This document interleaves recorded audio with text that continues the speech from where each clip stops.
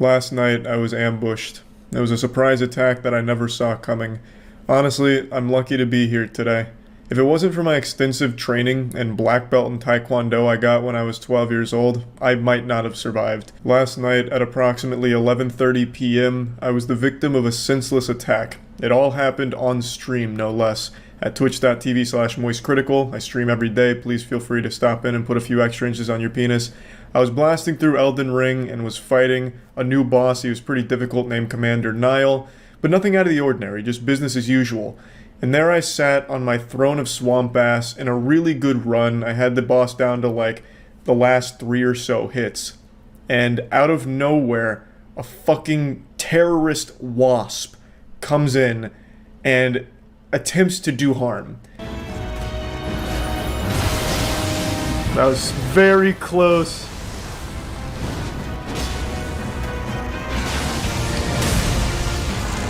God damn.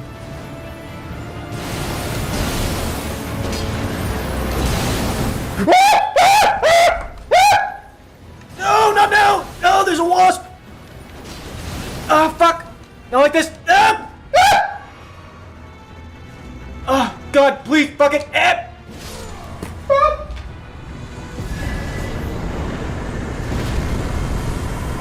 Luckily, I maintained my cool and didn't panic, so I was able to not only defeat the boss, but was able to evacuate the area just in case the wasp called for reinforcements.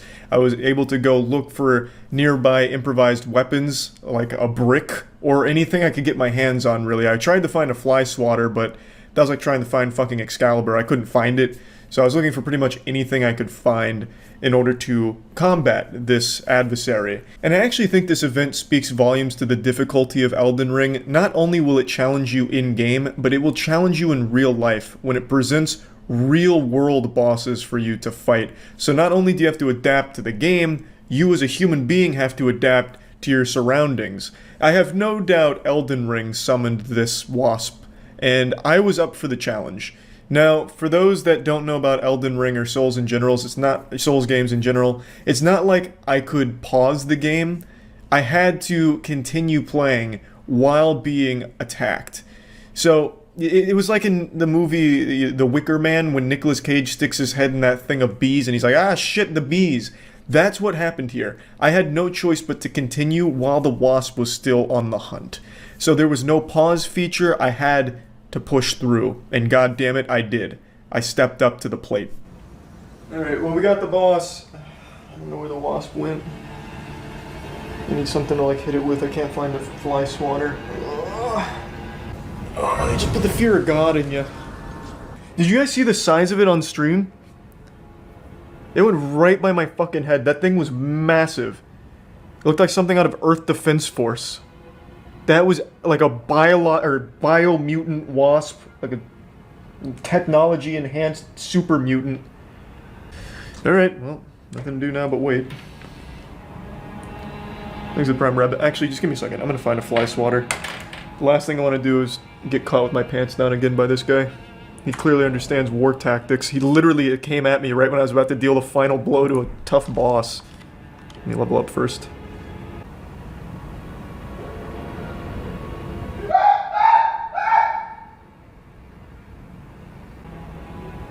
Hey, I got some good news. The Fearless Warrior got it. It wasn't as big as I initially thought, but we fucking got him, baby. You see it? We fucking took him down. That'll teach you. Tell your friends. This is not a safe spot. I hit it with this Charizard Jumbo card. That's how I got it out of midair. This is not a safe spot for wasps, baby. No siree. Not in my dojo. Alright. What an eventful Elden Ring night. I fought 2 bosses just now. One in real life and one in the game. Because it was pretty big. Not as big as I thought initially, but... Oh yeah. Oh yeah. God, look at the size of that fucking thing. Bro, I fucking slayed Mothra. That is an actual kaiju. Jesus Christ, yeah, that was close. Tough battle. I came out on top, though. How many runes was it worth? I think that was a mosquito hawk. What are you, some type of zoologist? No, that was a blood-sucking vampire wasp.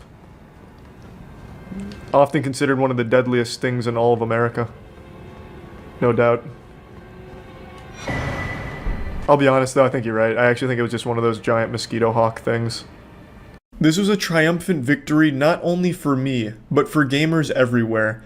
Last night, I showed what we're capable of. You can challenge us, you can push us, and sure, maybe we'll yell and scream, perhaps even shit and poop ourselves, but in the end, the gamer will always come back stronger than before and secure the dubski, that fat victory royale, and fell the great enemy. They will funge the non-fungible. I've told a lot of really embarrassing stories from my past. I'm not shy about it. I'm not afraid to spread my cheeks and let you all get deep in there into some really pathetic and shameful moments of my life. However, there's one moment, and it's really recent too, that has been so shameful I've debated making it public because this is something I've talked about. I did something that I absolutely hate, but I did it for the sake of science. Not that that washes away the sin, and you'll see what I mean. It's TikTok. I've been shitting on TikTok for an extremely long time, before it was even born, back when it was still Musical.ly. I'm like the fucking T-1000 Terminator going back in time to kill John Connor before he was born. I did that with Musical.ly. I tried to fucking kill Musical.ly before it evolved into this even more deplorable platform called TikTok.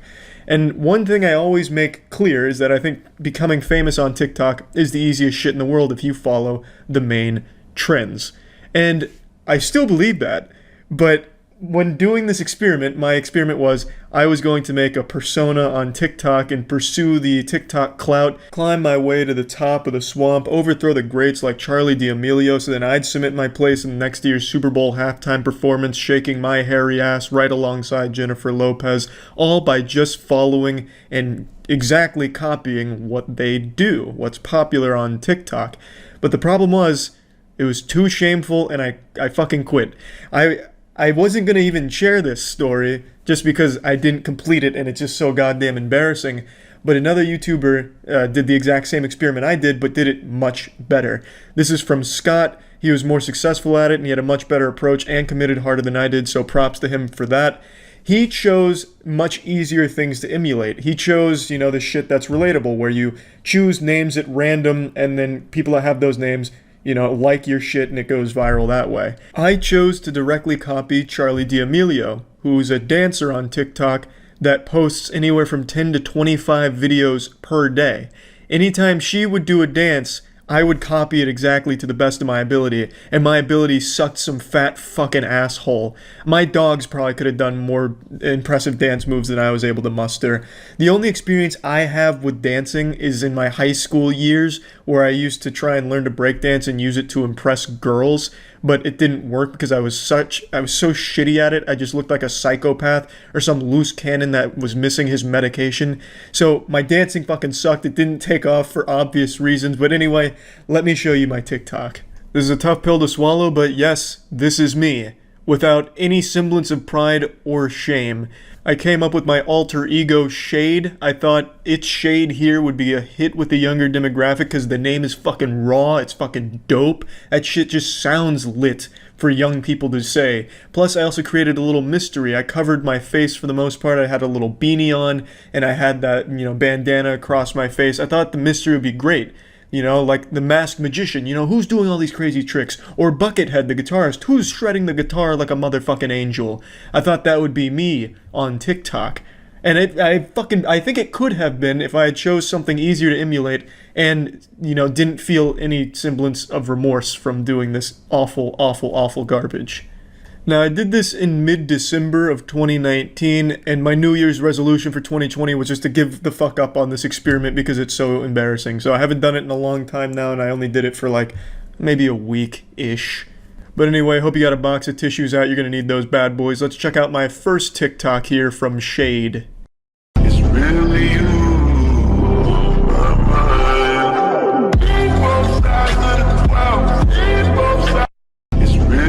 Pretty good content, I would say. I did not freestyle that. That was directly ripped from how Charli D'Amelio did it at the time. I even tried to emulate the same way they talk on TikTok, so I had a little caption, "There's so much more than meets the eye."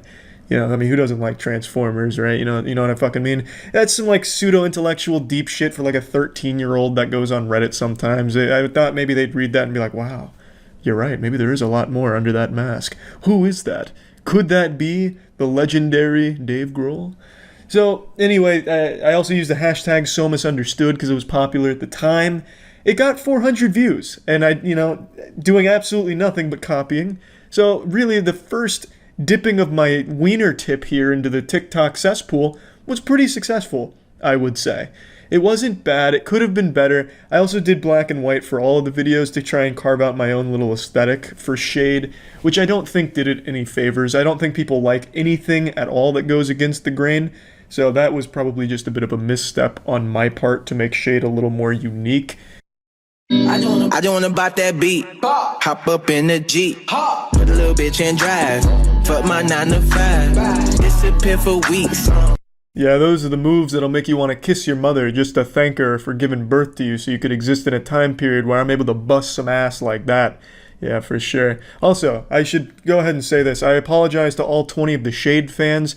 I've played you like a fiddle. You had no idea you were simply numbers in a scientific experiment from a mastermind. Haha. You fools. Shade was made up all along. It was me. Fuck. It's so goddamn embarrassing. Even just going through this TikTok here is sad. Like, the amount of times I've debated with myself to delete it, but then I'm like, no, Charlie, you should come back to this at some point. Shade needs to ride again. And then, like the angel on my shoulder is like, no, Charlie, don't listen to the devil. You really don't want Shade to ride again. Nobody does. I mean, fucking Shade is like one of the 4 horsemen of the apocalypse. If Shade's out here making TikToks, something has gone awry in the world. I love you and I wish I never did. I swear to God, you stupid bitch.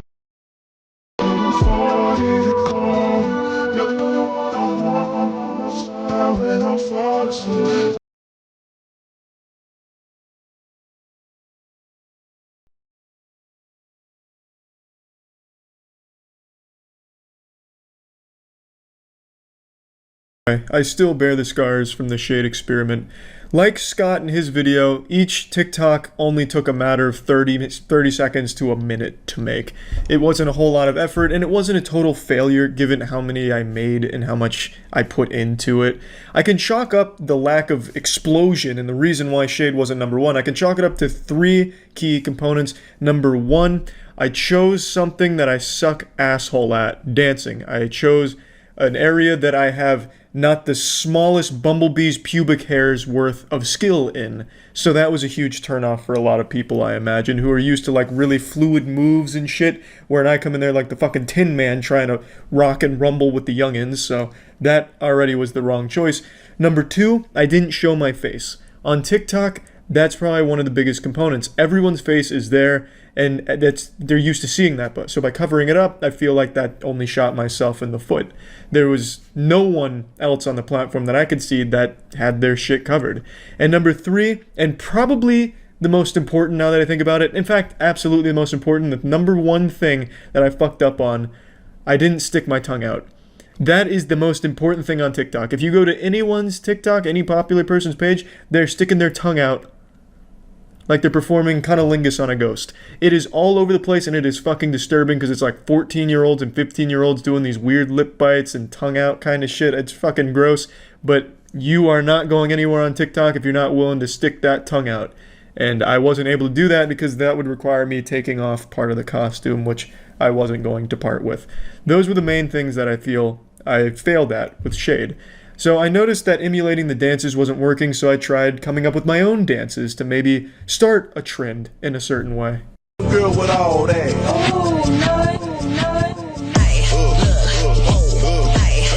What you doing with all that ass? Let me touch it. Girl. Not hard like 88, make a bitch levitate, baby face that bitch. I don't play patty cake, charms in the carrot cake, carrots in the patty face, cop a new coupe, no top, this is category. Coming out hard like 88, make a bitch levitate, baby face that bitch. I don't play patty cake, charms in the carrot cake, carrots. Pretty exciting stuff. If Dancing with the Stars is in need of a new choreographer on set, I'm available for the right price. So what you saw there, I'll go ahead and break the moves down. You saw some body waves. You saw a little arm action going on there into a jerk, which is footstep moves into the SpongeBob walking on the beach, which was all the rage when I was in middle school. So I really thought the SpongeBob might be my ticket to the big leagues in TikTok. It wasn't, though. But I'll tell you what was. When I realized that wasn't working, I did some other really low effort trends which also didn't work, but the number one thing that did work for me in my most viewed TikTok, magic tricks. I fucking called upon the spirit of Chris Angel and used some shit I learned from him on TikTok, and the fucking kids loved that.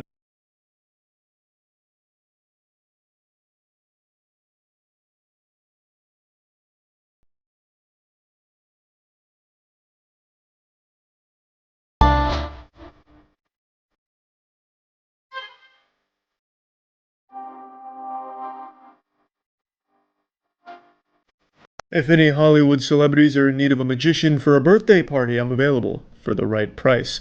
So that, while was more successful than the dancing, still wasn't quite what I was looking for. So I gave it one last ooh-rah with the most shameful video I ever made and decided to hang my hat up. I miss my cocoa butter kisses. Hope you smile when you listen. Ain't no competition, just competing for attention. Do you like? And some real pitiful stuff, I know. That was Shade's last ooh-rah on TikTok, and let me tell you, I don't think he's coming out of retirement anytime soon. TikTok has confirmed, trying this experiment has confirmed everything I felt about TikTok. What a piece of shit. The amount of terrible content I looked through to just emulate these dances, because you click on a song and you see just fucking thousands and thousands, just awful, terrible, disturbing, gross, just shit, derivative shit. It's literally the same exact video and same dance moves repeated across thousands of accounts daily.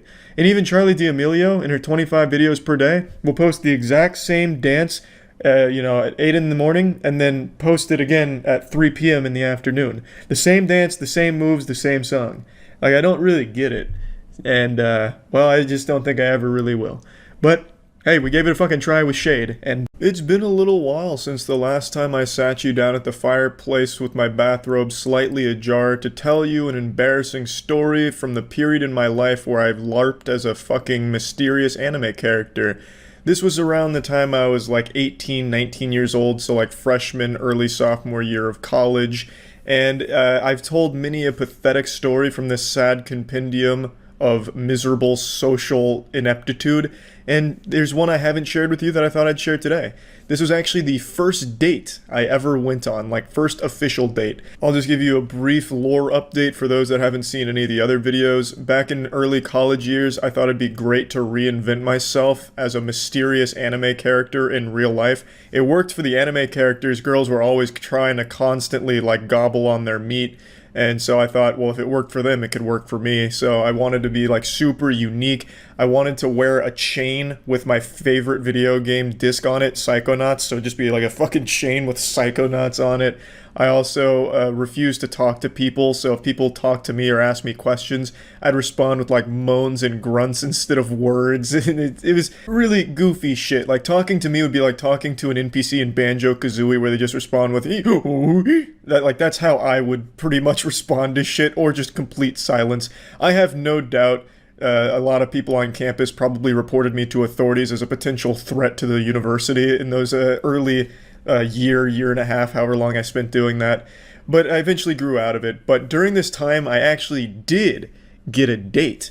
My first real official date. Now, while this was my first date, it wasn't like I was a completely kissless virgin. I was a virgin who had been kissed once. It was a dare. A girl was once dared to kiss me because that was seen as such a punishment that in a truth or dare game, they made it a dare to kiss me. And I was like, fuck yeah, this is my time to shine. Probably pre-came and shit my pants at the same time. But anyway, I managed to get this date because a friend of mine from high school actually invited me to a party. We hadn't seen each other in quite some time, and they invited me out to go drink with them. At the time, I was completely straight edge. I didn't want to touch drugs. I didn't want to touch beer. I also wasn't even sure I ever wanted to lose my virginity. I was starting to think it might even be best if I didn't. But they invited me to this party, and I was still in this mysterious anime phase, and he invited me to play beer pong with him, and I was like, well, as long as I don't drink. And he's like, fuck it, Charlie, I'll just drink for you. Just fucking play with me. And I was like, sure, let's go. So we were playing, and then eventually his friends called him to do like a keg stand or something, so I needed a partner, and a girl hopped in to play with me. And I didn't say a fucking word to her.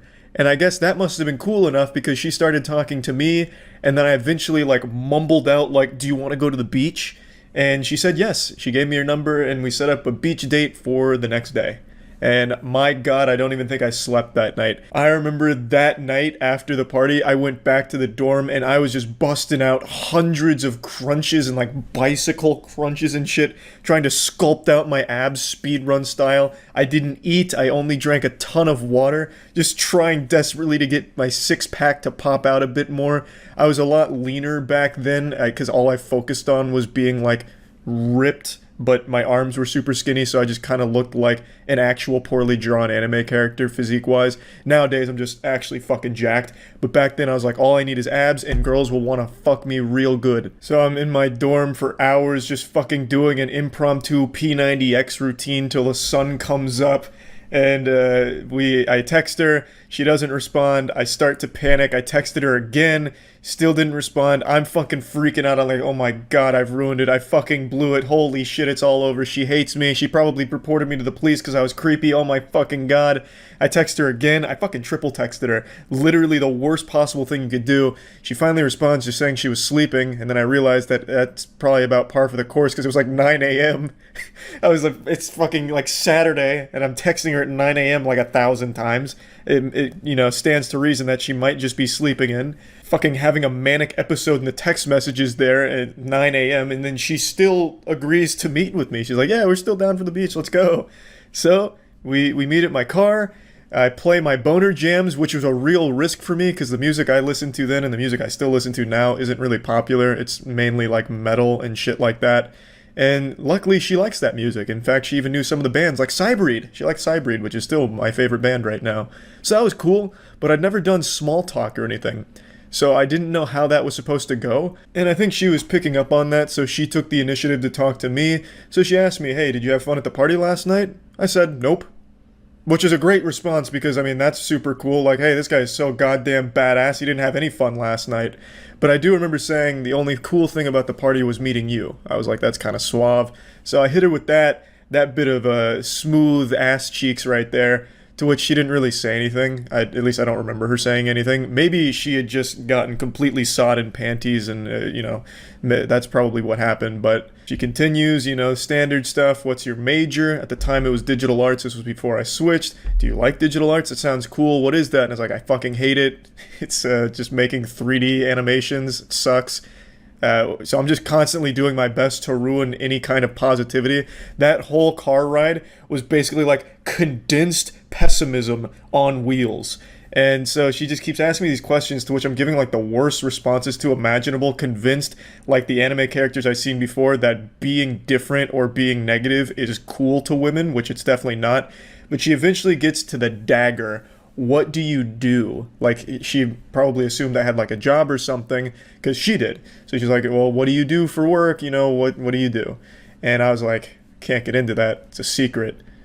Which obviously piqued her interest, because like, what the fuck does that mean? Am I like a CIA spy? Am I a hitman? An assassin? Like, what the fuck is that? She's like, well, what do you mean it's a secret? It's like, I just can't get into that. I can't talk about it. So she keeps poking the sleeping bear. She's like, well, what do you mean? What do you do? Like, it's kind of weird. Like, what do you do? And eventually I'm like, I make videos on the internet. Keep in mind, this is 2013.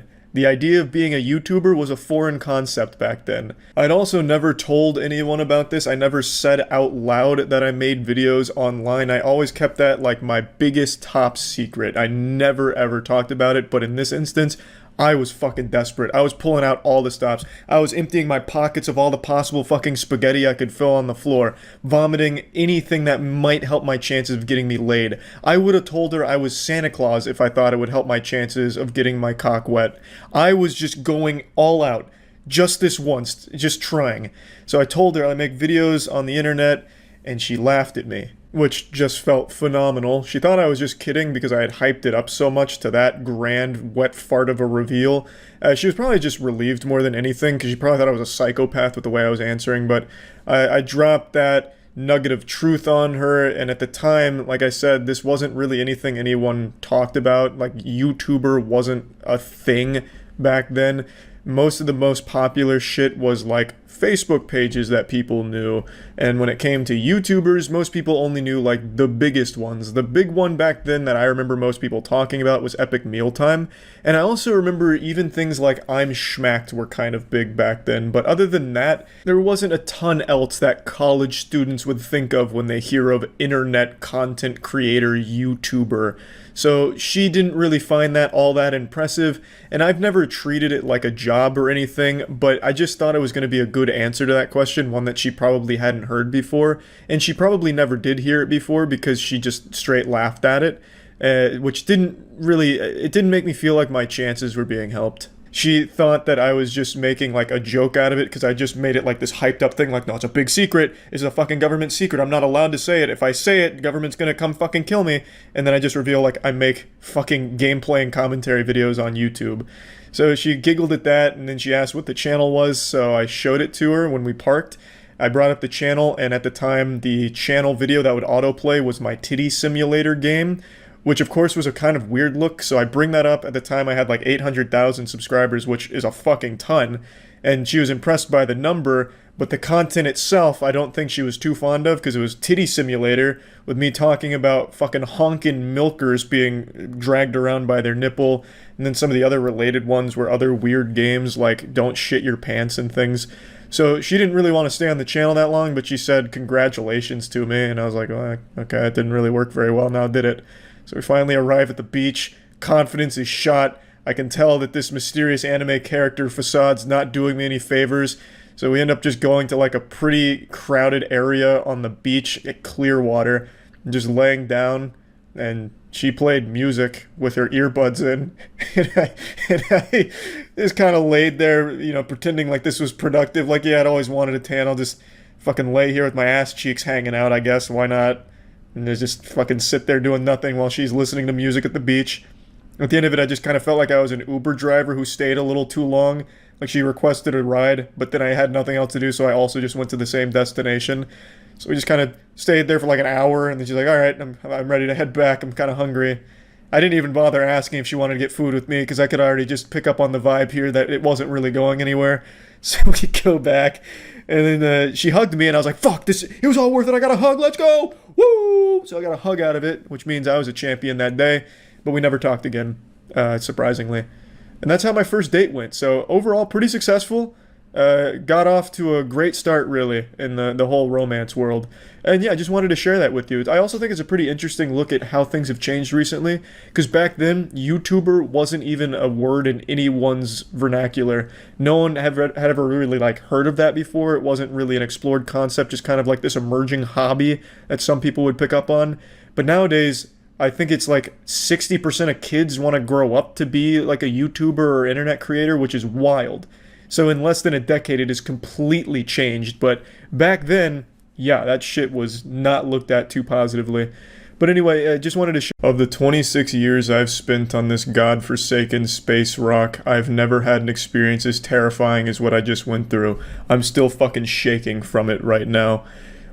This has always been one of my worst nightmares, and it just came true. 2021 has been ruined for me now. This story starts like any other war story you'd ever been told. I was taking a shit, and I'd let my guard down because people are most vulnerable when they're shitting, you know? Pissing or shitting, but shitting more so because you're sitting down stationary and you're at the mercy of nature at that point. So I was defecating, and I got ambushed. I got fucking attacked. But not by man nor machine, something much more terrifying. An insect. A killer insect. A wasp.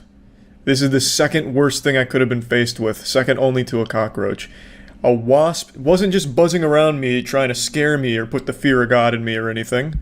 It was a wasp that had a coordinated assault plan drawn out. This wasp fucking flew in sideways, drifted right onto my right ass cheek, and started crawling towards my hole. I saw it at the corner of my eye, but I actually thought it was just my long hair because I was watching a video on my phone, so my hair was in front of me. So off of my peripheral vision, I thought it was just my hair that was kind of getting blown by the air that sucks out stink, the stinky air sucker, whatever that's called, the ventilation system. So I didn't think anything of it.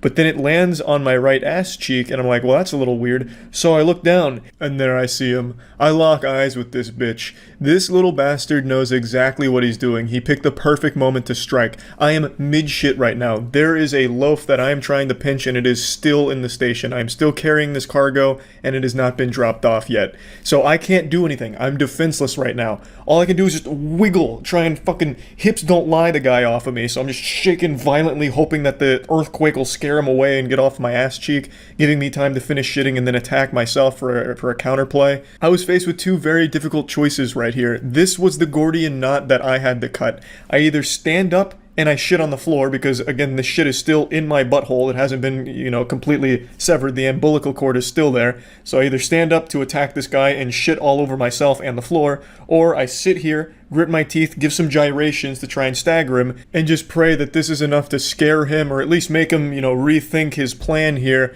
But it's not. He has been very well trained. This is a seasoned veteran here. It's like the John Wick of wasps.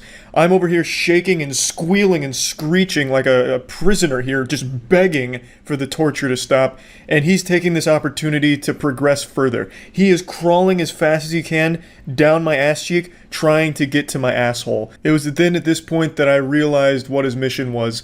The hole was the goal. He was trying to get into my rectum. God only knows what kind of havoc he wanted to reach once he got there, but this is when panic really set in. I fucking shook side to side like a kaiju trying to break out of chains that puny humans put on it. So I'm fucking shaking, and eventually my shit breaks free, which sends me straight up off the toilet. I was like, oh my god, finally, the shackles have been lifted. So I spring up off of the toilet as this wasp is approaching closer to the finish line, going for the touchdown. My chocolate starfish is in jeopardy. I'm fucking panicked, so I shoot up off the toilet. This makes the wasp fall down onto the toilet seat because this was a huge motion. I went really quick, and no doubt it was traveling at speeds that my body's never seen before. So I shoot up, he falls down onto the toilet seat, and I sprint out of the bathroom. There was nothing in the bathroom for me to use as a weapon. I'd already analyzed the terrain. The only thing I had there was a Manscaped razor, so unless I wanted to shave his pubes, I wasn't exactly going to be able to kill him with that. So I've got to think on my feet. I'm sprinting around my house with a poop-crusted anus. I'm over here fucking poopy butthole. I run into my room. I know I have fly swatters here, but I don't remember where. So in just a clouded frenzy, I grab the closest thing I could find, a pink ukulele. And then I run into my bathroom and give it to Tiana, because I was too fucking afraid to do it. So Tiana takes the pink ukulele and clobbers him with it. There you can see the blood of that heathen right there. So she fucking slams and jams on it, and the wasp is defeated. Completed the boss battle with only minor emotional injuries sustained. And I'll go ahead and put a picture of the wasp on screen right now so you can see what true evil looks like. This is actually masterful photography for me because I was able to take a picture of the wasp without getting any of the poop in the toilet there. This was only centimeters away from becoming an EDP picture here with a shit pic, but I was able to, get all of that out of frame so you can just see the glorious triumph here. So yeah, from now on, when you look at me, just know you're looking at an actual fucking champion. A gladiatorial warrior of legend. I was able to, in the weakest state man can exist, in the mid-shit state, I was able to defeat one of nature's finest killers. I don't think I got stung, but I'm full of so much adrenaline right now, I don't even know if I would feel it if I was. So I guess I can report on that later. It's been a little while since I've told this story, so go ahead and hop on my lap here by the fireplace and I'll tell you a tale. As is common with most of my stories I've told on the channel, this takes place during the period of my life where I thought it was cool to be a mysterious anime character. This was like my early years of college. As you can probably imagine, my ability to socialize during this time was absolutely pathetic. Having a conversation with a magic 8-ball would have been more fun and engaging than talking to me back then. Those poor souls that talked to me back then probably instantly regretted it, because having a conversation with old Charlie was like talking to Alexa if she was overdosing on Xanax. It was rough. Why is this important though? Because this is setting the stage for one story I haven't told yet. I've told so many stories when it comes to all of the fucking weird and creepy interactions I've had with women, all my fault, of course, just because I was so unbelievably socially inept. Like, it's hard to put into words how bad I was at recognizing social cues and how to be, like, acceptable in society. I fucking bought one of those fake cigarettes one time. You know that shit that kids would buy from Spencer's when they were like 12? I bought one of those things when I was 18 because I thought it looked cool and I hated real cigarettes. You know how fucking sad that is? I'm surprised I didn't buy one of those colorful propeller hats and started spinning it to try and look cool or something. It was rough.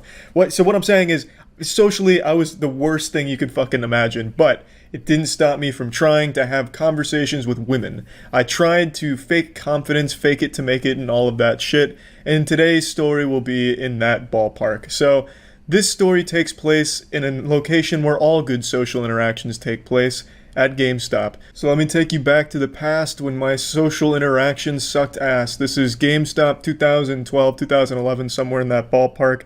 I was, of course, Virgin Boy Charlie, if you can even believe that. Some say I lost my virginity before my dad, but the truth is, I was actually a virgin, embarrassingly enough. And I was doing what all virgins did, using Reddit for some advice. And Reddit is one of the worst places when it comes to seduction and just general advice when it comes to human interaction, because it's the blind leading the blind. The people giving that advice, they have likely never talked to a human being before. They're probably getting all of their social cues the same place I was. Fucking anime. So I was using anime and r/relationship or something, I don't remember what subreddit, and these two things were clashing, and I was like, you know what, I'm gonna take both of these, do like a little unholy fusion dance, and become this ultra chad, the product of great advice and great animation. And I was going to channel this and show that, you know, I'm becoming more confident in myself by flirting with girls in public.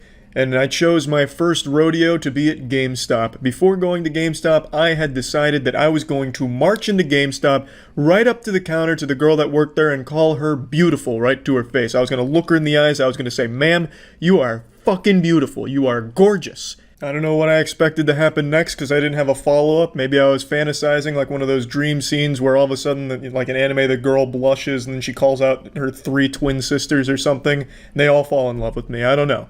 But that was my game plan. And I was hyping myself up. I was like a football player in the locker room before the championship game, headbutting lockers. I put on a necklace, and I never wear a necklace. I found like this old gold necklace from probably when I was a kid, but my neck is still the same size as a kid's, so it still fit. I spiked my hair up real well, fucking drowned it in gel, and I mean drowned it in gel. I looked like a freshly born baby covered in amniotic fluid up there, and I felt like $1,000,000. Today was the day I was going to say to a girl, she is beautiful. So I hop into my Batmobile and I cruise on over to GameStop. I get to the door, I open it, and it's like everything else just melted around me.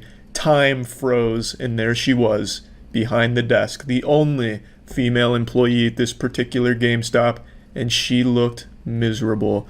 Probably because she's working at a fucking GameStop, but I was gonna make her day better by being the only man in GameStop history with the confidence to say that she was beautiful. You know, I'm sure she doesn't hear that every day from other socially inept fucking slime balls, so I was going to be the first, the trendsetter. Truly a pioneer. So I meandered around a little bit, just making sure I was building up enough confidence, going over the lines in my head. The line I was going to use was when she was done ringing me up, I was going to say, "Thank you, beautiful," and then wait to see her response, see what she says to this, hoping that she wouldn't call the police or have security come tackle me. So, I finally pick out a game, some used game I'm sure, because I was big into used games for a long time. I slam that shit on the counter because I'm ready. She starts by asking me a couple questions. Am I a member of GameStop Power Plus Ultra program?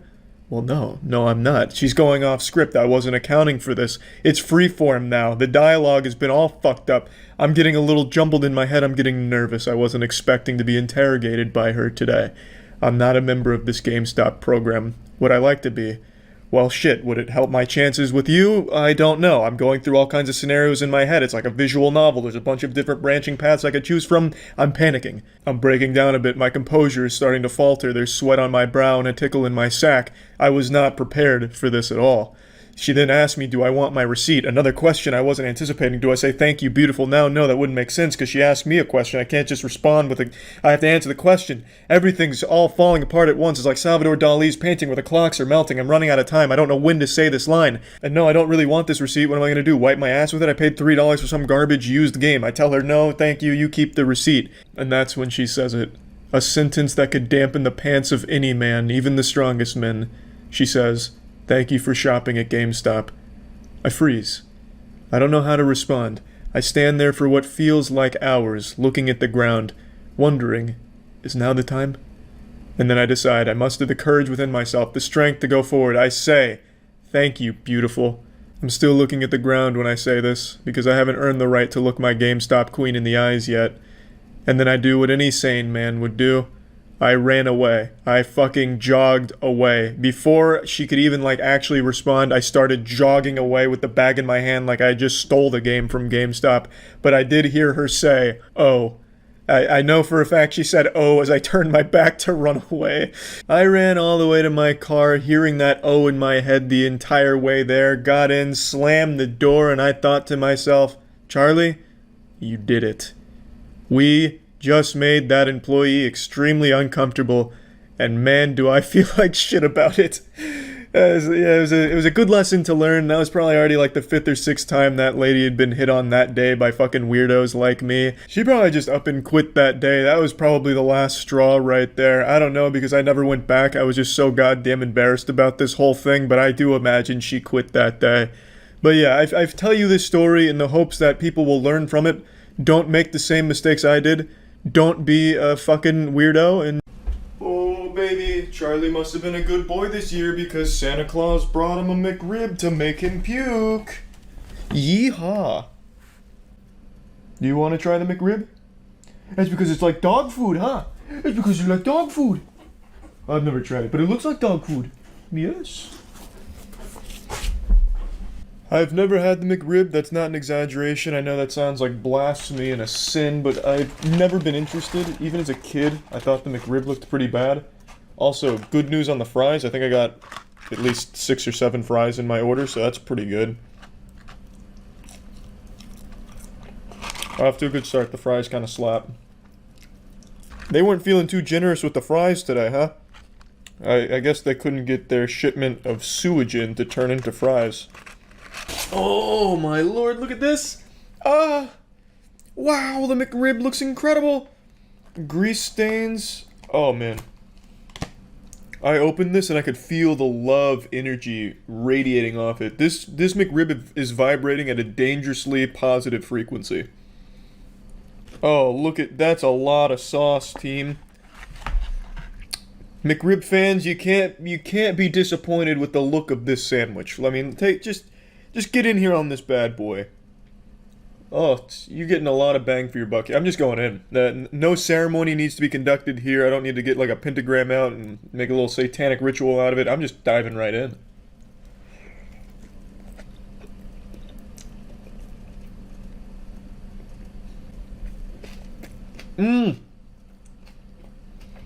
The pickles.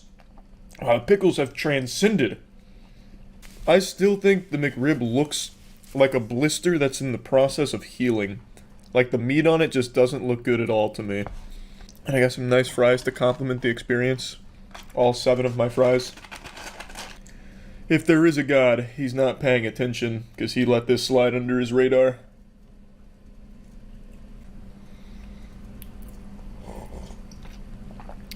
Eating this McRib reminds me of the time when I was a child and my uncle was over for the holidays. The whole family was, but my uncle in particular, Uncle Todd, he was over and he shit his pants. Yeah, I remember it very clearly. We were eating dinner and it was outside.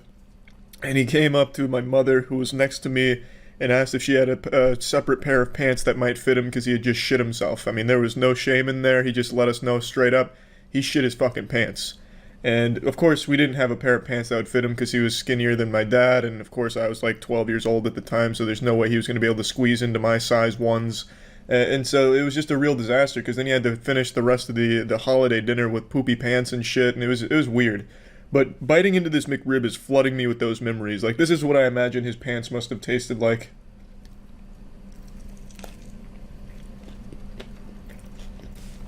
Well, sports fans, I gotta tell you, I think the McRib not only lived up to the hype, but exceeded it.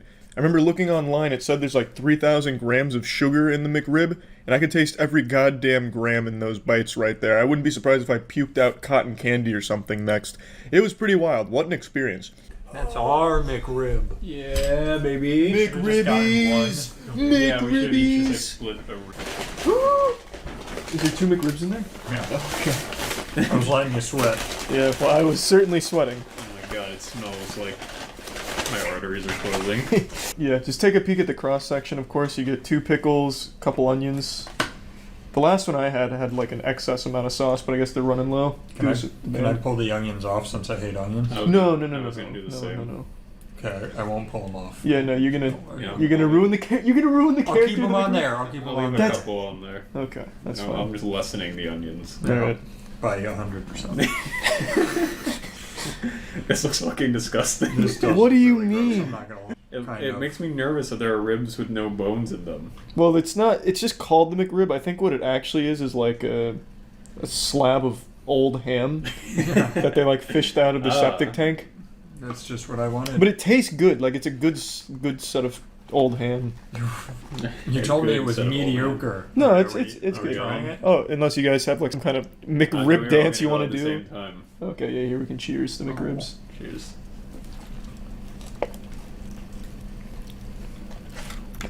My second McRib of the day. It's even better than the first time. It's disgusting. It is actually fucking disgusting. Like, I feel like I'm gonna be sick. If you look at it, I'm sorry if pickles fall on your keyboard. It's just kind of not held together well. It looks really fatty. I was expecting to not be this grossed out by it, but it is actually gross. Well, this is my second McRib of the day. So How do you feel about it on your second taste? well, if I die, you know why. You like it? No. But shouldn't eat. Yeah, it tastes like I'm eating plastic. I think that's what makes it so special. People are very excited when this comes back. Every single time, Matt. That blows my mind. Yeah. It blows my mind. Well, do you understand the hype now? Yeah, I get it. Can't now. wait to be sick again.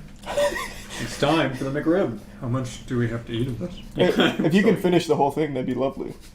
We are professionals, Matthew. That's true. You haven't finished your whole one. Well, this is my second one. I'm chipping away. Are you using? When I did the first one, the reason I'm doing this is when I did the first one, I went catatonic while I was eating it. I didn't say a word. I was just like absorbing the disappointment and despair. It is like surprisingly bad. Yeah. I'm not quite as angry as Danny is. Like, I'm not like, this is gonna make me puke on the spot. When I look at it, I'm gonna puke on the spot. I imagine Tetcher's gonna puke just looking at it. Yeah. Yeah. I don't know. I'm only eating it because I feel like I have to, but it's not good. Well, I mean, I did pay a premium for the delivery of 3. Is it more expensive the more they deliver? No, but it should come with a warning like, Charles, I see you purchased a McRib earlier. You're only allowed 1 ration of McRib per day for your own will health. die. Yeah. You're reaching toxic levels of McRib consumption. I never thought I'd have to eat McDonald's fries to make myself feel better. Yeah. But it's got good nutrients. It's like 80 grams of sugar, 4 grams of protein, and like quadruple what the human body is capable of digesting in sodium. So you're gonna have a lot of energy. I have 1 kidney, so I might just die. And that's a good point. That's like a guaranteed kidney stone. Yeah. Damn. It'll flush out your system. Our organs are Excuse gonna be mummified. No, I finished. What are you talking about? You still got more sandwich, Charlie. Daniel Palmer, are you kidding me? This man's about to waste a McRib. That's a crime. Here. Oh, Jesus. They're gonna be thrown in the slam. Here.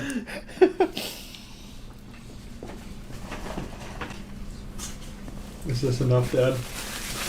No, you have to finish it. Don't skimp, Matthew. 1 bite. Oh, that's gonna put you in the history books, baby.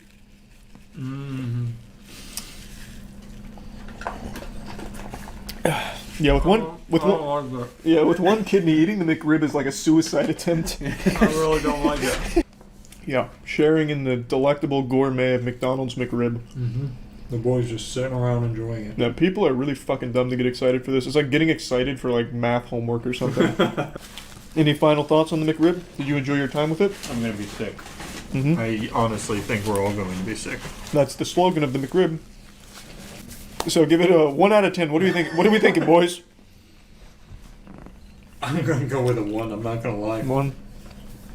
I'm gonna go with the 2, only because you might be able to like live off of it if you really had to. Yeah. Like a 1 is just 0 anything. Yeah. Alright, I guess that's fair. I've got a secret, and I'm not afraid to share it right now. Much like Bruce Wayne keeping his Batman identity a secret, I've got something that I've been keeping from you. And you're not going to believe me when I tell you this, but it is the truth. I used to be a virgin. Not only did I used to be a virgin, I used to be a turbo virgin who was extremely proud of the fact that he was a virgin. In my early college years, I used to brag about being a virgin to anyone that would listen. I was like those dudes that stand on corners with the sign saying the end is near, just talking about doomsday. I was that with virginity. And every day was virginity day for me. I made a video talking about this a little while back, about how I used to brag about being a virgin. I really went hard on that being a core part of my identity in my early college years. When I did talk to girls, I would treat it like I was on Shark Tank and I was pitching my virginity to them like a business that they should invest in. It was very sad and pathetic. But I figured I'd share a few more stories from this era of my life, this arc in the Charlie anime, because there's some real golden nuggets in there that I think maybe a few of you could learn from. Though I don't imagine too many of you watching this right now think virginity is cool or something worth bragging about all the time, unless of course you're trying to be a pastor or teaching abstinence at a high school or some shit as like a sex ed teacher. But anyway, I wanted to share a couple of these stories. So the first tale from the compendium of Charles White's virginity stories is actually one that I shared on a stream recently. It was my sophomore year of college, 2014. Five Nights at Freddy's is the hottest shit, just came out. We've never seen anything like that. Our assholes blown wide open by Five Nights at Freddy's. It was a dark and stormy night, and my roommate had a girl over. It wasn't anyone romantic, they weren't together, they weren't, anything at all. It was a friend of his from high school who came down to party at the university. I did not go to a party that night. I stayed in the dorm room watching cartoons. After the partying had ceased and everyone had their fun, my roommate went to bed, but she didn't. She sat on the couch and watched whatever cartoon I was watching at the time. I think I was watching Justice League or some shit, so she was wet. And she just started talking about how much fun she had at the party and eventually asked me why I didn't go with them. And I tried to play it cool. I said, I had better things to do, and if I had a cigar, I would have lit it in that moment right there and just blew a big fucking puff. I was really trying to be suave about it, but the reality is the reason I didn't go was because I wasn't invited. It was a very low-key party, and this was when I still wasn't super familiar with my roommates. They were probably afraid I'd crawl on top of one of the tables and start trying to lead like a virginity chant, like, raise your hands if you're a virgin. Oh, just me? Even better, something weird. So they didn't ask me to go, which is why I wasn't there. But anyway, of course, me being this virginity evangelist that wouldn't shut the fuck up about virginity, we talked more about some shit, I don't remember what, but of course, me being the mysterious anime loser virgin extraordinaire back then, I eventually steered our conversation into a talk of virginity. And I started telling her about, how great it is being a virgin and how, maybe I'll lose it soon if I'm really feeling like it, as if I had, a ton of options, like my fucking cell phone was full of applicants to take my virginity. And she said something that still rings in my ears sometimes when I'm trying to go to bed. After telling her all of this about my virginity and telling it with a real smile on my face, really fucking saying it with my chest like I am a virgin, she hit 19-year-old Charles with a giggle and a wow, that's so sad. And she thought I was kidding, so she started making jokes about it, and I insisted that no, I was being serious, and I was like, damn. On the inside I was like, damn, that was brutal, that shit hurt, but she's not wrong. The more I say it out loud, the more I realize how sad it is. And then she goes on to say, I'll suck your dick if you want. And I went into a full fucking meltdown mode. It was like something out of Tom and Jerry when like the stars are going around when they're like knocked out. I was having like a fucking meltdown. And I eventually just went into like full Redditor mode. I was like, oh gee, whoa. No, madame, I could never ask such a thing of you. Absolutely not. I would not have that. I'd like my virginity to stay, thank you very much, you harpy, you succubus. So I stood my ground and declined the blowjob, which was a more than generous offer from her, might I add. She was just going gonna take one for the team, a real champion. Like, what a great friend my roommate had. And honestly, I probably saved her life by declining that blowjob because I don't think she quite knew what she was dealing with and getting into. She was about to bite off more than she could chew. She was like Icarus flying way too close to the sun. If she did give me that blowjob, I would have blasted an unholy cum shot at an unreal velocity that probably would have pierced the back of her throat and gone out the other side. It would have looked like she got hit by a fucking sniper. My wiener had never even been accidentally touched by a human female. The closest thing my cock ever got to a girl touching it back during that time was when a girl accidentally hit me in the balls with her criminology book when we were standing up from the table in the classroom.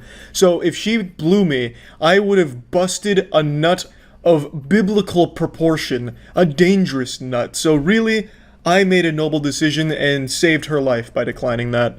And I think that incident right there where she said it was so sad that she was just going to offer me a blowjob really put it in perspective how sad it really was. Because it was so sad that not only did she tell me to my face how sad it was, but she tried to offer like consolation, as if she was trying to console someone who was grieving. Pretty wild stuff. And I figured I'll share one more story because this one's just as embarrassing. Probably not as embarrassing, though. It's probably worse. Before my sophomore year of college, my high school had a reunion party at one of the girls' houses, and this is when I just started drinking, and I was getting after it. I was fucking hitting that alcohol real hard. And one thing that I talked about this in the previous bragging about virginity video, but one thing I used to do is I would get drunk and start bragging about my virginity in different accents. Well, I remember at this high school reunion party with all my old high school classmates, I reached that level of drunk where it was time that Irish Charlie come out and start talking about his virginity. So for the whole night that I can remember before total blackout, I was talking in an Irish accent about how great it is being a virgin and how everyone who had lost their virginity had just failed to reach enlightenment. I was the happiest one being a virgin, all in an Irish accent, of course. And then I do remember one of the girls kissed me and I pre-came down my leg. I don't know if it was like a pity kiss or something or like pent up feelings from high school, though I doubt it because I was a real fucking weirdo in high school. But I remember one of the girls kissing me and I pre-came down my leg. At least that's what I tell myself, that it was pre-cum. Honestly, it could have just been a full load that I blew down my leg. I really don't know. But I do know I wasn't invited to the follow-up high school reunion party the next year. So there's a very good chance that I might have just shit myself, honestly, down my leg. It could have been anything. It could have been any mystery fluid coming out of there. And couldn't tell you. But yeah, just a couple more tales from this time where I thought bragging about being a virgin was cool. Again, the lesson to take away. Bragging about virginity. I've told many stories about my embarrassing past, specifically about my freshman year of college, where I tried to completely reinvent myself, and I decided to model my new personality after anime protagonists. I went into the Oblivion character creator and set the slider all the way to Cringe. Leaving high school, I was socially shy and I wanted a big change, so I went through this metamorphosis to be born again as a social butterfly. And I chose to emulate mysterious anime protagonists, because I thought it'd help me come out of my shell and people would love it. But honestly, I'm surprised it didn't land me in a padded cell at Arkham Asylum, because I was an absolute fucking weirdo. I have no doubt the students around me probably thought I was a potential threat to the campus. But anyway, I saw this clip today from a new college freshman being interviewed, and it's clear to me that he tried to do something similar to what I did, and it was like looking in a mirror. For the month of February, we have our new Poet Spotlight, and for this month, we've chosen a new student who calls himself Claimer. His name is almost as much of a mystery as the things he carries around in his pocket. From his Shakespearean dialogue to his plaid jacket, this kid is probably one of the biggest characters you will meet on campus. The way they intro Claimer here sounds like some kind of quirky uncle from an old fairy tale. His name is almost as much of a mystery as the things he carries around in his pocket. Also, I'm just gonna go ahead and spill the beans here. If you're described as being a character, most of the time it's not a good thing. Being called a character is just a nicer way of being called fucking strange, and not in like an endearing way, but a way where it's difficult to come up with a real compliment, so they're just like, what a character. Let's get some details from him and some of his friends. Probably the thing I like the most about Claimer is that he's not afraid to show his unabashed oddities.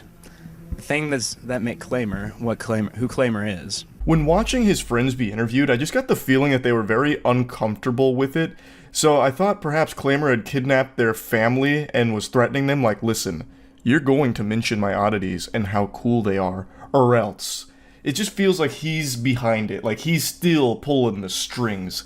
For instance, his jacket that he wears all the time, I'd like to call it the coat of many pockets because it has so many pockets and each one of them is filled with just the randomest crap you could find. Like he has a bag of metal wrapped in a Norwegian flag. How do you explain that? That's only something I can imagine Claimer doing. I can easily explain that actually. He's going for a RAR XD so random approach to living his life. This video is about 10 years old, so it's certainly more popular then. Like, that's half of the shit I used to do in my old gameplay commentary videos, is just combine random shit like tongue of elephant, cum, butthole, wiener. And Claimer has taken that energy and put it into his pocket. I really also feel as though this man is trying to remember lines that Claimer was feeding him. Like he had some kind of bug in his ear and he had Claimer on the horn like, listen, talk about my coat. It's the coat of many pockets, which is a banger name. His proficiency in naming things cannot be understated. That shit slaps. He calls it the coat of many pockets because it has so many pockets. It sounds like some kind of treasure out of Harry Potter. He carries a rubber chicken in his pocket, tarot cards, scrap of metal. I always feel safe walking with him in Uptown. Why would you feel safe walking around with him? It sounds like he is the danger. He's got a fucking rubber chicken, a metal pocket, tarot cards. This man is ready for a spiritual war to break out at any moment and engage in some kind of paranormal battle. I wouldn't be surprised if he has a JoJo stand with him too. You should not feel safe around him because he could be attacked by assassins at any moment and you might get caught in the crossfire. Also, why exactly would that make you feel safe in any capacity? Let's just say there's a ne'er-do-well that approaches both of you with a knife and he's like, give me all your money in the wallet. And you're with Claimer. How the fuck is Claimer going to protect you with the things he has in his pocket? What, he's going to get out the rubber chicken and start honking it at him and scare him like a dog? Like, what is he supposed to do? Get out his tarot card and be like, wait, I just drew the death card. You're dead now. Like, how would this at all make you feel safe? I guess maybe his metal pocket, if he took out the metal and threw it at the guy, it could hurt. But it's still not enough to keep you safe. I'm here with new freshman, Claimer, and you're in the play, right? Indeed. How's that going? Well, it's going chillfully thus far. I'm not, it's a little soon to tell, but I'm feeling good about it. The man, the myth, the legend, we get to hear from the real Claimer in the flesh. The benevolent deity on college campus who's keeping everyone safe with his coat of many pockets. I love the way he starts this. He immediately goes into like an indeed, like Heimerdinger from League of Legends, and then he's trying to put on a very interesting performance here. What's your role in the play? I play Elvis. Indeed. Tell us about that character. It's Elvis Presley, the famous 50s, 60s, and 70s person. And what more really needs to be said about Elvis Presley? Claimer is playing him and doing him justice. In fact, I would argue that Claimer is a better Elvis Presley than Elvis was himself. Now, I really do see a lot of my old self in this guy, and for what it's worth, I looked up what Claimer's doing these days, or at least tried to because this video is so old, and from what I can tell, he's actually been in a couple of movies, and it seems like he's a good sport about this whole thing, so all power to him. This is definitely one of those things that you look back on and you're like, oof, yikes, wish I didn't do that. That's certainly how I feel about my freshman year. It's even kind of similar to some of the mannerisms I tried back then, where you're just like constantly smoldering at every opportunity. He's channeling an anime villain persona here, where he's like intellectually above everyone else on like a different plane, like, oh, yes, I am playing Elvis, the 50s, 60s, 70s famous person, and it is going chillfully. Absolutely, yes, of course. The singer, songwriter, that sort of thing. Now, Claimer, you're famous for your unique way of talking. We were just wondering how you developed this eloquent way of speaking. Oh my. Well, I'm not entirely sure, actually. It just sort of happened, and I enjoyed it, and I just sort of stuck with it. The end. He's going through such a wide range of emotions right now and conveying it all through so many different facial expressions. It's like playing LA Noire and trying to figure out if the person sitting across from you is lying or not. Like, he's striking so many poses. He's basically spamming Fortnite emotes, but with his face. I also get the impression that he's a bit nervous here for this interview. So when asked why does he speak like a Shakespearean villain about to reveal their plan, he doesn't really give an in-depth answer. He just basically says, "Oh my, well, I did it because I liked it and I wanted to." All right, so we spoke to some of your friends, and they spoke a lot about some of the things you have in your pocket. All good things, I trust. Would you be willing to show us some of those things? Well, since you asked so nicely, let's do it. Perfect. First off, we have my metal pocket, which is tied up in a Norwegian flag. Okay. Because I felt like it. We have, all sorts of different things here. First off, we have the thing that breaks the rule, a rock. His pockets have their own rules. Man's got a perpetual domain expansion inside of himself, and he's able to bend the rules at his will. So in his metal pocket, he immediately pulls out a fucking rock. That's power. If any of you have been around the channel for a while, you'll remember a story I told about how I wanted to wear a Psychonauts disc, like the Xbox disc, around a chain and wear it around my neck, and that I also wanted to be carrying around decks of playing cards in my pockets so I could do magic tricks for women to try and impress them. That's the same energy I get from this guy's metal pocket. Like, he's just having that shit clank around going throughout the day, and maybe it piques someone's interest, like, brother, what do you got in your pocket there? You carrying around a little Transformer and Autobot? What's all that metal banging going on? He's like, well, I'm cheerfully glad you asked, good sir. Let's take a peek at what's in this mysterious pocket. You know, one of those things. He sounds like the potion seller guy from that viral meme.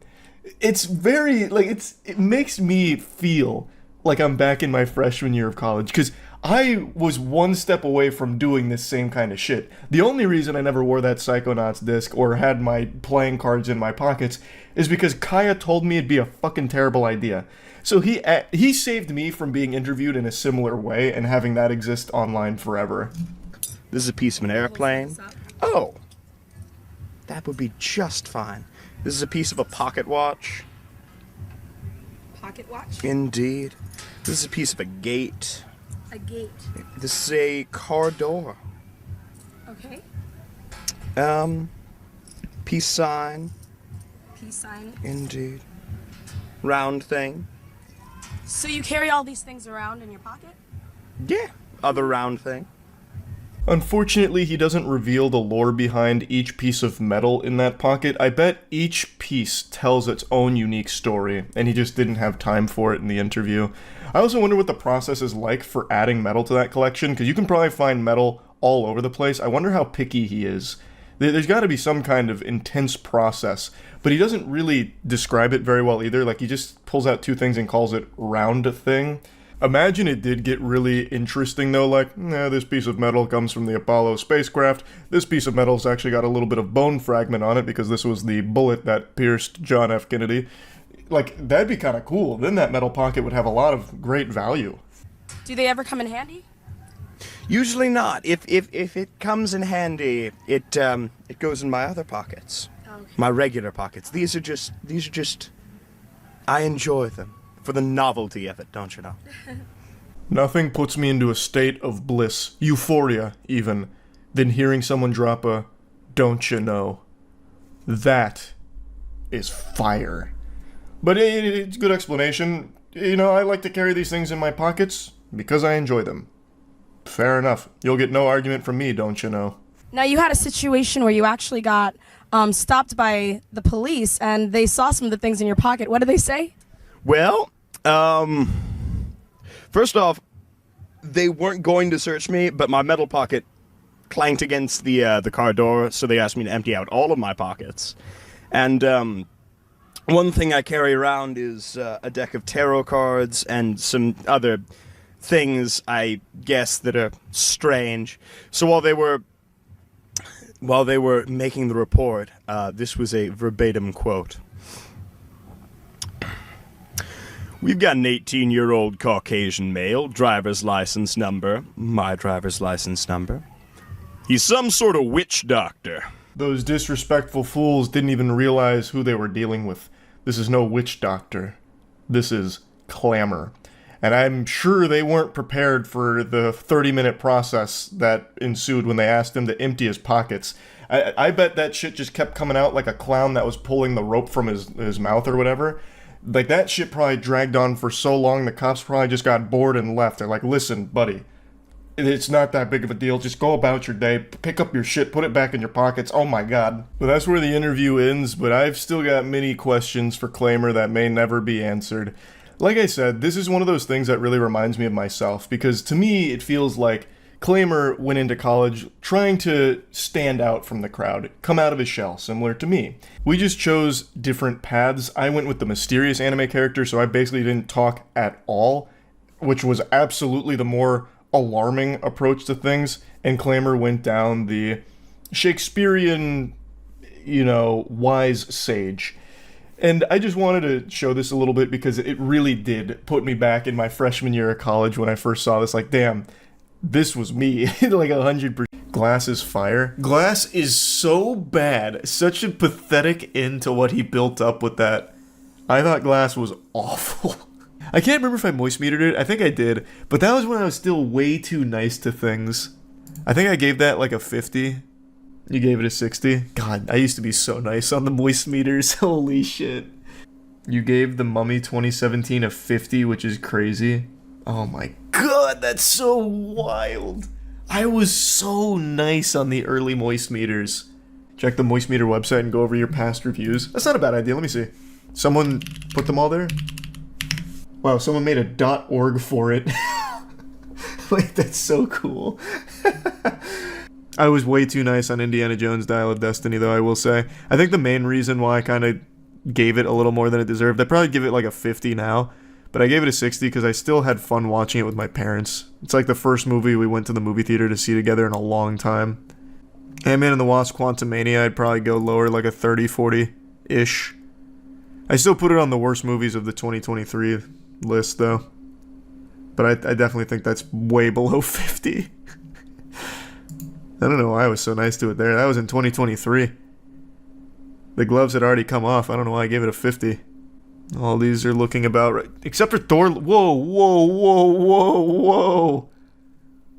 I drank a stupid potion on 7/7/2022. I gave Thor Love and Thunder a 65. Who let me hit the crack pipe? That movie is trash. That's one of my least favorite Marvel movies, up there with Ant-Man and the Wasp. No, that can't be correct. I gave this a 65? Someone laced my popcorn with Fint. What happened?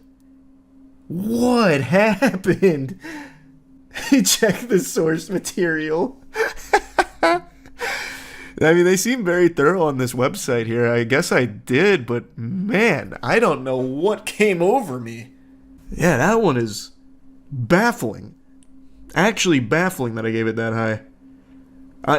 Nowadays, logically, I'd definitely be putting that in the 30, 40-ish. Probably not 40, but like 30, 35-ish. That movie is atrocious. It does like nothing right. I even remember some of the things I was saying in there were scathing. Why did I end up giving it a 65? Was it just because of that shit, the black and white on the planet? And Christian Bale, I thought, did a good job, but there's no way I'd let him carry me to a 65. Oh, this one's weird. This is in the other direction. I'd give the Batman a little more than an 80. I think the main reason I did that is because I really thought the entire car chase sequence was fucking stupid.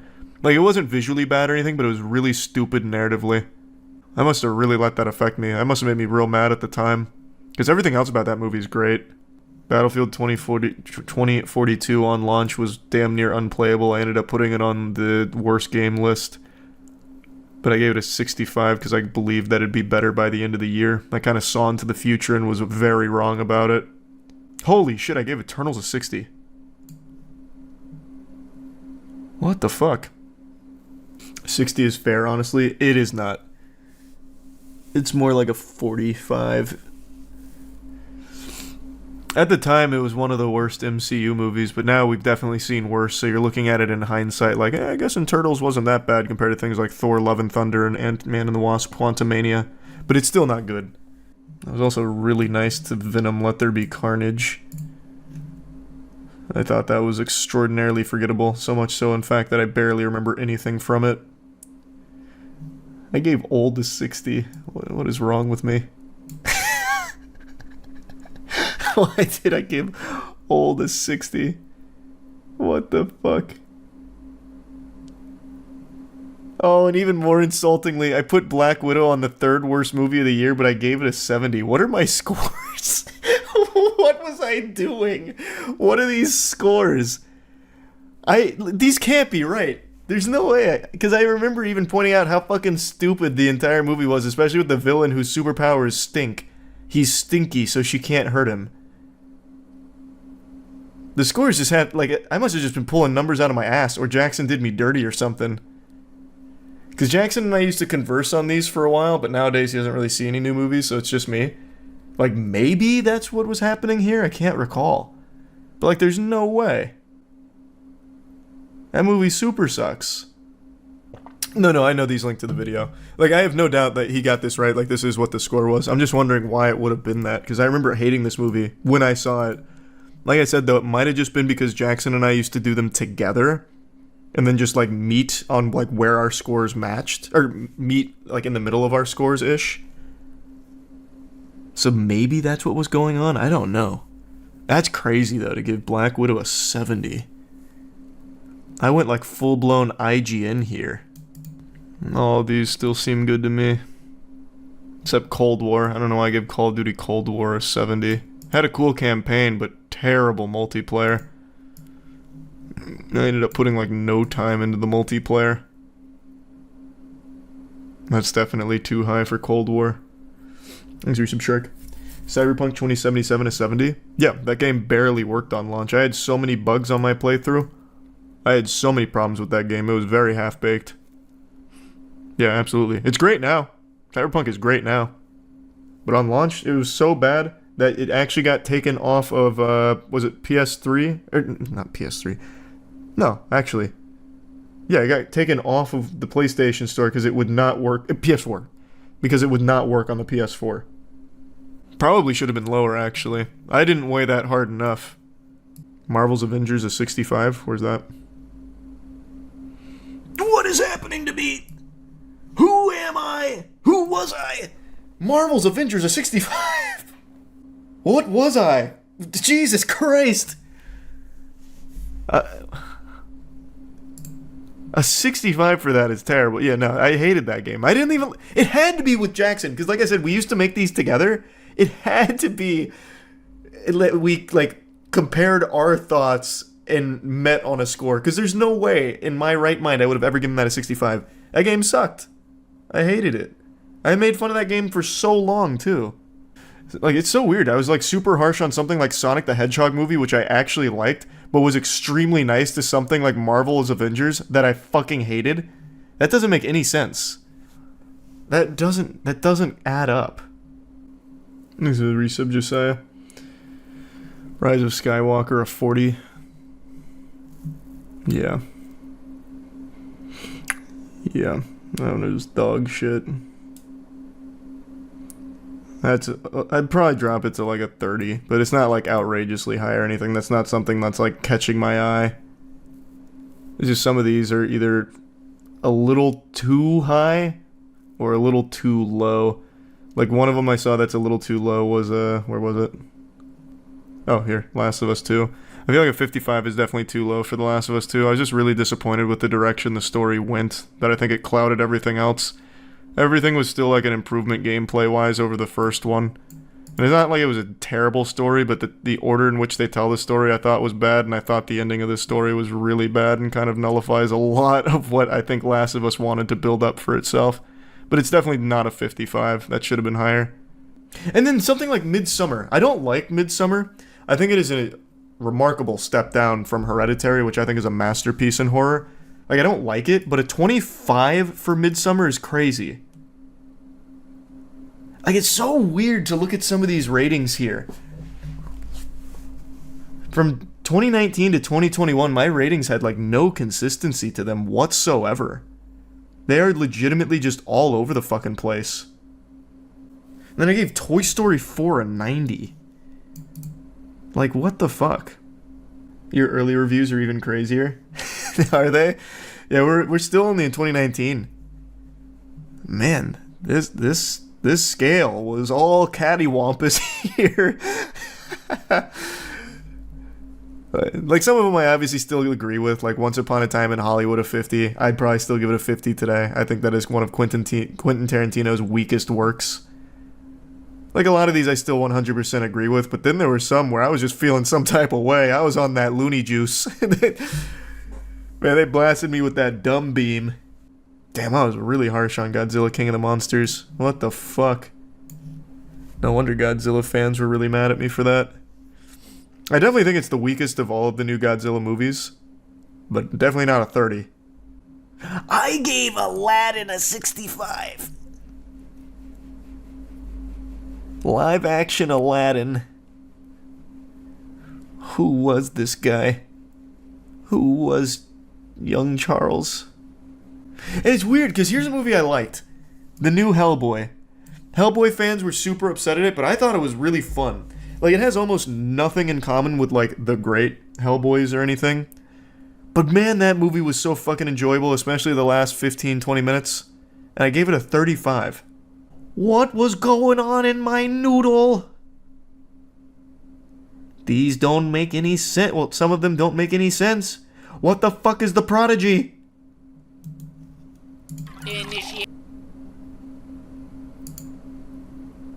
What is this movie? I don't remember it at all. What the fuck is it? God, I saw every dog shit horror movie ever. Still do. LMAO, Moz out of 20. Moz sucks. That movie was terrible. This movie is really bad. I remember this one. This one was about that lady who just like wanted to feel like a kid again, like real hip, so she like buys alcohol for some kids and stuff and lets them party in her basement. It's super stupid. That movie's trash. That's definitely a 20. I don't remember The Prodigy. I guess it's a 40. Seems a little high. Why the fuck is Kingdom Hearts 3 a 70? Where's Kingdom Hearts 3? Brother, I couldn't tell you why I gave that a 70. Those were still some of the most miserable streams I ever did. Yet I ended up giving it a 70. Gameplay was fun, and actually not a single other thing about it. And not even all of the gameplay. Oh my god, why was I so harsh on replicas? I remember the movie very well, which I guess is more than I can say for half of these fucking things that I was giving 60s and 70s to willy-nilly. Replicas is that Keanu Reeves movie, which is actually a really sad concept for a movie in regards to Keanu Reeves being in it, because it's about his family dying, and he can't cope with the loss, so he creates replicas of his family. And it's not a good movie by any means, unfortunately, but I think it's a really personal one for Keanu Reeves, given what he's gone through in his life. And I tore into it. Jesus. I remember even pointing that out, too. I don't know why I ended up giving it a 10. It is bad, though. It is not a good movie. Wow, there's a movie I haven't thought about in a long time. Mortal Engines. What a cool concept for a film and a dog shit movie. Okay, some of these are starting to make a little... Like, I'm starting to agree with 2018 Charles a little more often than, like, 2019.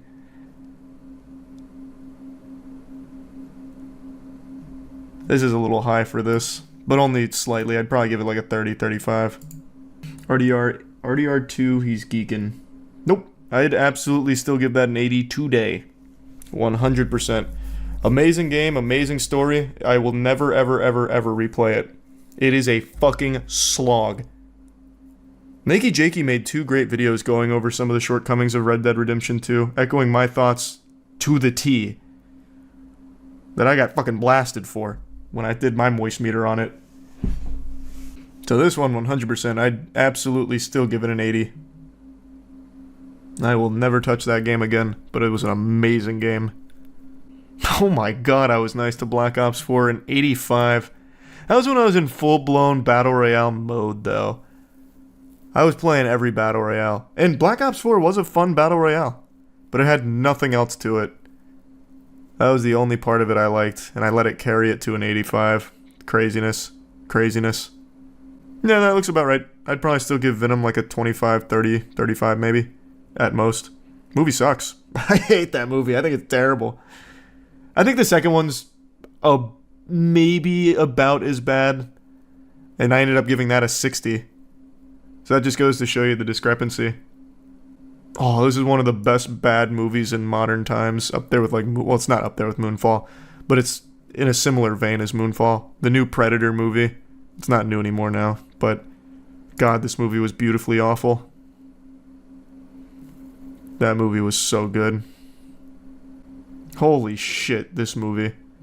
Pretty sure I'm one of the only people in the world that watch this thing. Some of these movies I have to wonder why I even bothered moist metering them. What was the point? No one was ever going to go see Axel. Looking at the cover though is actually kind of cute. it was kind of an adorable movie. Yeah, Slender Man was terrible. 15%'s definitely about right. Horrible movie. I was really nice to the Teen Titans Go movie. I don't remember anything about it now. It also teased the OG Teen Titans coming back, which clearly never happened. Here's the lowest rating in moist meter history, the 2% to Gene Rain. Still makes sense. God. Giving Ant-Man and the Wasp a 55 is so painful. This is still one of my least favorite MCU movies, even to this day. It's so fucking trash. I'd probably end up giving that like a 30% now. Oh my god, I gave Jurassic World Fallen Kingdom a 65. Jeepers creepers. That one had to be Jackson, though. Because he likes dinosaurs so much. Like, I definitely think that's why some of these are so high for movies or games I really didn't like. Not to use him as a scapegoat, but like, I can't think of any other reason why I would have been so generous on some of these. I was really nice to Incredibles 2. I still like the movie. I still really like Incredibles 2. But it's just not a very good movie, though, which I recognize. And it's nowhere near as good as the first Incredibles. It loses all of the heart. This one was controversial when I posted it because people hated Solo. But that was back when people were still delusional enough to think that Star Wars was going to be good again. And it still hasn't. This is a great movie. Oh, great's exaggeratory. This is a fun movie. It's just your generic sci-fi adventure, unapologetically cheesy and over the top. I stay by that. I watched that again a couple years ago. Still fun. I'll give God of War an 85. That was my game of the year, too. See, that's what I'm saying. Like, these scores sometimes just make no sense. I loved that game. And I still ended up giving it an 85. Like, for some reason, I wanted to play, like, Hardball with that one, but not some other ones. A lot of reused bosses. Yep, and that was my only major complaint. I think that was the only complaint I had for that whole game. Oh yeah, and the title. I hated the title. Still hate the title. I hate games that do this. I will always hate that. Call it something else. There is already a God of War. Don't call the new one the fucking God of War soft reboot. It's stupid. I hate it. Still hate it. Star Wars Battlefront, and Star Wars Battlefront 2, and then Star Wars Battlefront, and then Star Wars Battlefront 2, and then Modern Warfare, and then Modern Warfare, and then Modern Warfare 2, and then Modern Warfare 2, and then Modern Warfare 3, and then Modern Warfare 3, and they're all different games. It's stupid. I hate it. It's fucking stupid. Absolutely hate it. Again, here's another movie. Why did I even bother? This is 100% a movie none of you have ever even heard of. The Winchester horror film about the fucking Winchester widow being haunted by all the people that had been killed by Winchester rifles. Why even bother? Honestly. Why? What is this? I don't know what this is. I saw it at some point, clearly. I don't know it. That's the one where he gets orders on a train or something. Cool, I guess. I don't remember anything about it. I guess I kind of liked it, though. I remember the Insidious Last Key. Trash. What is Bright? Now we're getting into movies I just don't remember at all. Oh, fuck. This. Oh, my God. It's been that long? It's been 6 years since this trash? I thought it was much newer. I gave The Last Jedi a 70. It's gotta be Jackson. It's gotta be Jackson. It's gotta be. I hated that movie so much. Jackson would have gave it less. Not at the time. You don't understand. Jackson used to be a Star Wars fucking fanatic, and he brainwashed me on some of that. Nowadays, he's like one of the most jaded people on the planet because all of the things he loves goes to shit, like Star Wars. But back then, he was still a huge enthusiast. I think he saw this movie like 4 times. It had to be that. I hated this even when I saw it. There's no way I would have given it a 70. There's no way. Here's another movie. Why did I even bother moist metering it? I actually remember this one, but not because of the movie itself. There's a scene in here where I think it's the main girl. The main girl's laying on her bed reading a book. I don't remember why, but she was just reading a book and the camera stays on there for a while. And someone throws a fucking snowball out the window and it sounded like a cannon going off, and I actually jumped out of my goddamn seat. That was one of the most effective jump scares I'd ever experienced. Must have hated the movie though. Gave it a 20%. That's the only thing I remember from it. Oh, I remember this being very controversial.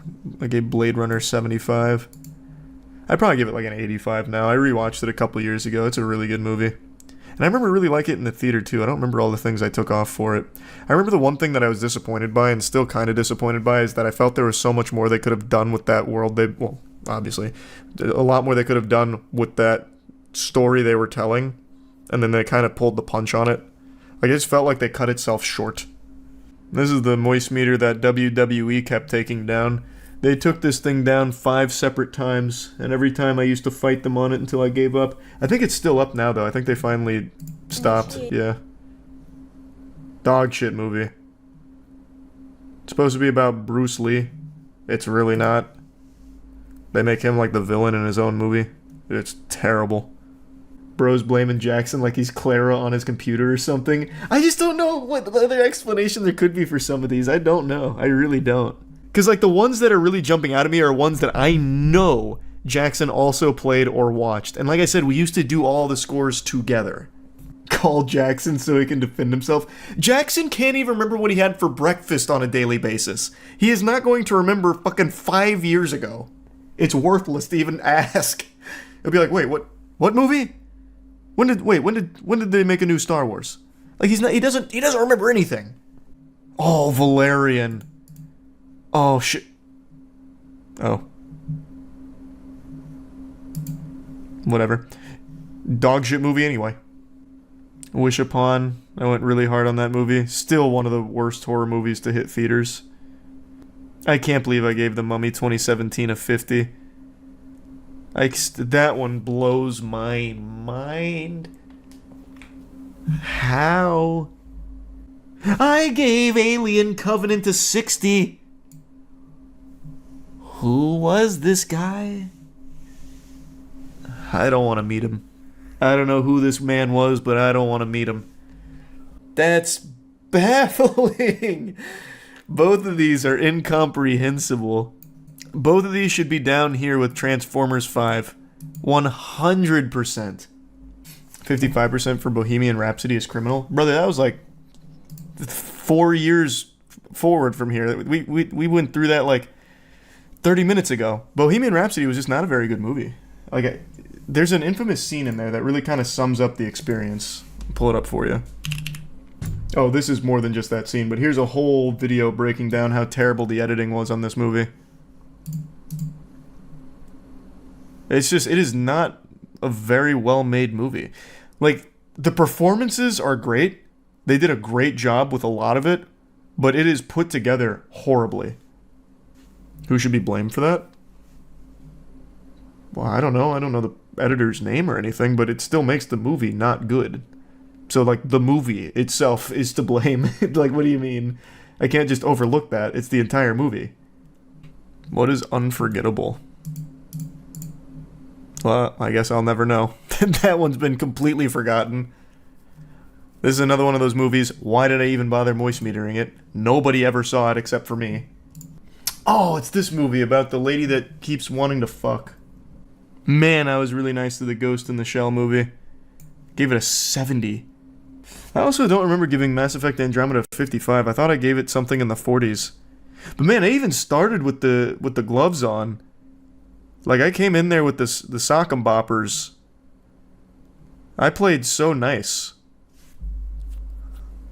The reason I started the moist meters is because I hated this game so much, and I still ended up giving it a 55. I did a couple reviews before this, though. Like, I moist metered Suicide Squad, Don't Breathe. Your principle back then was you tried to be as objective as you could, so a 50 to you was just mediocre. Yeah, but it's just those weren't mediocre. Like, I was still playing really nice. I still try and do that. Like, to me, a 50 is still like a perfectly average movie. But this was not a perfectly average game. Everything about it was below average, especially because it's in the Mass Effect universe. So you've already seen the potential of it, and it was still lacking in every possible department from pretty much every other game out at the time. I played so nice with it. And Ghost in the Shell is absolutely not above average. So I don't know. I don't know why I played so nice. This was an interesting trip down memory lane. I don't even recognize myself down here. Was Ghost in the Shell that bad? I wouldn't even say it was that bad, but it definitely... that would be something I'd probably give like a 50 to. Like, that is something I'd probably be comfortable giving like a 50 to. Pain and Gain. Why would you even ask... Why? I saw this when I was still I saw this when I was still a virgin, actually. I think I was 18 when this movie came out, and I saw it at a girl's place who I was like super interested in. But it was me and a buddy, we went over there, and he was trying to like wingman me, and she was not having it. She was not interested. She was more interested in my friend. And I just sat there and I just fucking watched Pain and Gain on her TV in her apartment. I hate that movie because of that. That shit sucked. Fuck that movie. And I tried to get out of it because I knew, like, I figured I was kind of just in the way of them at that point. So I was like, I'm hungry. And she's like, no, it's fine. I got some crunchy peanut butter in my pantry. I was like, oh. Yeah, no, that's alright, I'll eat that, I guess. So then I'm fucking trapped. I sat there and ate fucking crunchy peanut butter watching Pain and Gain on her TV. Made me mad. That movie sucks. That movie gets a 10%. There's nothing more douchey than when someone starts talking about how much money they make on the internet and just kind of rub their wealth in the face of the people that got them there. The second someone starts flexing their insufferable little dickhole around, bragging about how much money they bring in every month, they lose my respect. And that's a big deal. When you lose my respect, that's like losing one of those beautiful gold stars on your elementary school report card. Like, it hurts. And I have no doubt people lose sleep over it. That being said, I feel like now I have to defend myself and my financial security because now I'm experiencing this influx in stinky Reddit armchair psychologists hyper-analyzing everything I've done with Yu-Gi-Oh! And Pokemon card openings on my stream, and everyone wants to pretend to be my financial accountant all of a sudden, talking about how I'm going to lose all of my money, I actually have a serious gambling addiction and need professional help. Getting tons of emails about it. It's genuinely pathetic stuff. And I know on the internet, Reddit and Twitter in particular, everyone has this hero fetish and fantasy where they're this crazy masked vigilante that saves the day. If there's someone that did something wrong, they will be the one to take them down and bring justice. If there's someone that needs help, they will swoop in and make sure they get that help.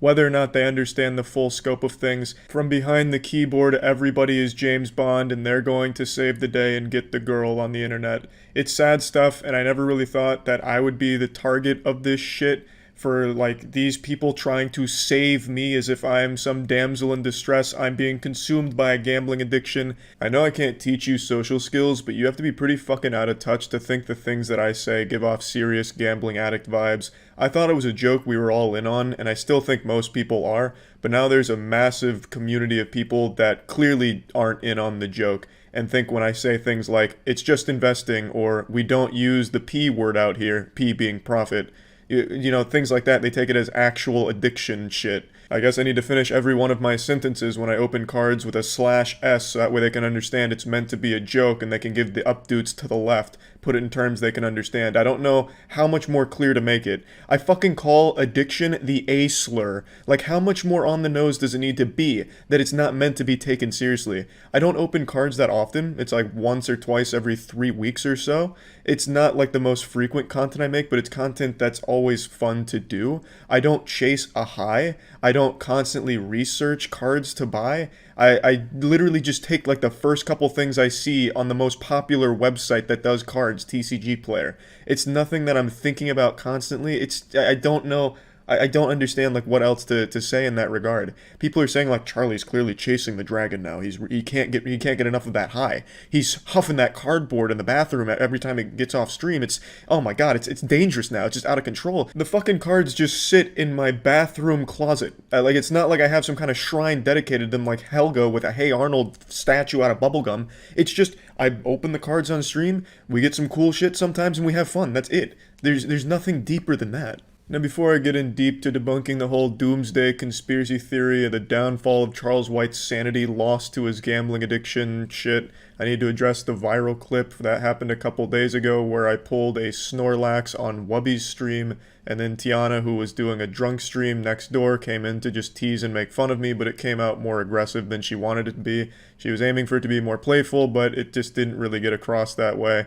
And that's become a big deal, unfortunately. And this clip has had every psychiatrist come out of the woodwork online and put their degrees to good use finally, and they're analyzing everything about the clip, saying that Charlie is clearly afraid to admit his addiction in front of others, and this is supposed to be an intervention from Tiana, when neither one of those things is the case. Tiana opens more fucking cards than I do. She opens them on stream with me. She'll open cards when I'm not even around just because she has the itch for it. She doesn't give a fuck about the cards and is in on the joke, but unfortunately that night, none of the jokes she made landed like at all. Unfortunate, but that's what it is.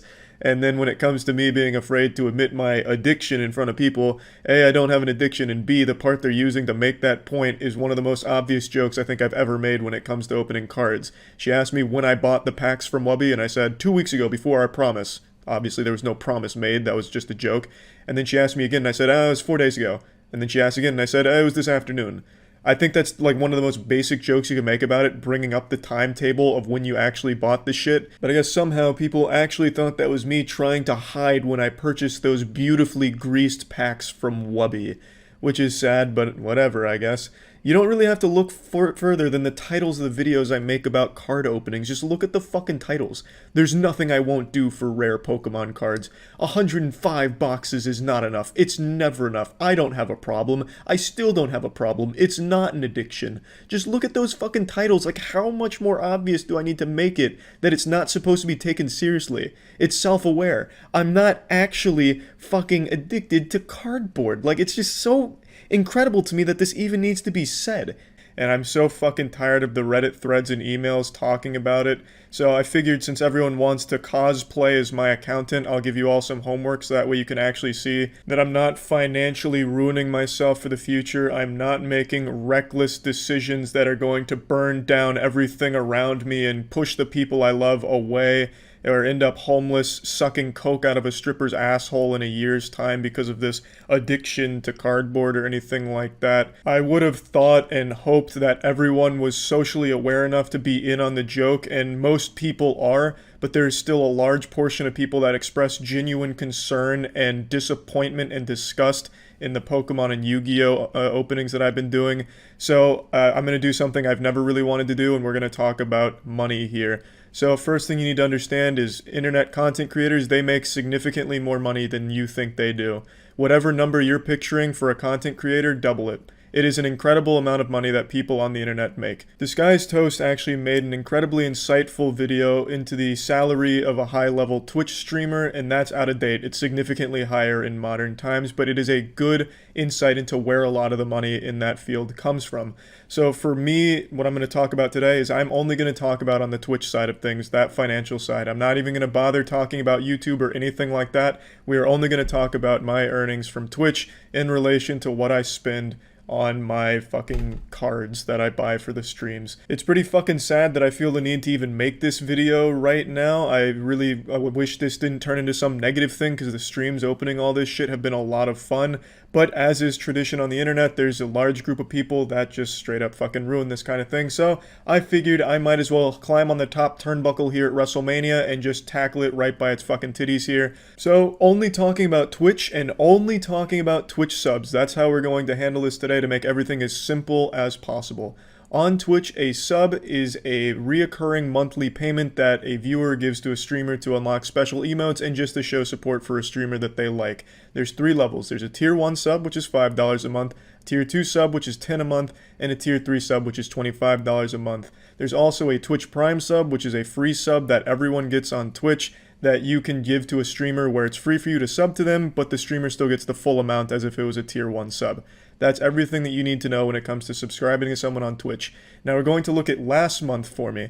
Last month I had 31,000 subscribers on Twitch. That puts my channel at number 5 overall on the Twitch subscriber charts, which is absolutely incredible to think about, and I really can't express my thanks enough. I've said that multiple times during streams, but that level of support is unbelievable to me and really does mean the world, so a huge thank you for that.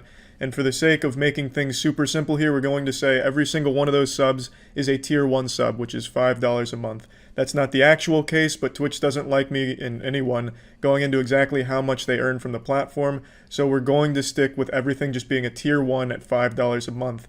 Now, how much does a streamer get of that? Well, the safe thing to assume is they get half. That's not exactly the case because most streamers get more than half of a sub. But for the sake of keeping everything simple and for the sake of argument, we're going to say half. So go ahead and dust off your old abacus over there. What is 31,000 times 2.5? 2.5 being half of $5. I'll go ahead and spoil the surprise to Charles White's pop mathematics quiz here. The answer is $77,500 a month just from subs, and that is an extremely low ball estimate. There's also other avenues streamers make money from, which is ads that play during the stream as well as donations, but we're only going to look at subs here. Just Twitch subs. I'm not talking anything about YouTube. I'm not talking anything about anything else. We're only looking at one specific area here today, just to make it as clear as possible.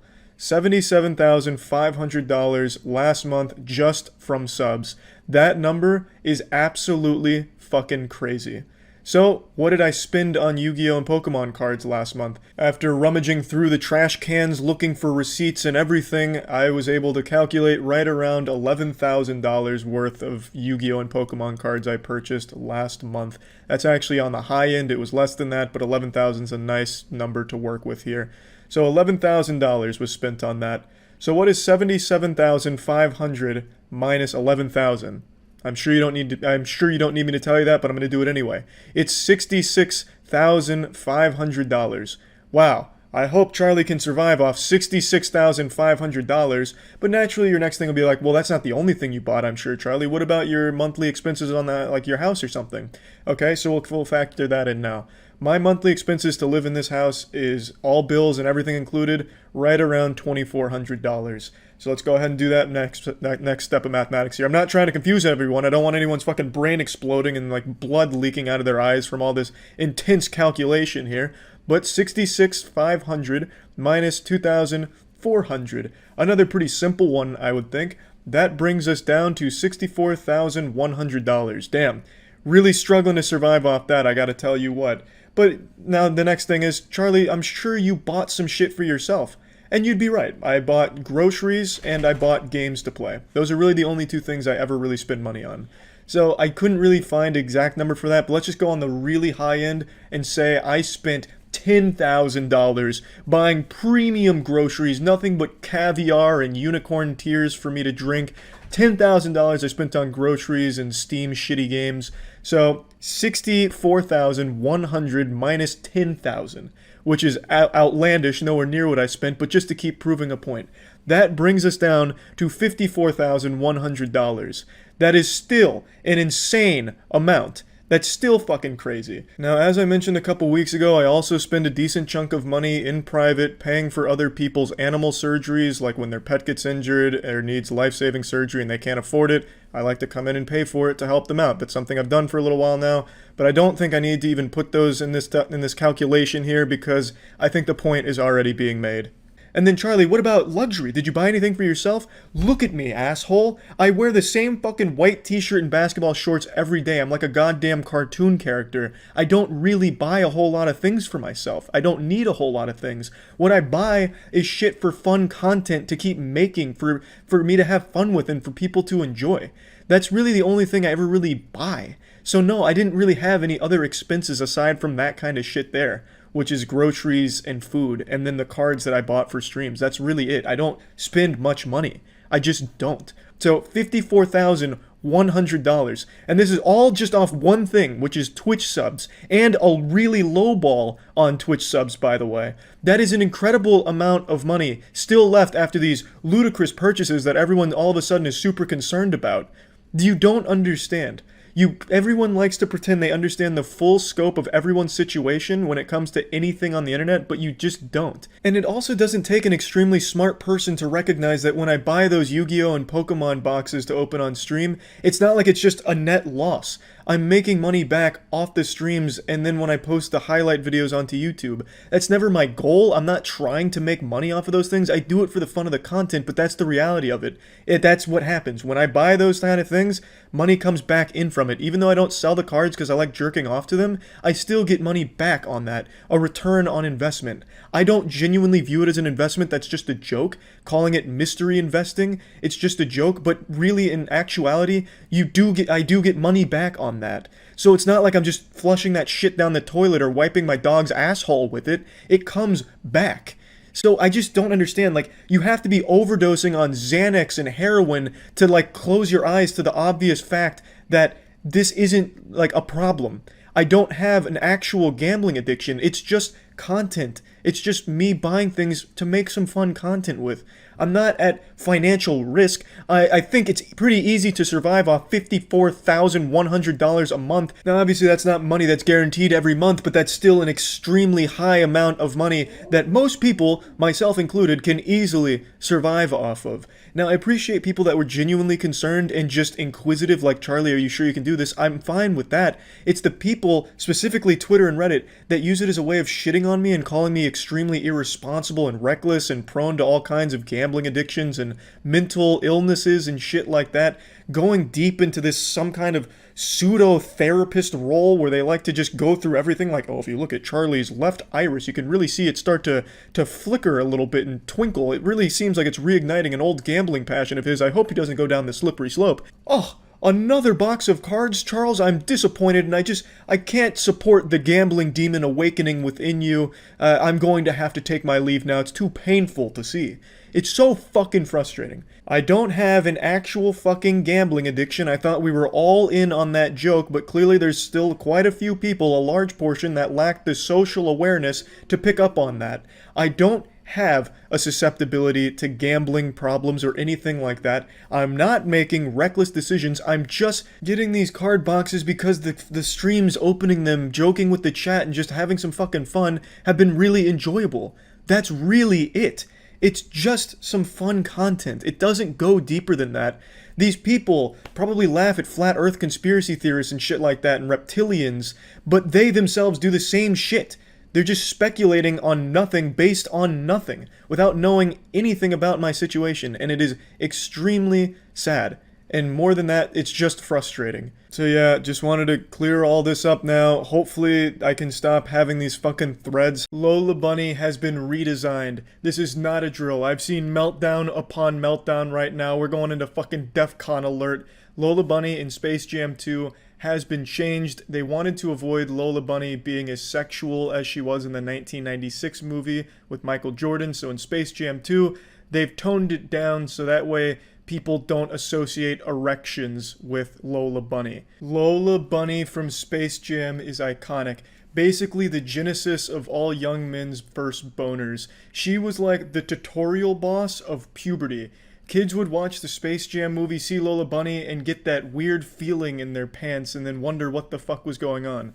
Lola Bunny is the #1 cartoon character most people think of when they think of hot cartoons or some shit like that. Not even furries, just like a general audience, since Space Jam was so big. And this is confirmed on Hive Mind, the game show Ludwig and I do on Twitch. This question actually came up. What cartoon character did everyone think was hot? Lola Bunny was the #1 answer by a fucking landslide. It wasn't even close.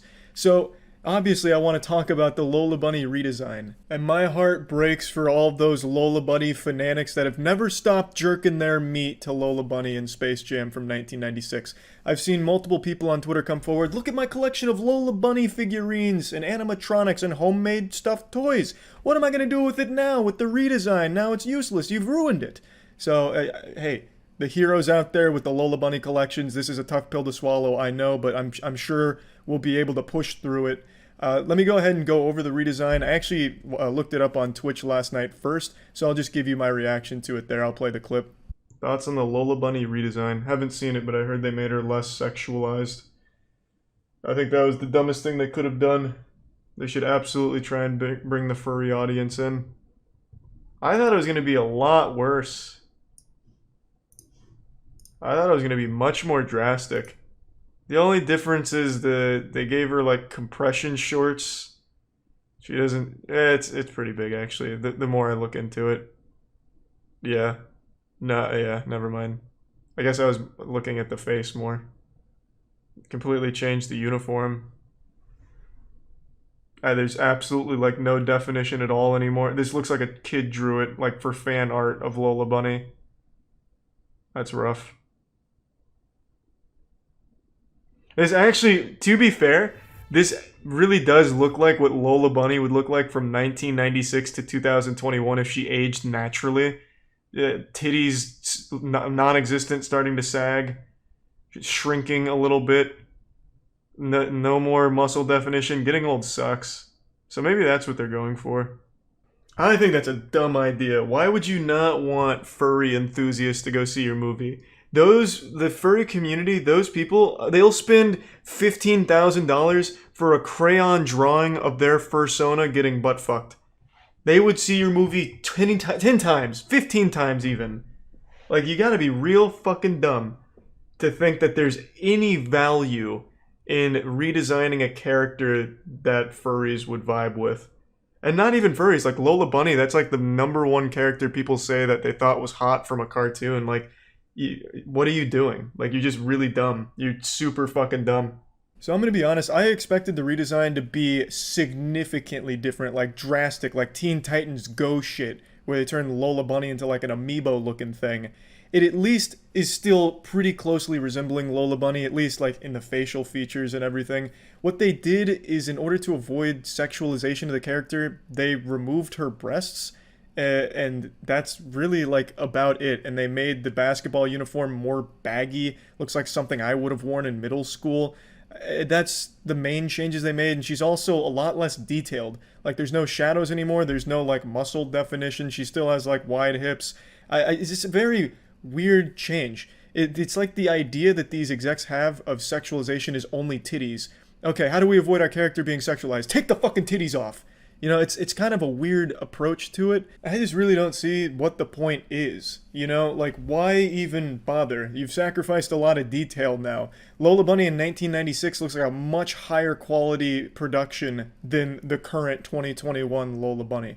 There's so much more detail and clearly so much more care put into that character than this 2021 one that looks like they just hired someone off Fiverr to slap something together. I just don't really see what there was to gain with the changes, in all honesty. Sonic, for example, the redesign, that was a huge benefit to the movie. If it went forward with that like Lovecraftian abomination Sonic from the early trailers, the movie wouldn't have been nearly as positively received.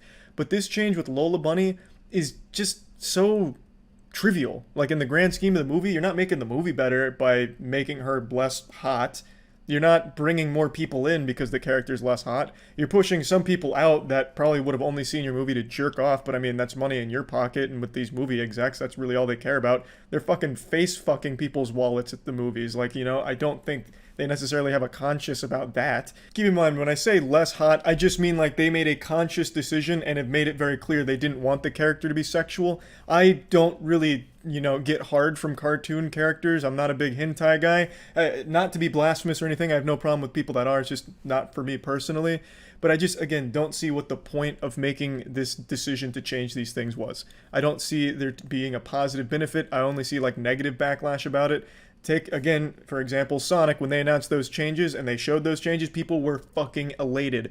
Jubilation across Twitter when they showed the new Sonic character, which was much better. Here, I haven't seen anyone celebrating the changes. Even the people that didn't like how sexualized Lola Bunny was originally, they didn't like handle it well either with this change, because their idea of desexualizing a character is just removing titties and removing all detail.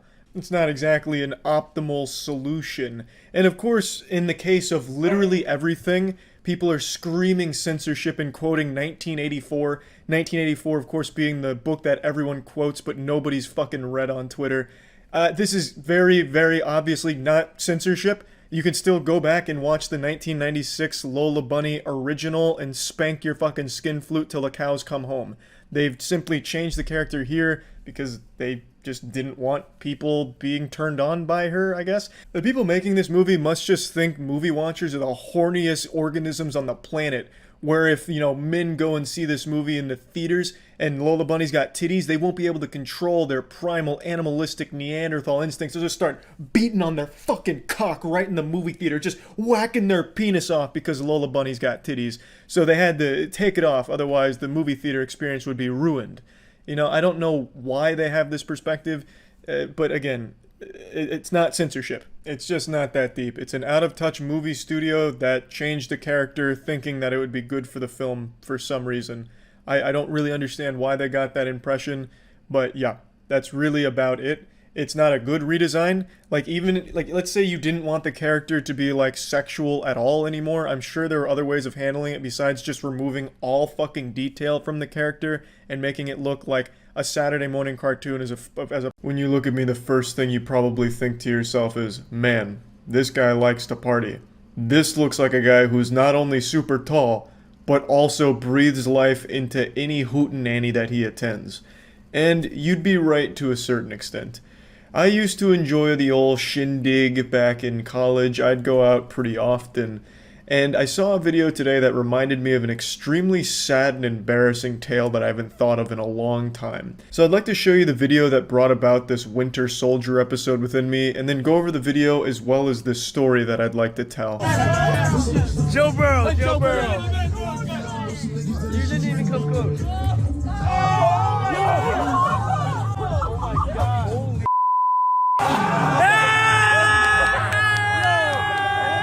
That's where the video ends, but I imagine he ran down the stairs, ran behind the house, started crying, and then just buried himself. Just fucking died there. It was so sad to see a man super excited to be getting tossed a beer. The local frat dudes were like, hey, this guy needs a fucking brewski. So they, fucking Amazon primed one. Now, it wasn't a great throw. That was definitely not a Joe Burrow caliber toss. And it nearly killed the guy. Fucking sent him over the rails for it. Because that guy was thirsty, right?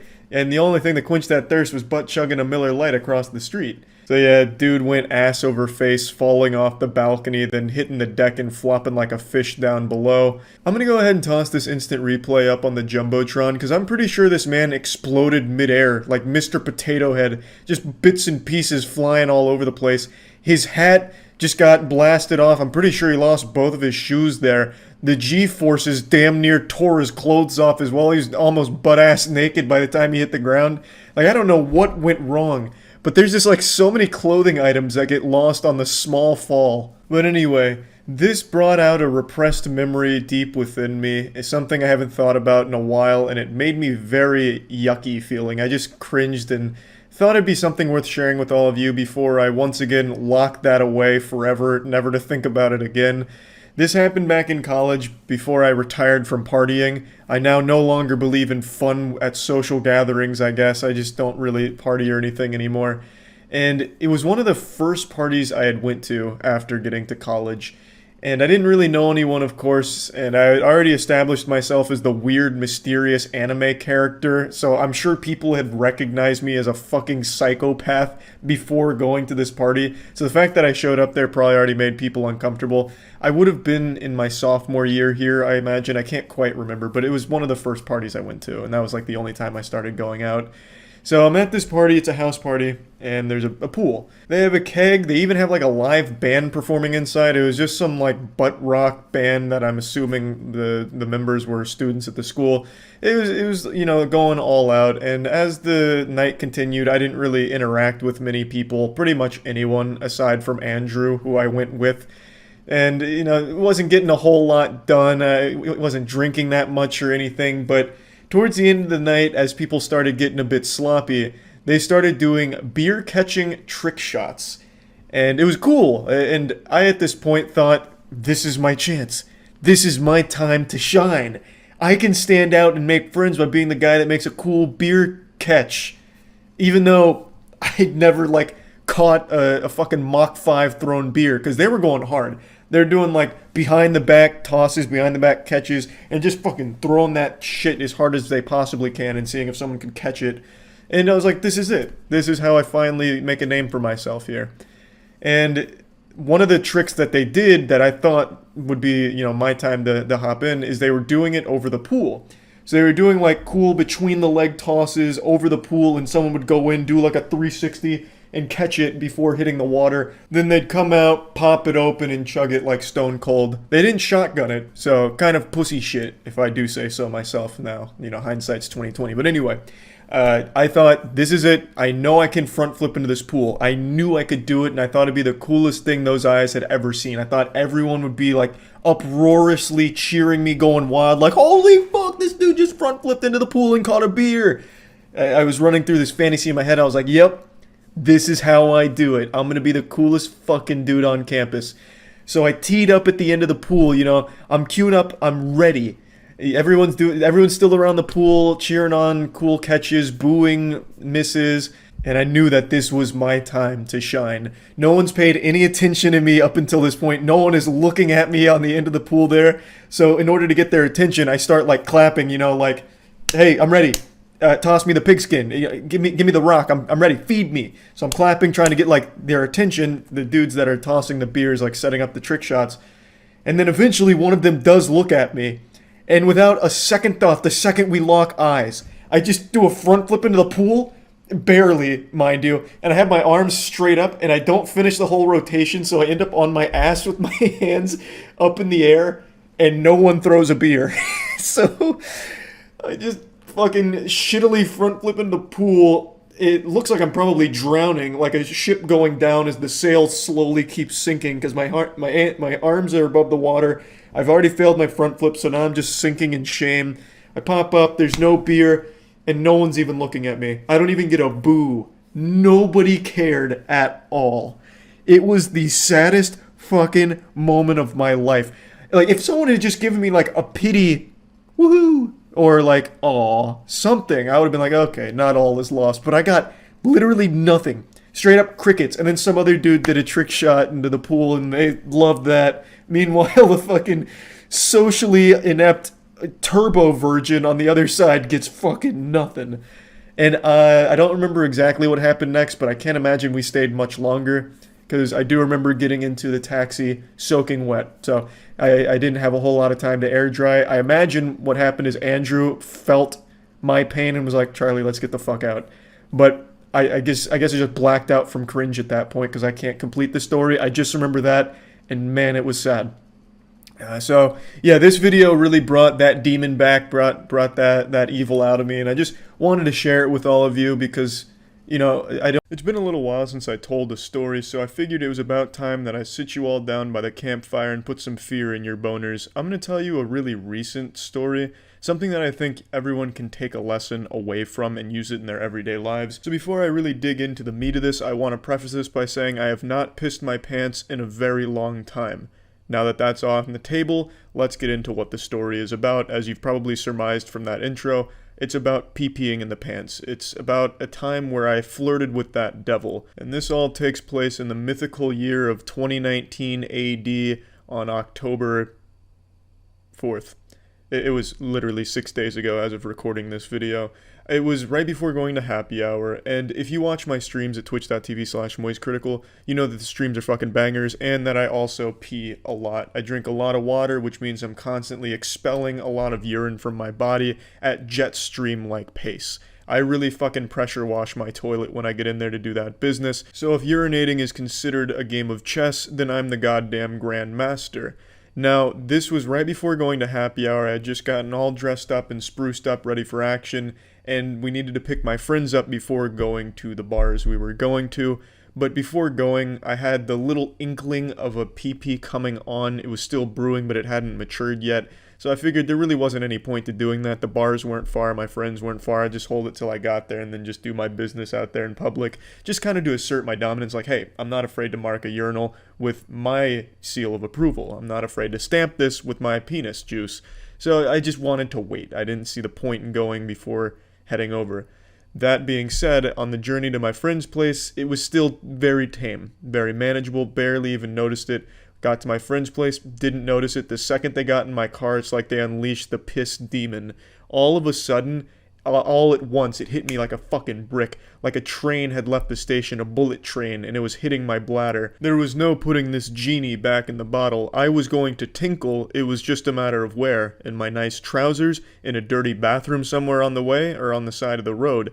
The last two options weren't exactly options because to get to the bar you had to go over this pretty long bridge and there was no way I was going to be able to hold it through the duration of the bridge, so I'd be just trapped like a prisoner in its cell in the car just urinating all over my friends, or I'd have to hold it and literally cork my cock and I'd probably fucking drown internally with urine pouring out of my mouth like I just swallowed a cyanide capsule of urine.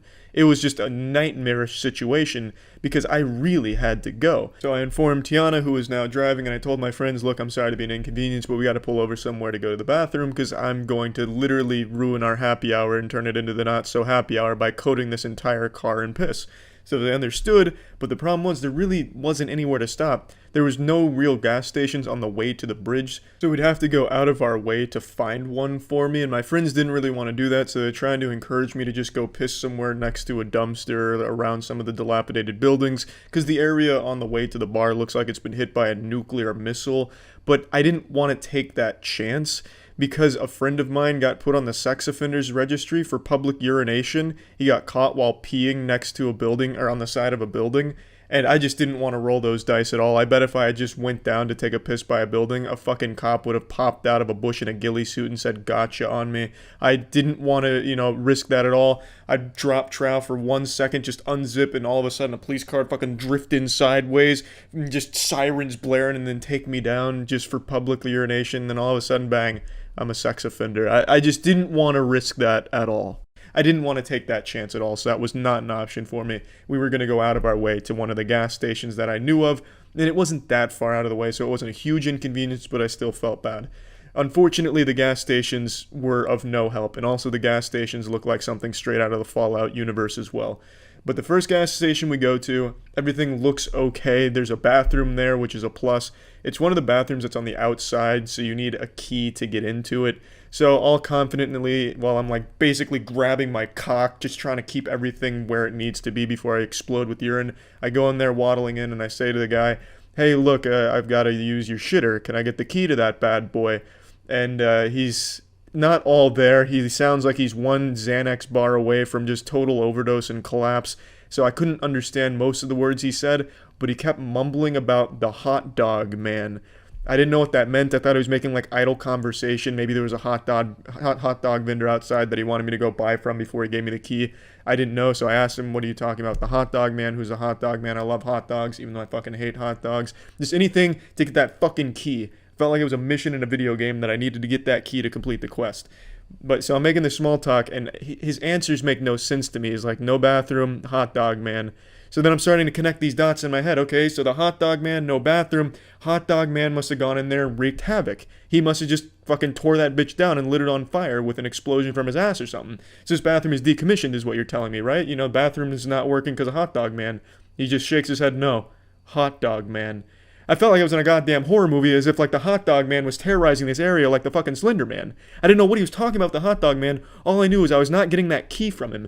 So I walked out all disappointed because I knew I wasn't getting the key, and it's all because of this menace, the hot dog man, who I'd never even fucking heard of in fairy tales.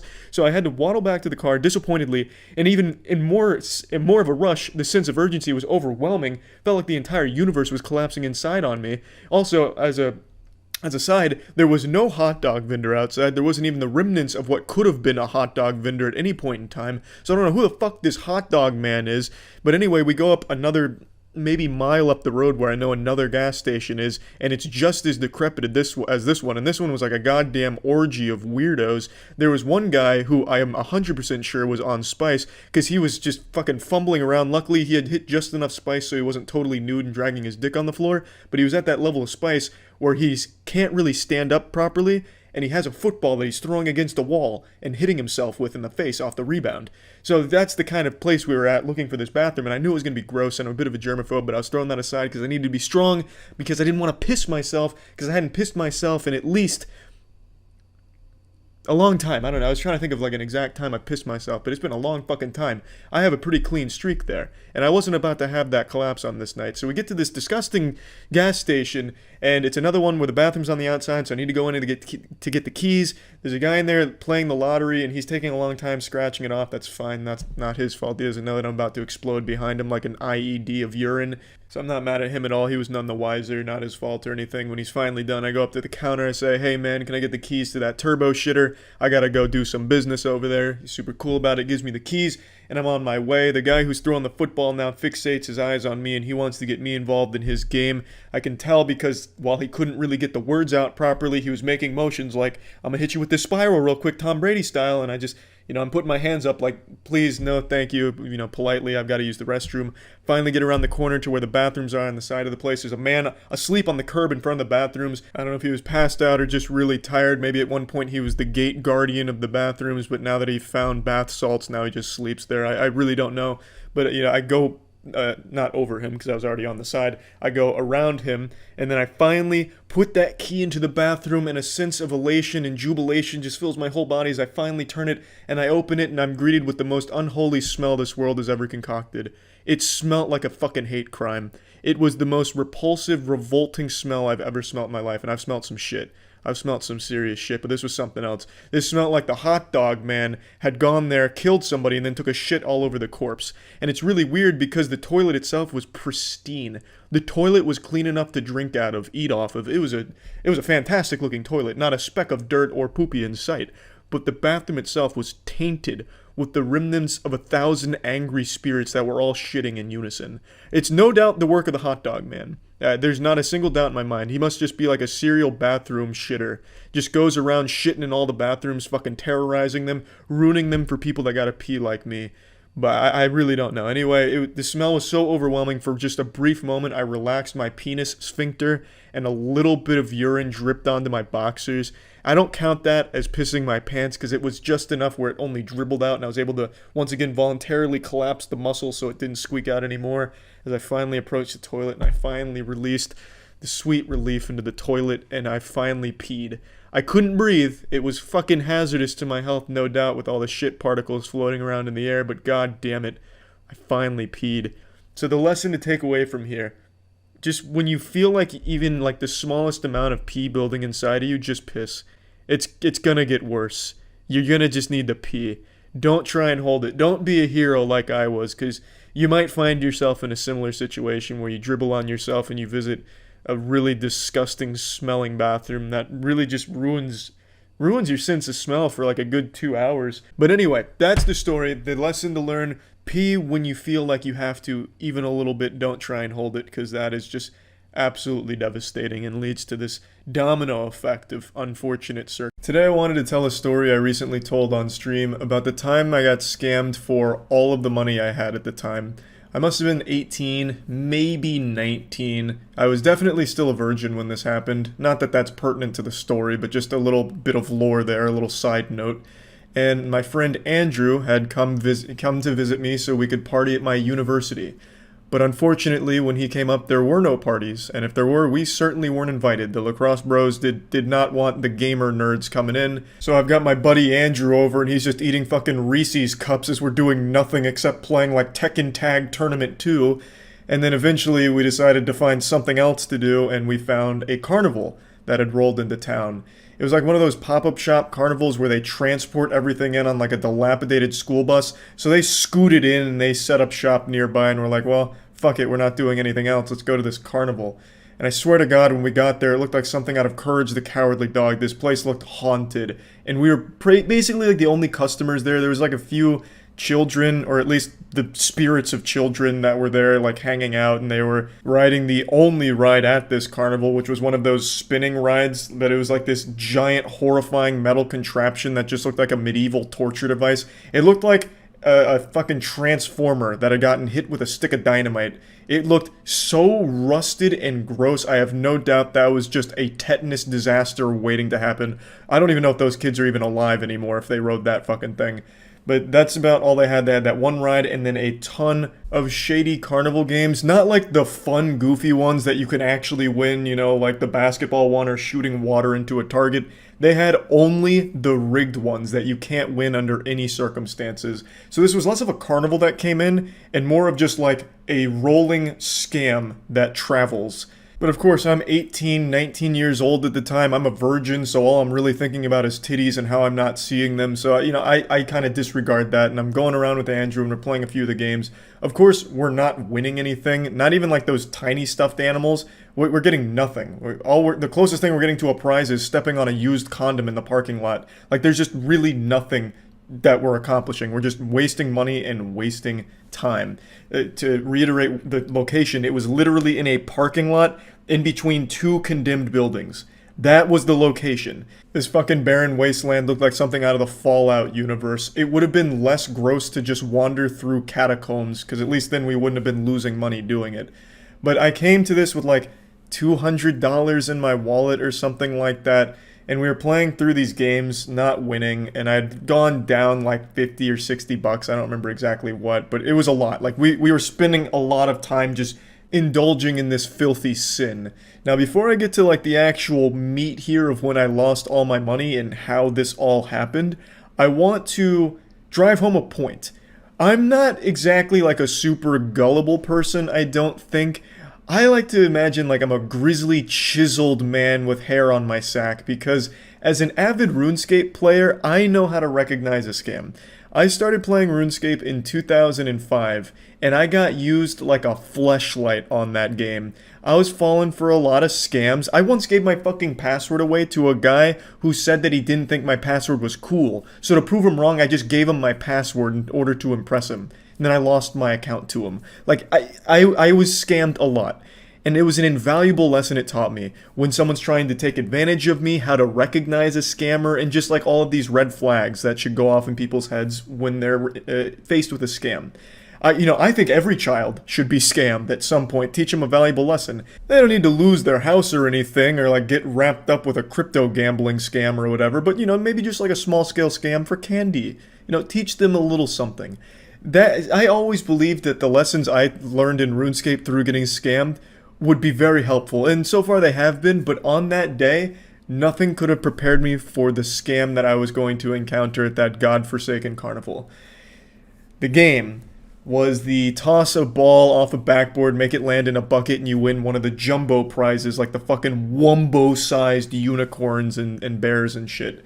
So for those that don't know, the game is a wooden backboard, it's a big circle, and it's at an angle, it's slanted this way. Underneath it is a basket that's poking out just enough for a ball to bounce off the backboard and fall in the basket. And you only have to do it one time and you win the biggest prize. So this carnival's not very big, obviously. Andrew and I had passed this a few times, and it wasn't like there was some heavenly glow on it, like, this is the game for me, this is the one I want to play. But as we passed it for like the third or fourth time, the dude finally calls over. He's like, you guys are just wandering around, come over here, let's just like talk and hang out. And we weren't doing anything, so we'll come flirt with this guy, whatever. And he's just so charismatic. We're just talking, shooting the shit. I think he brought up sports, and at the time I was like a sports fan, so we talked a little bit. And then he just started talking about his game. He's like, if you guys want to play, you can just like play this game. It's $5 for 3 throws, might as well, and we'll just keep talking. I was like, that's a good deal, $5, 3 throws, and it looks really easy. And he's like, well, I don't want you to think that this is like rigged or anything. I want to show you that this can be done, because, he must have seen us losing. So he demonstrated that it could be done. So he walks up, he's like a little off to the side of where I'm standing, where I have to stand to shoot. And he bounces it off the backboard, first try, right in the bucket. He's like, yeah, I can do this all day. Picks up the ball, does it again, picks up the ball, does it again. He does it like 3 times in a row, and it's like, okay, this game looks really easy. So then he hands me the balls. It's an absolute disaster. I'm sticking my dick in my own ass. I can't get a single ball even close to the bucket, no matter how lightly I throw it or where I'm hitting the backboard. For some reason, it's like it's being shot out of a cannon once it hits that backboard. And it's not making any sense to me, because I'm doing like the exact same thing he is. I'm putting a little spin on it. It's just not getting the job done. Nothing's working. And then he hits me with this proposition. For $10, I'll give you 10 throws, and I'll give you your money back from this round and the previous round, and still give you the big prize. I was like, what in tarnation? This is the nicest guy on earth. What a great deal. 10 throws, $10, and I get all of my money back plus the big prize? What am I waiting for? I'm fucking losing money not playing right now. How am I going to say no to this? That right there is a huge red flag. I didn't know this until well after the fact, but this is a well-known carnival scam. When they start saying you could win your money back, they're doing that because they know you can't. The game is rigged. He shows me again, he's like, hey, let me just make sure you know that you can do this. Just do it just like this. So then he just makes it 5 more times right in front of me. Like, he just shows that it is very easily achievable. Hands me the balls, I go through all 10 balls, nothing even close. Like, sometimes you can get it to bounce off the backboard and hit the basket inside, but the ball's so light that it bounces right out, like every single time. So now I'm $15 in the shitter and I'm feeling really bad. Andrew's trying to be like the guardian angel on my shoulder, like, Charlie, let's just go ahead and leave. You're not going to make this. It's clearly too difficult and there's some trick to it you don't know. And I took that as a challenge. I'm like, excuse me, motherfucker, what did you say to me? You say I can't do this? Sign me up for another round, let's ride. And it's the same deal. He doubled the price again, so $20 for 10 balls, but I can win my money back. So for $20, I can win my $15 back, and then I'm back where I started and everything's good, and I get the big prize. So, again, I go through all 10 balls, nothing. Nothing at all. Now, this is a lot of money. Again, this was $200. That's everything I had in my wallet. That's everything I had at the time for spendable cash. So, this is a lot of money that I am juggling around here. We didn't go to the carnival with the intent to spend a lot, but just getting wrapped up in boredom and just, like, the will to not keep being a loser at the carnival just kept me spending. So, after the $20, I'm like, Jesus Christ, what is going on? You know, it's definitely a me problem. I've seen this fucking guy do it, 10 times now. Now, let me paint a picture of the guy for you, because it's not like he was some kind of athlete where it's like, oh, this guy, he probably plays in the NBA, he's just got real talent. No, this guy had a body like a bag of hot dogs. Like, he is not some guru of backboard bouncing or anything. So, clearly, if he can do it, I should also be able to do it. Anyone should be able to do it. So he demonstrates it's possible again. He's like, bro, look, I really hate to see you lose this much money. I'm not going to double the price this time. Look, just give me another $20. I'll give you 10 more throws and you can win all your money back and I'll still give you the prize. I'm like, thank you for being such a nice guy. Damn near wanted to lean over and pat him on the ass. I was like, man, this guy, what a saint. So I give him another $20 and I do my 10 throws, and you know how the story goes. It doesn't go in. None of them go in. They're not even close. So at this point now, what am I, $55, $60 down almost? And it's been like half an hour of just this. Andrew's sitting there watching this whole train wreck happen. And it's not getting any better. The guy's gone from charming to full-blown scam mode. He like completely drops the facade of being nice. After like the second time I did $20 for 10 throws, he's like, yep, you want to do 20 more? You can win your money back. You probably want that money back. So he starts guilting me into it. And I'm like, he's right. I need that money back. So I give him another $20. I go through the balls. It's not even close. I lose again. And I'm sweating. I am sweating so fucking hard. Andrew is begging me not to keep playing the game. But I'm seeing red now. And I can't stop. I have to. So I do 20 again for another 10 throws to try and win my money back. I don't do it. I fail again. This fucking, like, this guy is still just prodding, still trying to squeeze every cent out of me. I'm just this dude's little dirty cum rag that he's wringing out and getting some money from. So we continue for another, like, 15, 20 minutes or however long it was. It felt like an eternity, and I'm down to my last $20 in my wallet. And, I'm praying, fucking give that $20 a kiss, and I spend it. I rolled the dice, I went for it one more time, and I don't win. I'm now completely out of money. I tell him that, and I start to just ask if he could just give me some of it back. I'm desperate. I wanted some of it back. I needed some of it back. And he's like, bro, I just can't do that. My boss would be really mad at me if I let that happen. But look, there's an ATM over, like, it was like a couple blocks away. He told me the location. He's like, just go to the ATM, get some more money, come back, and I will absolutely show you the perfect tricks. You're just not getting the technique right, and I'll show you what you're doing wrong. So this piece of shit tried to get me to go to an ATM to get more money out to keep playing his game, which was rigged. There was no way to win from the start. I'm shocked he didn't try and get me to sign some kind of contract with blood, this fucking demon. And I strongly considered it. I did, because that's a lot of money. It was like $140 that I spent on that game. $200 in total at that fucking carnival, but on that game in particular, There was $140 right in the goddamn toilet, right into that stinky dumpster. And I needed that back. Like, I really wanted that back. But Andrew talked me out of actually going to get more money from the ATM, like from savings or something. And I didn't go back. I ate the loss. That, to date, is one of like the most shameful moments / scams of my life. Now, it wasn't until way after the fact, in fact, even on stream, is where I learned how he was actually able to do it.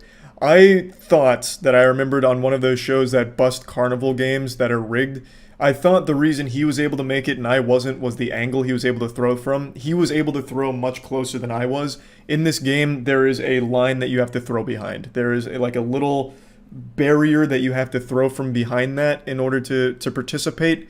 And I thought that was the key. He was closer than I was, and that's how he was able to ricochet it off every time into the basket. But it's actually deeper than that. That does play a role, but he actually used a heavier ball. He didn't use the exact same balls that he gave me. His ball was weighted more, so when it bounced off the backboard, it didn't fly as far. So he was able to get it off the backboard into the basket and have it stay in the basket.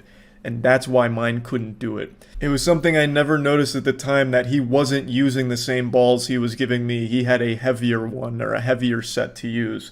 So even if I went and somehow found $1,000 to put into that game that night, I would have never had a chance of winning my money back, despite this guy showing me how it was done and promising me that if I just made one single ball in that bucket, I'd get all my money back and all the problems would be solved. I still absolutely despise that guy. I hold a grudge on that shit. It takes a lot to scam someone right to their face, especially like an 18-year-old college student who is telling you how much the money means to him, and for you to knowingly keep misleading them and make them believe they can win it back and that you're a good guy. Like, you're a giant piece of shit. Besides the obvious lesson I learned from this experience, I also learned how to fuck them in the ass.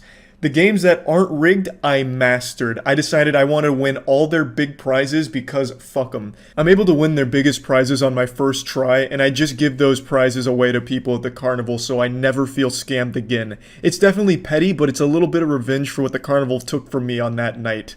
So I posted this video a few years ago, and it's showing me winning like the basketball game and the beer bottle game for the giant prizes. Both of these games are also rigged in favor of the carnival, but I was able to master the way of doing them. So the basketball game, the rim is an oval instead of a circle, so you have to have an absolutely perfect high arcing shot in order for it to make it. And for the beer bottle game, you have to lean at the right time and the right like distance lean, and you can stand it up every time. So I master these games, I get the big prizes, and I give that shit away. Just that way they lose a little bit of money on those prizes, a little bit of pettiness from Charlie. I'm like the fucking Batman of carnivals. So yeah, anyway, I just wanted to share this story. Maybe it'll be like educational for someone out there, but at the end of the day, I just thought it was a fun story. I'm over it now. I still don't. When I was a young teenager, I had a really weird relationship, and I don't mean with like a creepy uncle or anything like that. I had a weird relationship with masturbation. Now, this will come as a massive surprise to many of you Redditors out there, but when I was a young man, I was extremely religious. I got baptized twice just to make sure the Lord took notice in case he missed the first one. I wanted to make sure he took notice and saw that I got baptized.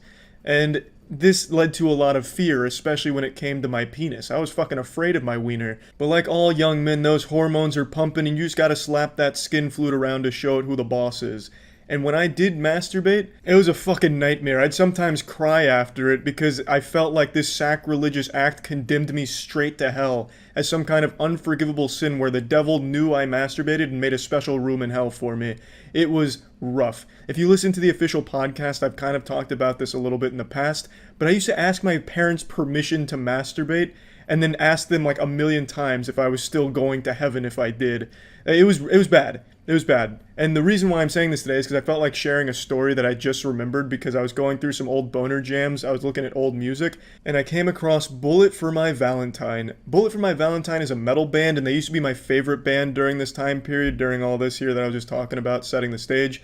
And Bullet for My Valentine made it impossible for me to jerk off. I don't mean like the band themselves. Like the band members didn't come to my house and slap my dick out of my hand every time I was about to jerk off. But I owned one of their posters that I hung on my wall in my room. It was the only poster I ever owned, and the only reason I bought it is because I saw in like old 90s and 2000s movies, the cool kids always had like a ton of fucking band posters and shit, like Misfits and Green Day with the beating heart, and I was like, shit.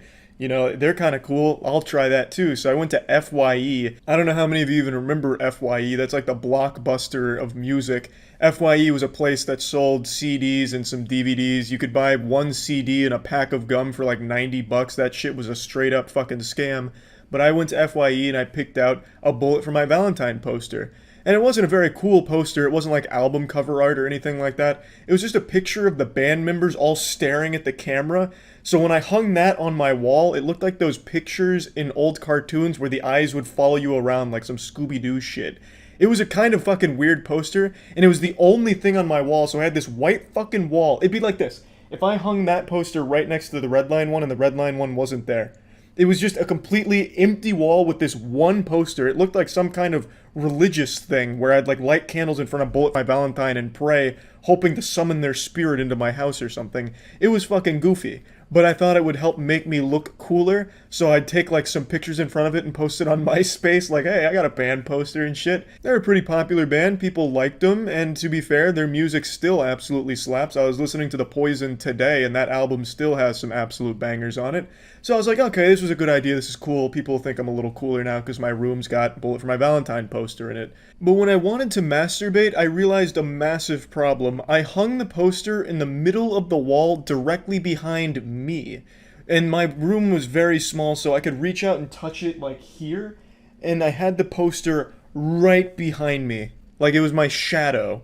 And the poster was looking over my shoulder. It was directly behind me. It was like Bullet for My Valentine was always staring at whatever the fuck I was doing on the computer at this time. And I didn't realize how intrusive that would be when it comes to masturbation. Like, you know when the screen goes black on your phone or computer when you're watching porn and then you see your own greasy reflection there?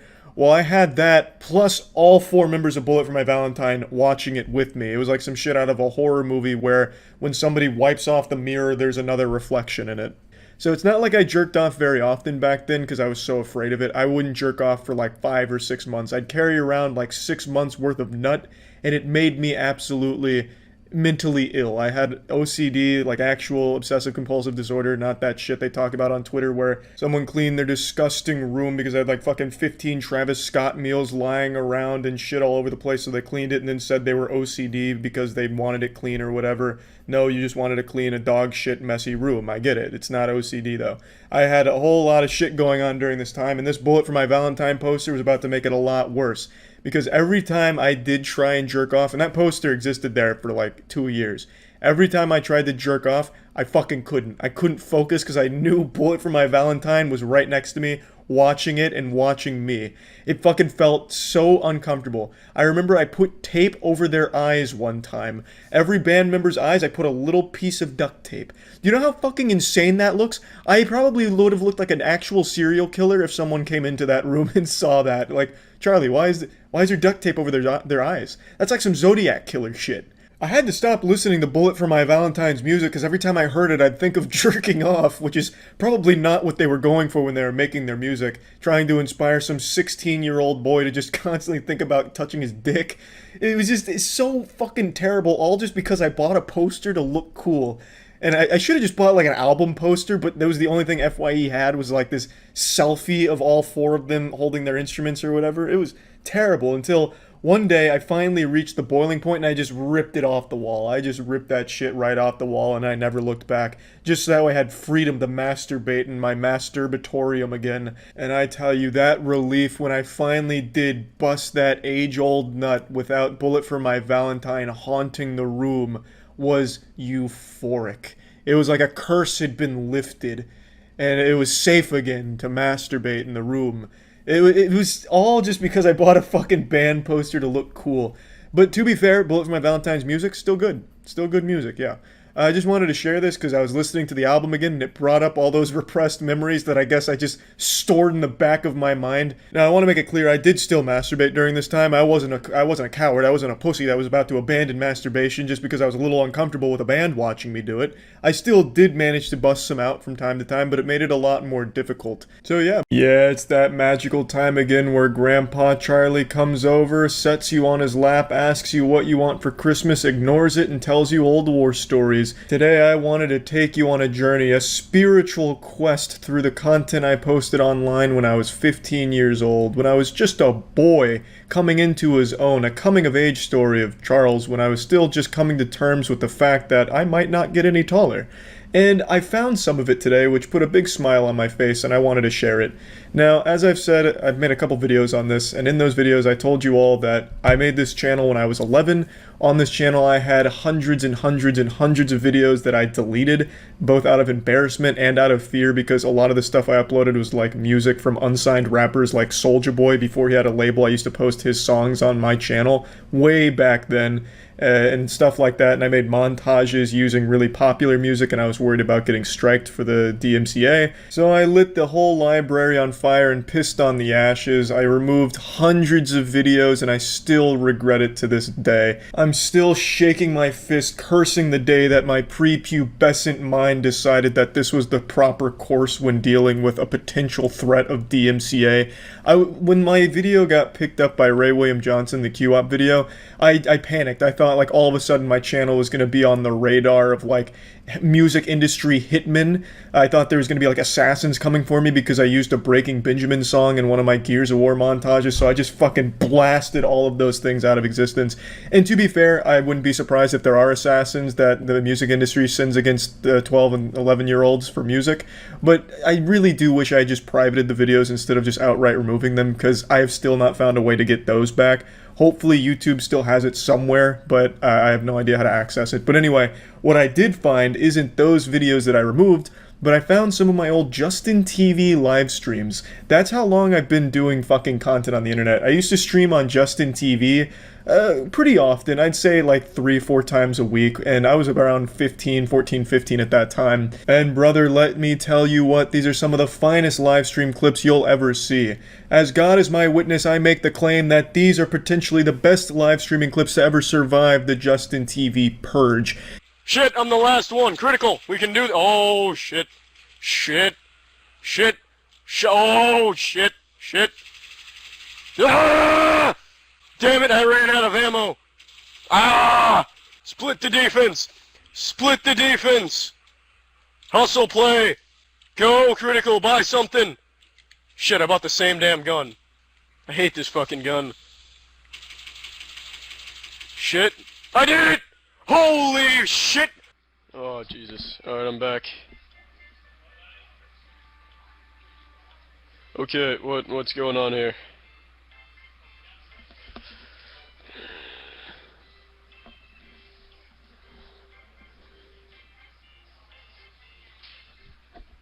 Alright, who wants to tell me where to go? Now that second clip, I know you're gonna need to cool down after all that adrenaline coursing through your veins after such a high-octane Paper Mario stream there, asking the chat to just guide me through it. How naive I was to think the chat had any fucking idea how to play the game, or really any game they backseat on. So, this is the only 2 surviving clips I could find of my Justin TV streaming career. I only streamed for like the first half of 2010, and maybe late 2009, I don't quite remember, but I streamed like Luigi's Mansion, a whole bunch of old style, old school games. And I'd really love to see some more of those, but they don't exist anymore unless Justin himself somehow kept the records from my old channel there. But for those that don't know, Justin TV was the predecessor to Twitch. Before Twitch, there was Justin TV. I remember when I was streaming on there, the most popular streams were like 200 viewers for Angry Video Game Nerd 24/7 streams, and also a channel called 4Player Podcast. And other than that, it was mainly just channels like mine, where it was like 10, 15 viewers, just playing a bunch of games in almost unrecognizable quality, so you didn't even know what the fuck you were looking at. It looked like snuff films or footage of Bigfoot, but that was just kind of the fun of it. It was just a crazy, wild time for the entire internet when it came to content creation. Now we're in luck, because I got a fucking double whammy here. I'm coming in with both fists. I also found my old GameFAQs posts. Now, as I've said on the podcast, and I'm pretty sure I've talked about it in videos before, when I was first starting to create content using like my voice and narrating stuff, I came up with the series called Fun Tactics, and it was for Battlefield Bad Company 2 as well as other games, but Bad Company 2 is where it really started with making commentary videos. And I used to post every video from the Fun Tactics series on GameFAQs, because at the time, GameFAQs was the most popular forum for gamers. This was like the hub of gaming. Like if you had gamer gunk in your veins, if you were an ultimate turbo gaming warlord, you were on GameFAQs writing shitty guides and participating in arguments there. It was like Reddit, but without everyone pretending to be super genius, MODOK, masterminds, supreme intelligence overlords. And it was just such a nice trip down memory lane seeing all this, because I thought GameFAQs had wiped all of their old shit from their old unused boards, but I guess for some reason these fossils have survived, which is great to see. Nowadays, GameFAQs isn't as popular as it used to be. I think there's only like 4 or 5 active users anymore. I really don't know. I don't know who's still using GameFAQs or what for, maybe to buy and sell drugs, but I haven't really heard anyone talk about it in a long time. But I gotta tell you, going back and visiting it feels so good. So let's go ahead and take a look at some of these bad boys. Here they are in all their glory, all of these incredible Fun Tactics posts. Oh, goodness gracious, still the best fire to ever drop on the Bad Company 2 GameFAQs board, I would say. Now, I scrolled through a lot of these reading some of the comments because I was looking for one guy in particular, and I talked about it on the podcast. I had like an arch nemesis in here, like the Thanos to my Avengers. His name was Boney Tony. I'll never forget his name. He would insult the fuck out of me every time I posted one of these, but I couldn't find him in any of these threads. I don't know if like he removed his account to remove the post or something, but I couldn't find any of them anymore. So, I don't know what happened there. I guess maybe there was like a truce at some point that I forgot about, but man, I still remember he would insult my voice, which is why in one of the videos I was talking about how it's my real voice, and, I'm not afraid to be confident in the way that I sound. And then there's this post right here, episode 5. This was a very controversial one. So, when I made this advanced spotting technique, people did not like it. I don't remember exactly what happened, but I know people were really upset because I wasn't actually helping the team at all. I was just kind of standing still and just making a mockery of it.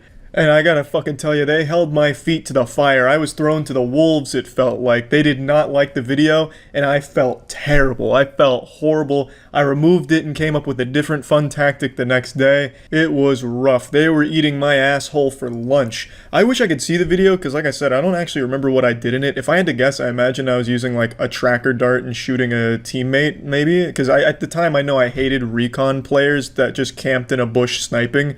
So I guess probably what I would have done is just taken the tracker and shot my own teammate with it so the enemy could see them, which would make sense with the title, but I don't know for sure. I'm just spitballing because that sounds like something I would have done in Bad Company 2 back then. That would be my guess. But yeah, anyway, that was definitely the most controversial fun tactic video I ever made, and just seeing these posts again is such a fucking joy. It's just, man, what a crazy time on the internet back then. I think this is every surviving artifact from my early days on the internet that I could find. I really do hope at some point I can get access to the old deleted YouTube videos I had, because fuck, I want to see those so badly. I had AMVs and shit, I had montages, I had 1v1s, fuck, I really want to see all that shit again. And there were boner jams galore in those videos. I had boner jam after boner jam in those montages, and I don't remember a lot of those songs, so I'd like to hear those songs again too, like shit. I mean, hopefully those still exist somewhere on like some dusty old crusty ass YouTube server somewhere that I can eventually get access to, but for now, can't find them, and I just wanted to share this shit with all of you because I thought it was a really cool trip. The title isn't clickbait. I actually left my house today. I left my sacred dojo of Greece today for the first time in a few months, and I hated it. It was an absolute fucking disaster. It's like when the groundhog pops out of his hole and sees his shadow signaling a couple more weeks of winter. That's what it was like for me. I came out of my little hole here and I saw something far more terrifying than a shadow, which means a couple more months of me staying inside. Now let me clarify, when I say first time leaving my house, I mean first time going somewhere. Like, I've stepped outside into my backyard with the dogs to take them out and shit, so I've been readjusted to the sun, kind of, so the sun and I are no longer enemies. It took like a month of work just to get to that point, though. Like, I didn't go outside at all, even the backyard, for a full month just because I'm a bit of a hypochondriac, and I wasn't entirely convinced I could trust the air outside. Could have virus particles in it, and I just wasn't taking the chance, but after a month I did wander outside, and I swear to God I thought I was going to die of vitamin D overdose. I felt like it was about to be that scene from Indiana Jones when they open the Ark of the Covenant and everyone's skin is melting off of their fucking bones. That's what it felt like first time seeing the sun, but since then I've become reacclimated to it, so the sun and I are no longer enemies. So, going somewhere today, the sun wasn't the problem. It was just everything else about the adventure here. So my journey wasn't like a noble expedition or anything. I didn't leave my house to go put out a fire nearby or save a kitten from a tree. The reason I left my house was to go to a Walmart. And the reason I was going to a Walmart is because I wanted to look at their as seen on TV products, because I was hoping I could find some Nick Bolton originals, like the tack shaver, the tack lantern, and the tack glasses, and really put them to the test. I just kind of had that itch to try out more as seen on TV products, because it's been a while since I've done that, and I knew Walmart carried them. And for as seen on TV products, I decided, you know what? It's worth the risk. I'll make this journey for this. Just like Moses, I decided I was going to climb this mountain and get the 10 Commandments and bring them back down for the people to enjoy. But instead of 10 Commandments, what I was getting from the top of the mountain was tactical shaving devices and tactical glasses and shit.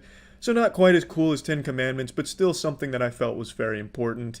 And now, I decided to look it up. The last time I even started my car was March 15th, and I know that because the last time I left my house to go somewhere was March 15th to go see the movie The Hunt. And from then until today, my car hadn't been started a single time. It's gotten no exercise, shit's getting out of shape, and it's just overall not feeling very well. I'm actually surprised it even started today at all. It's just been waiting for over 2 months now just for any amount of action that wasn't coming.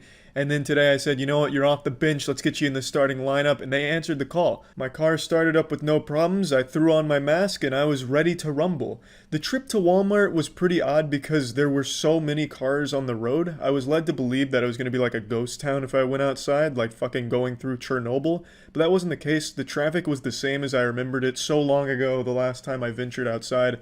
So I feel like nothing has really changed outside in society except for me not being a part of it anymore, which made me feel kind of like an outcast, like that kid that sits alone at the middle school lunch table. But that was the first thing I noticed. When I actually got to Walmart, things were very different there. They had it like caution taped off as if it was a crime scene with a chalk outline on the ground from a murder that happened over Yu-Gi-Oh cards or something. It looked really intense and intimidating.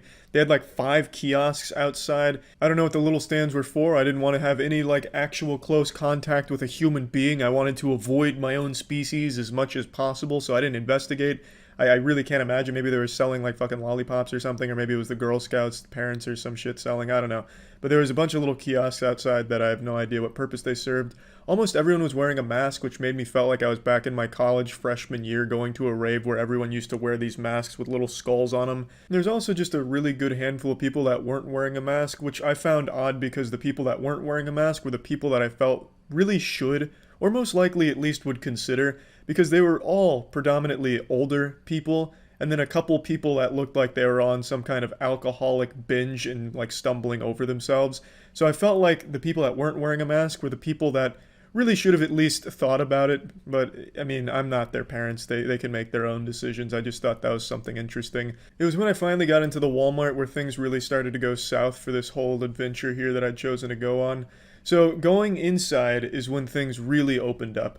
I immediately made my way to the as seen on TV products stand, I suppose, and I didn't find any tack devices. Not a single Nick Bolton certified tactical tool, and I searched multiple times. I even went to the kids department. Not that I think Nick Bolton's tactical devices should be in the kids department, because these are tactical tools for tactical guys. They aren't children's toys. They're extremely dangerous for tactical situations. I mean, I swear to God, Nick Bolton's probably going to be selling tactical C4 just in case. So they shouldn't be in the kids department, but I wanted to make sure no stone was left unturned. I wanted to make sure that I checked everywhere thoroughly to find Nick Bolton's tactical devices. And it was when I went to the kids department that I saw my first little skirmish. There was 2 mothers, neither of which were wearing a mask, and they were getting into it a little bit. There was a verbal argument, which I love to hear. I do love public freakouts, and I kind of had an expectation going out today that there was going to be something like that, just because everything I've seen online from it. And I was lucky enough to at least kind of encounter one. but in my head it was much bigger deal than it was. In reality, they were just kind of arguing about something. I don't know what. I don't know if they knew each other, but they were arguing. Maybe they were arguing about not being able to find Nick Bolton's devices. I have no idea. But since we were in the same aisle, I was right next to it, and to me, I was starting to panic. Like, my blood pressure was starting to skyrocket because I was like, fuck. They're arguing, there's going to be saliva flying all over the place. What if one of them's sick? Now I've put myself in between a bullet and a target because we're sharing the same row. So in my head, I'm hearing this argument and I'm just picturing like fight night, like in a boxing match, you know, in the movies where it's like a slow motion punch and their head turns and the sweat's flying all over the audience like it's SeaWorld in the splash zone. That's what I was picturing. So I was hurrying up my investigation because I started panicking, worried about this invisible enemy that could be coming my way down the aisle. So I got the fuck out of there. I went back to the as seen on TV stand. I didn't see anything, so eventually I just said it's not here and I got out. So as I left the glorious Walmart limp-dicked and sad, I walked back to my car, and that's when the actual fucking disaster of the day happened. I got fucking swarmed. Well, swarmed is an exaggeration. There was a single wasp that tracked me from the Walmart to my car. It was like fucking stalking me, waiting to make a move on my wallet. So this wasp fucking attacked me when I was about to get in the car, and when I say attacked, it landed on my head and freaked the shit out of me. So I was freaking out, like slapping at my head, and then I accidentally slapped my own fucking mask off onto the goddamn ground, which now that's ruined. I can't ever touch that again, so I left that there. And I'm fucking battling this fucking wasp, getting into my car. Now I'm exposed to the outside elements. I've lost my radiation suit because my mask is on the ground. This wasp will not leave me the fuck alone. I can't get my car open because I keep fucking fumbling the unlock on my keys. So it was just a true upsetting time that made me feel like I had just been brutalized. The wasp must have sensed my weakness and it was shaking me down for my lunch money at the car. It was fucking mugging me right there in the Walmart parking lot. And that's when it really set in on me, like, this must have been a sign. Like, Charlie, you shouldn't be outside yet. Give it a little more time to marinate and then you can go outside later. This is me telling you, stay inside for now. And I took that at face value, so I will be staying inside again at least for a couple more weeks or something, because that wasp attack that fucking compromised my safety, that was enough for me to say, all right, that's probably enough. That's probably my one journey for the next month or so. So I'm back inside, and I just wanted to share with you my experience of my first time going back outside into society. And yeah, what a remarkable experience it was. I got nothing in return for it other than traumatized by a wasp. I really fucking hate wasps, always. I've mentioned this on stream a few times over the years. Back in college, my friends and I used to go to a bowling alley for happy hour and just get absolutely sloppy and bowl. It's just a primitive joy. And somehow, I guess the alcohol unlocked 100% of my brain power. It was like the pill from Limitless, and I just was nasty at bowling. I would occasionally go over 200, and I kind of retired from it, hung up the old bowling shoes back in like 2014. So it's been about a decade since I've been absent from the sanctuary, but the lanes still beckon me. I can still hear them crying out for my return. And I finally answered the call yesterday. I went on a date, and bowling was the activity that was chosen, and I don't think she knew exactly what kind of ancient evil she was unleashing on those lanes. For the first couple games, I goofed around a little bit, but on the last game, I decided to dust off the cobwebs, shake off the rust, and I awakened a demon that had been slumbering for a while. And this was the result. I showed absolutely no mercy. It was cutthroat. I was shitting on her like I had a scat fetish. I'm sure I ruined the date, but man, I gained something far more valuable. A bowling talent, the likes of which the world had never seen. But unfortunately, it hit midnight right after I got that strike, and they shut down the bowling alley mid-game, shut it off, took it offline, and I couldn't finish it, which I thought was just downright sinful, and it actually kept me awake last night. So I went bowling today, just to get back out there and see if I could do it, and I can fucking do it. The first couple games, I was just getting a feel for her, trying to figure out her oil patterns and get to know her, and the ball wasn't catching the way I'd usually like it to with my spin, so I decided instead of going for a really outrageous spin like I've been known for, I instead went for more power and less spin, and I of course always grab the heaviest ball here, so that way I throw like a fucking grenade down there so the pins just explode and give me the best chance of a strike. I got over 200 a couple times, but nothing I was super proud of, so this one's 5 strikes in a row to close out at 200 even. Also, filming in public is so shameful for me, but I knew if I was just taking pictures no one would believe me, because no one ever does when I talk about it on stream, so I had to set set this shit up by putting it in my shoe and putting it on a chair and hoping nobody saw this embarrassment from me. And the angle is abominable. I look like Sasquatch, but with the flattest ass of all time. My sweatpants make it look like I'm wearing a diaper. But anyway, the 200 5 strikes to close it out. It's not bad, but I wasn't super thrilled about it either. I knew I had it in me to do better. So I channeled my inner Pete Weber. I said, damn it, right? Who do you think you are? I am. And I put together this masterpiece. Showcasing proper bowling etiquette, letting the people around me go first, waiting for my opportunity to strike. Once the coast was clear, it was go time. And bingo, bango, bongo, a beautiful strike. A heat-seeking missile, blasting the pins, showing them who the boss is, kicking this off in the right way. Frame number 2, same song and dance, you know how this story goes. Right down the pipe like a skilled surgeon, bang.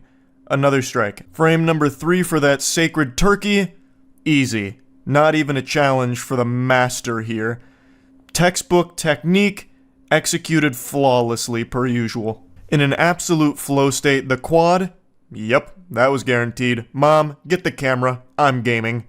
I now notice the camera's not really doing justice to the speed at which I'm throwing that lumber down there. The velocity on this shit has to be Mach 3. The only thing this camera's able to catch is the bowling ball's after image, because I am absolutely launching it like a railgun down the lane. I'm averaging over 15 miles per hour per toss here. I'd usually like to get a little bit higher than that, but I was getting a little fatigued, I'll go ahead and admit it. Now, here comes the pin to kill. Does he have it in him? Does he? Well, yeah, he does. Just like the Writers Guild, I'm going on strike. 5 in a row, we're already off to a great start here. In fact, the best start you can have. It's the perfect game right now. I don't believe in human emotions, so I wasn't feeling any nerves whatsoever. The 6th frame, also known as the hardest frame in bowling, unfortunately, my Achilles heel. I got a bit of a bad run up there, lost my balance, and ended up missing it. The ball just kind of squeaked out of my hands a little early there from a bad run up, so it happens, is what it is. Even the best bowlers in the world have something like that happen from time to time. But when it comes to spares, I usually don't miss these. I am an absolute monster when it comes to picking these up, so that one was in the books the second it left my hand. So we're still cooking up a wonderful stew here, a beautiful dish. On the 7th frame, I come back outside your window with a boombox in hand playing your favorite song. It's the one where I get the strike. So that was back to business, so we're right back on the saddle again. We had a bit of a hiccup there with that 9, but I got the spare, so we're still in good shape. Frame 8, I heard someone make a wish upon a shooting star that I'd get the back-to-back once again, so I did. Another double, because what else am I gonna do up there? I'm in my element right now. It's still looking like I can squeak out an incredible game, and I am. I'm gonna go ahead and give you the spoilers right now. I crank out the best game I've ever bowled, and this is, again, after a decade's worth of rust and grime build-up here. So now we're on the 9th frame, and it's looking pretty good. That's exactly where I want it to be, but tragedy strikes, unfortunately. That little bastard over there, that was the worst pin to survive my onslaught, because since I don't bowl that often, I don't practice picking this up anymore. I used to be really good at this wacky spin you're gonna see me do right here. Like 9 times out of 10, I was automatic with that shit, but unfortunately here, I miss it by a fucking millimeter. I manscaped it. I shaved it on the way by. I gave it a little kiss, a little smooch, but it wasn't enough to knock it over. So, an empty frame, which is a bowler's greatest shame. So, I still had a chance to turkey out and get an incredible score. It's another beautiful bowl, but again, tragedy strikes once again, lightning in the same place. You hate to see it. Another 9, but this time it's in a position where I don't miss these. I think I could do this with my eyes closed and thumb up my ass. So, easily pick up this spare, no sweat about it. And I just wanted to at least close it out with a strike because it deserved it. This game deserved to be at least finished with a strike. 3 9s is a heartbreaker because those could have easily been strikes. They were so close to being strikes as well. It's just a real shame. So here's last bowl of my amazing game. It looks great, right where you want it. I got excited, and then once again, another 9. 3 9s to close it out for a 235. 235 is the best game I've ever bowled, but it's kind of bittersweet because I got 4 9s there that were really, really close to just being strikes because it was pretty much exactly where I wanted it, except for the one run-up that was a little off and it had the bowling ball slip out a bit, but the other 3 could have absolutely been strikes. They were surgical, and it's just a shame that it just wasn't today. Today, I just wasn't fully him. I was partially him. I was a piece of it. I was he, but not him. Next time, though, I got a good feeling about a perfect game. This shows I can do it. Like, I really feel as though I can do it. And I'm using house balls, by the way. Like, this isn't custom bowling balls or anything that I'm bringing here. I'm just using the standard old house balls. And I feel like if I did get a custom ball, it'd probably be a little bit more smooth for me. But it's not that big of a deal to me. I'm not trying to go pro with it or anything. Though I might be looking at some recruitment offers after this showcase here. It's just, man, I know I can get that perfect game. And I wanted to stay a little bit longer and keep bowling, but I also didn't really want to just like peter out. I kind of wanted to finish on top just because I'd already done 6 games. Like I was starting to get a little worn out. So next time I get out there in the Crucible, I really think I put together a 300. So just wanted to show this off because a lot of people always doubt me when I say that I used to be really good at bowling. I'm still good at bowling, and I was then too, and somehow I'm even better now. I have found fucking 5th gear here. So you were an international baccalaureate?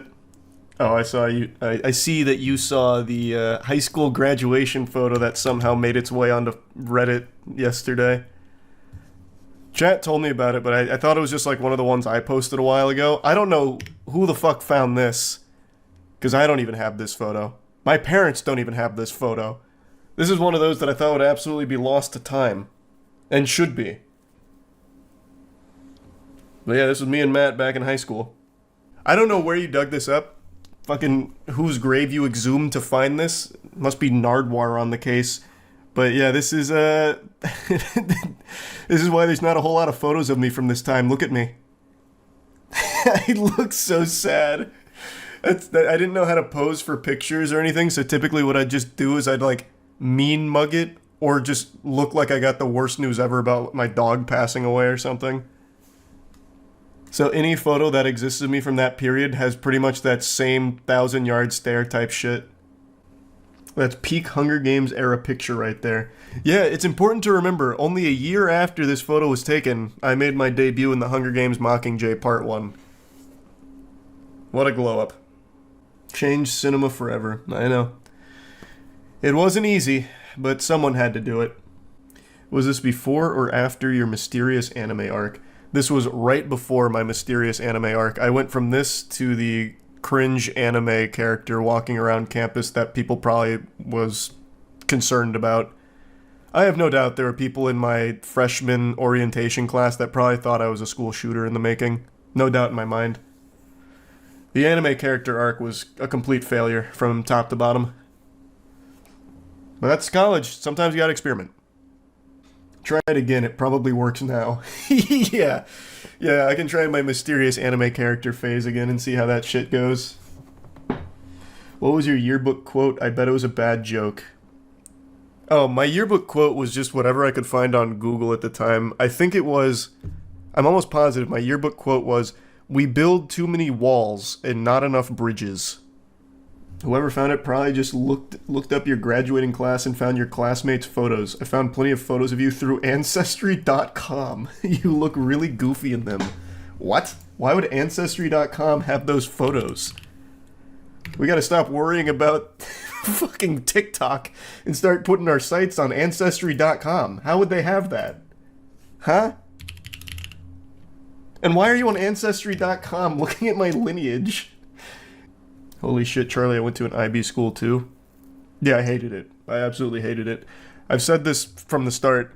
My high school was significantly harder than college. College was so easy compared to high school. Like, academically. The fuck was your major? My major was exercise physiology. Human science is the degree, but the concentration was exercise physiology. I have Ancestry for personal use and got curious, so looked up and found your photos in public records and yearbooks. What? How would it have that? I've never used Ancestry.com for anything. How would they have any of that? You did use it years ago. No, didn't I do 23andMe? I'm pretty sure I used 23andMe, not Ancestry. Dude found your DNA from the trash. Oh, imagine. He grabs, like, a half-eaten Firehouse sub from me and starts running the data on it, submits it to Ancestry. Ancestry owns yearbook companies. It wouldn't. I don't know if you're making a joke or not, but it wouldn't work for this because this school was so fucking small that there's no way. Ancestry wouldn't even know that this school existed. Our graduating class was 32 people. The only way they'd find that yearbook is if they pried it from one of our hands. If you have family who have used Ancestry and have uploaded images and listed as a family member, that's enough for you to turn up on the searches. But I don't. Actually, when I did the 23andMe, I had the kit at my house, and my dad came over, and he was like, Charles, what is this? And I was like, it's a 23andMe kit. They like run your DNA and shit to see where you come from. And he's like, are you stupid? And he started lecturing me about why it's a dangerous idea to be giving the government that kind of information. And I was like, Dad, it's okay. They've already got it. Check your phone. They've already got all our shit. So no, I know my family has not used Ancestry.com. It is true. No, I know he's right. I know he was absolutely right. So this, okay. Well, that's definitely real. I can't pull it up on stream because obviously none of the other classmates are blocked out, but wow. This actually looks like a cult. So I don't know how Ancestry.com has this, but they're on some crazy shit. They got some sources down there. But that's me. It's like a photo of Sasquatch. God, now it's gone 8-bit. But yeah, pretty much the same pose. Terrible posture, frowning, sad, miserable. Looks like a random dude from Google Maps. Yeah, pretty much. I found a photo of you from 2010. Tweeted at me. Where are you guys finding these photos? What are you doing? Are you guys robbing my parents' house right now or something? Ripping photos off the walls? What do you mean you have a photo of me from 2010? You look like you were a preacher's kid that was super repressed. It's so specific. What do you mean? I was just sad. I was just a fucking loser. I was a reclusive loser. What do you want from me? Look how far we've come. Not in terms of height, but I don't look that sad anymore most of the time. They also have your dick pics. Like I said, I've only ever taken one dick pic in my life. It was in 2016. And I sent it to my girlfriend at the time, and I was so ashamed. I took it lying down from my knees, looking up and cock out, and it looked terrible. It was the worst possible angle. It was like the world's worst kaiju. Like a chewed piece of bubblegum. I hated it. Fucking hated it. So I never took another one. And I will never take another one. Were you chubbed? Yeah. But it was even worse though because I was looking down at the phone. So I was like peeking over my boner and it was just so creepy. It was so weird. It was like a Max Headroom moment. It was so odd. If that photo ever sees the light of day, I wouldn't even be mad, actually. I don't even think I could be mad if that somehow ever surfaced. It's probably the worst dick pic ever taken. What was her response? Oh, I didn't send it. No, I felt so much shame just taking it, I never sent it. She would have broke up with me if I sent that. It's not like it was the first time she'd seen my cock, but she'd never seen it from that angle. She would have rethought everything. No, I didn't send it. Oh my god. Wait, who are you? Wait, who? How do you guys have these photos? Who are you? Who are these people? What? Where did you find this? I don't even know what this is. Where am I? Jesus, am I at Bohemian Grove? What is this? This isn't even prom or graduation. Who are you? Mom's Facebook page? No, my parents don't have anything like that. It's deep faked. It's definitely not, because I am positive this is me. I still have that tie. I don't understand where this is coming from. But yeah, look at striking that same sad ass pose. Lighting a candle. Maybe I'm at a funeral. It's your dad in the chat. Yeah, hey bud, check this one out. That looks like something church-esque. Yeah, it's like when they sing Silent Night at church and they give you the candles to light. Then you like drink wine and eat a cookie. But I don't... Who would have a picture of me from church? You know what I think it is? I actually think this is homecoming. I don't know what we were lighting candles for. Maybe like a Viking burial? I don't know. But I think it's homecoming. I feel like I would have worn this for homecoming. The CIA took these. Yeah, the NSA. You might be talking to time travelers. Oh yeah, the account, John Teeter. Fucking CERN sent him back in time to take photos of me in high school. Oh, hey, wait. This is one of my high school highlights. I don't know where you are finding these. This is me on the court. I was a menace. Wait, this is so fire. I'm pretty sure this is when I did the up and under layup. So I started up, brought it down, and went right around. I'm almost positive. I think it's that same game.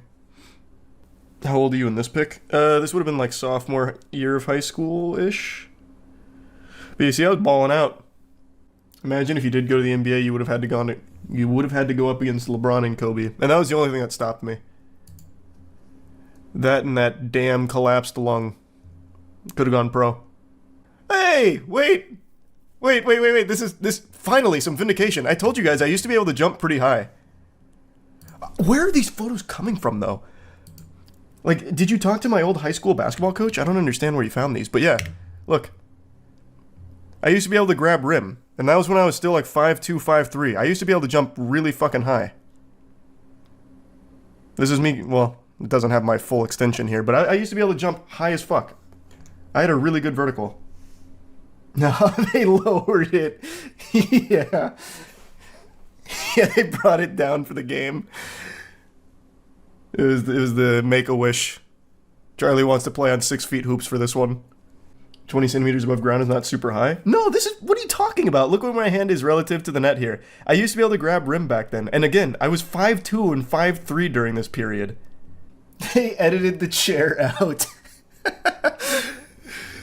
I'm gonna have to get my vertical back. Fuck you guys. I'm gonna start doing plyos again. Do you have any photos from college? Just my old Tinder photos. And I'm pretty sure I pulled them up on stream before. I took the worst Tinder photos ever. It was diabolical. I should have never been allowed to do that. But those are the only pictures of me from, like, early college.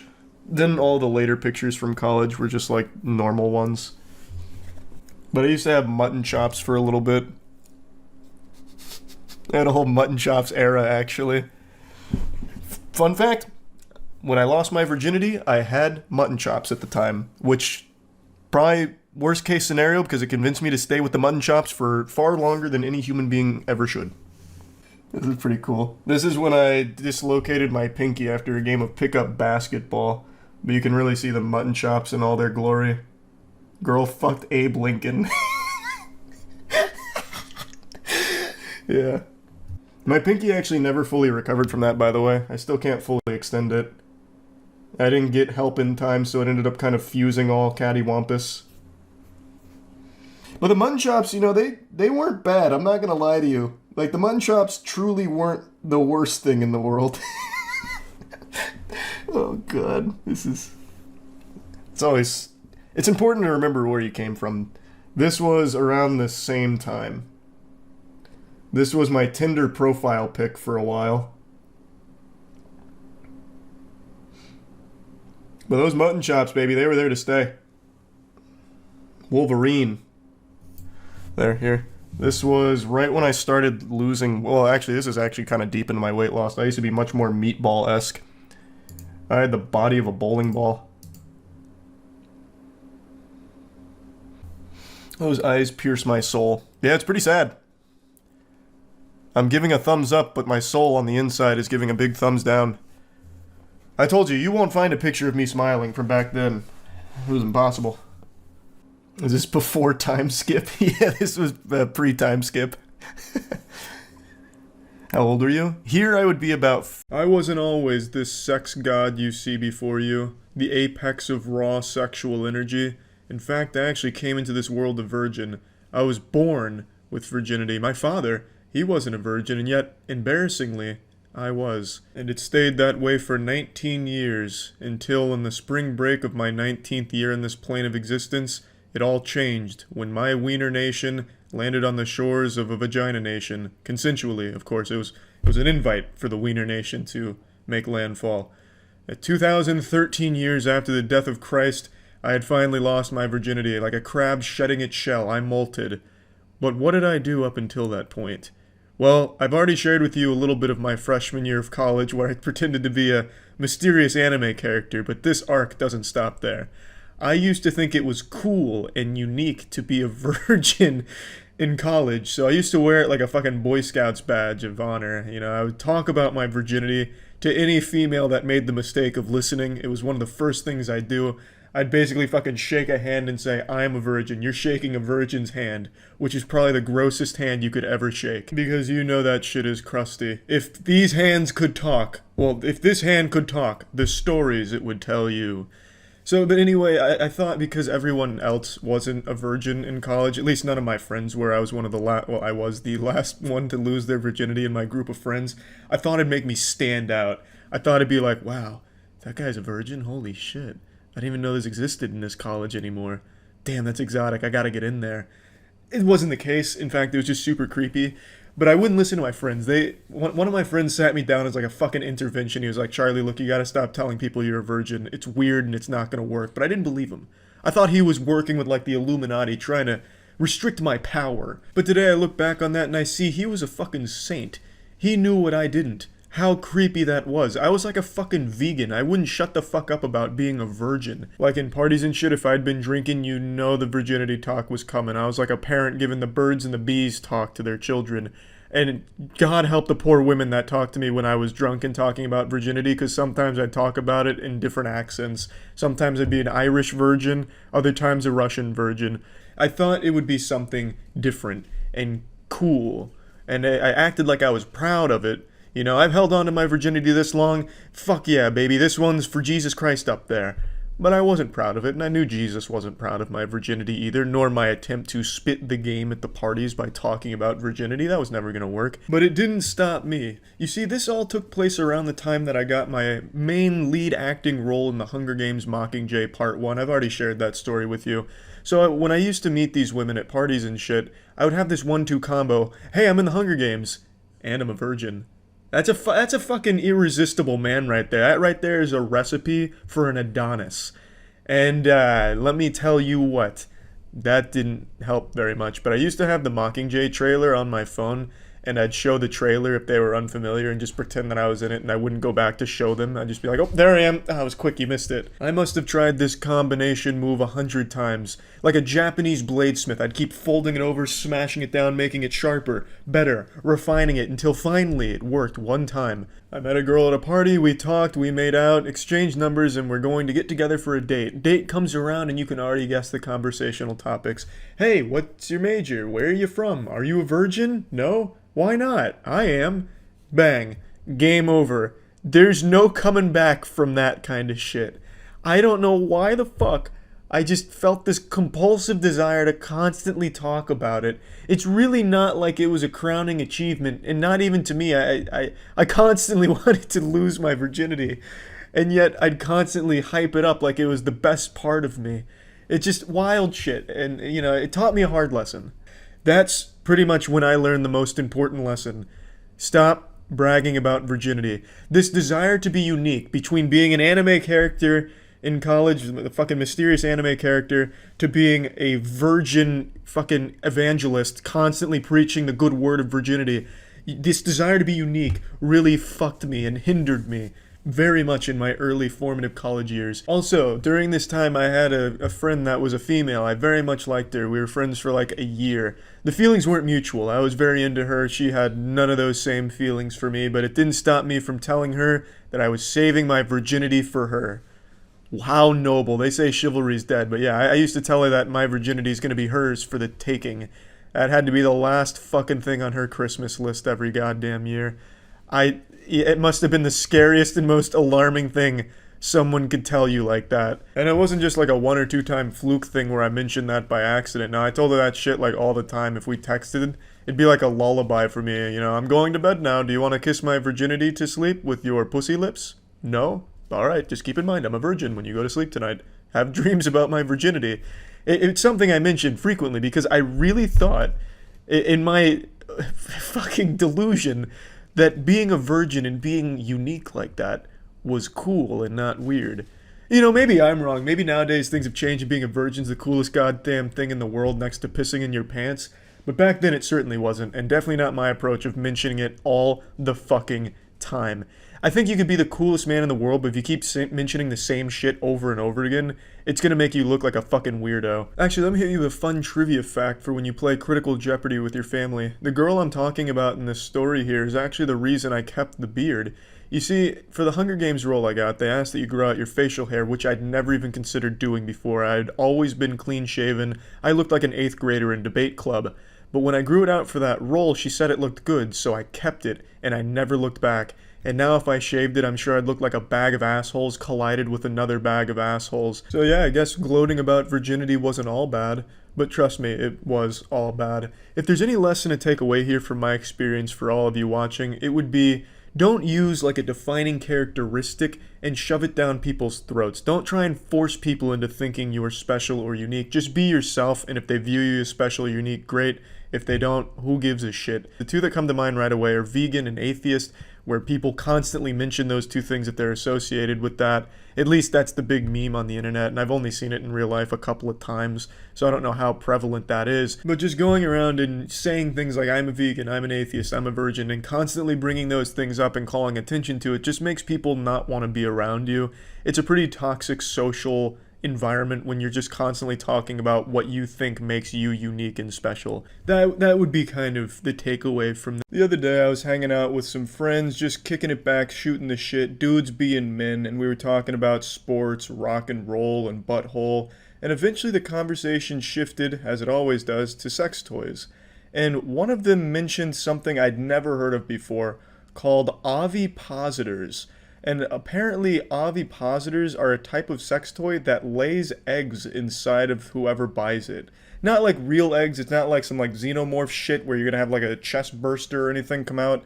It lays gelatin eggs that explode inside your vagina or asshole, and it sounded wild. I forgot to mention their alien penises as well, like some real Lovecraftian horror alien cock things. And I started breaking out into a cold sweat as he was describing it, like a sex toy I'd never heard of. My universe was collapsing around me. I'm supposed to be this preeminent expert in sex toys, and I'd never even heard of ovipositors or alien dicks that lay eggs. Like, I mean, I was shocked and disgusted with myself, actually. He had oviposited an egg right inside of my butthole without even knowing it, and it hatched into an idea. I had to find one.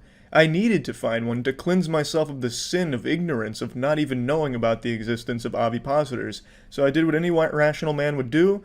I went really deep into the internet to find this odd cavern where they were keeping the ovipositors hidden from the rest of the world until I finally found a website that sells them. And what I would have normally done is just order it and then shown it like with a goofy video or some shit.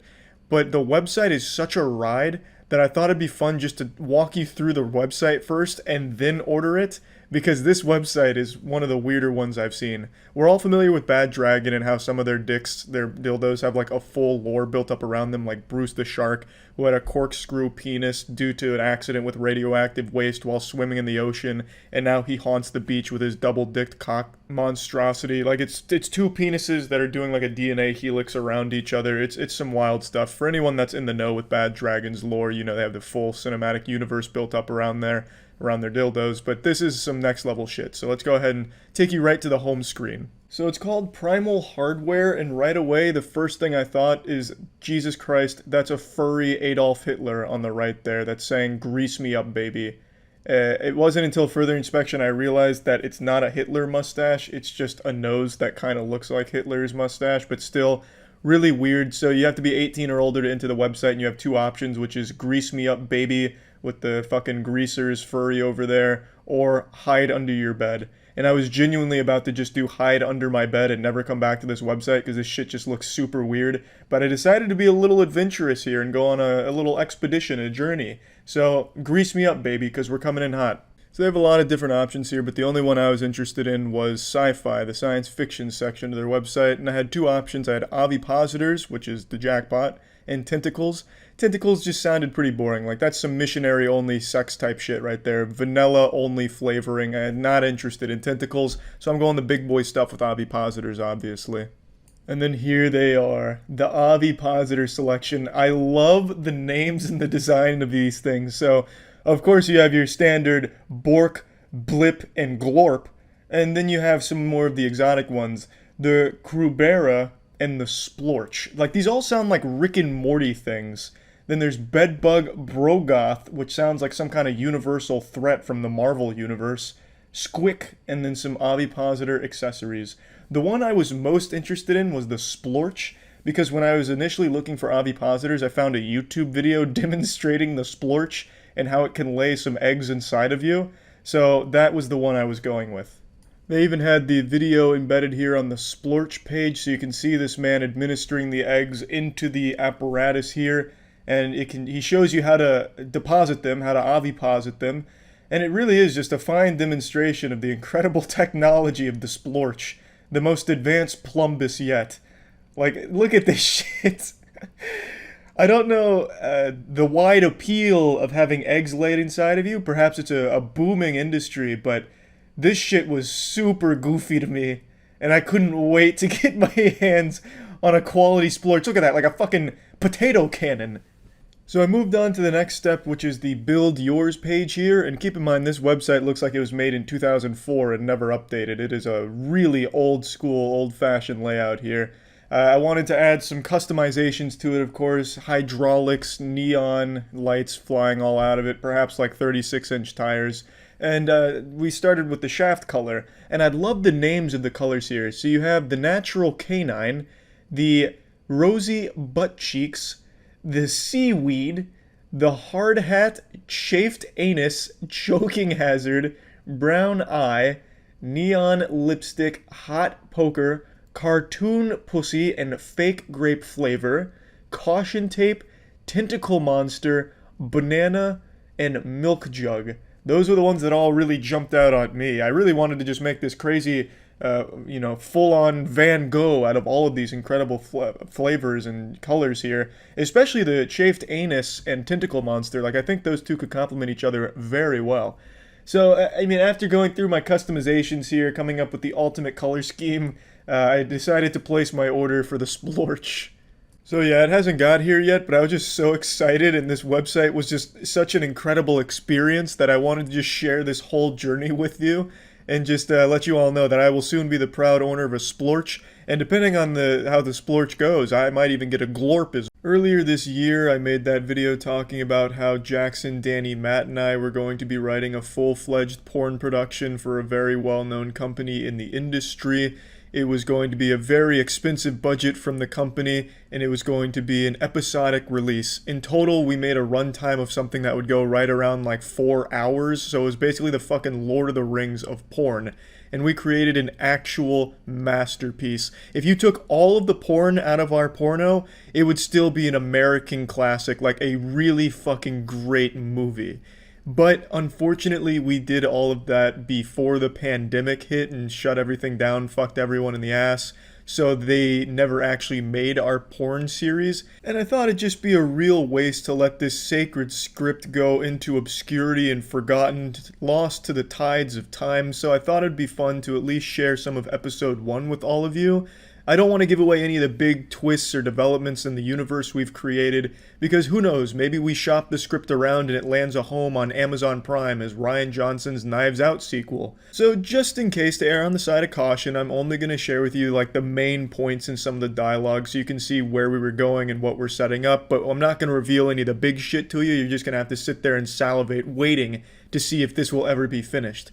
So, to break it down in a nutshell, it's called The Fucking at Rock Hard Manor. For what it's worth, I thought that title was way too aggressive. It comes out raw, no rubber right away. I just didn't really like the title of it too much, but that I was overruled by the group, so that's the title, The Fucking at Rock Hard Manor. And it is a murder mystery thriller pants filler. So it's basically, basically just think of Knives Out. I think that's a really good example right away. So as you can likely imagine, the story takes place in Rock Hard Manor, where Shock Rockhard has called together his closest friends and business partners to celebrate the creation of the good sensation Mark I. The Good Sensation Mark I device was created by none other than the esteemed inventor Dr. Zachariah Good Sensation. The Good Sensation Mark I is basically a ray gun that cures PTSD. Well, actually, think of it less of a ray gun and more like the microwave emitter from Batman Begins that fucking vaporizes all the water in Gotham. It's that, but it cures PTSD. Now, if I may, I'd like to read you some dialogue from Dr. Zachariah Good Sensation. This is when he's trying to flirt with some of the women attending this celebration. This is unlike anything you've ever seen before, I guarantee it.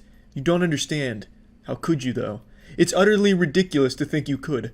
I myself have been trapped in my lab for 3 years trying to understand it, held hostage by my own hubris, crafted from the finest polymers I could get my hands on thanks to Shock's financing. Ah, yes. Such a delicate balance of madness and genius. You know, girls, if I had made even one miscalculation in the creation of this, I may have very well lost my life.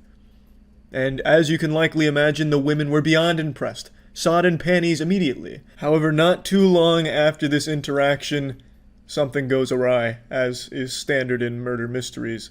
So Shock Rock Hard is making an announcement, thanking everyone for being there to celebrate this, because he's very happy. Shock Rock Hard, as you well know, he's one of the most decorated veterans in the entire history of the American Armed Forces, and he unfortunately suffers from PTSD, so he had Dr. Zachariah's Good Sensation working on a device to help alleviate his troubles, as well as his other comrades. Shock Rockhard and his wife Tootie Rockhard are at the top of their staircase making this announcement when they ask all the attendees to raise their glass in a toast.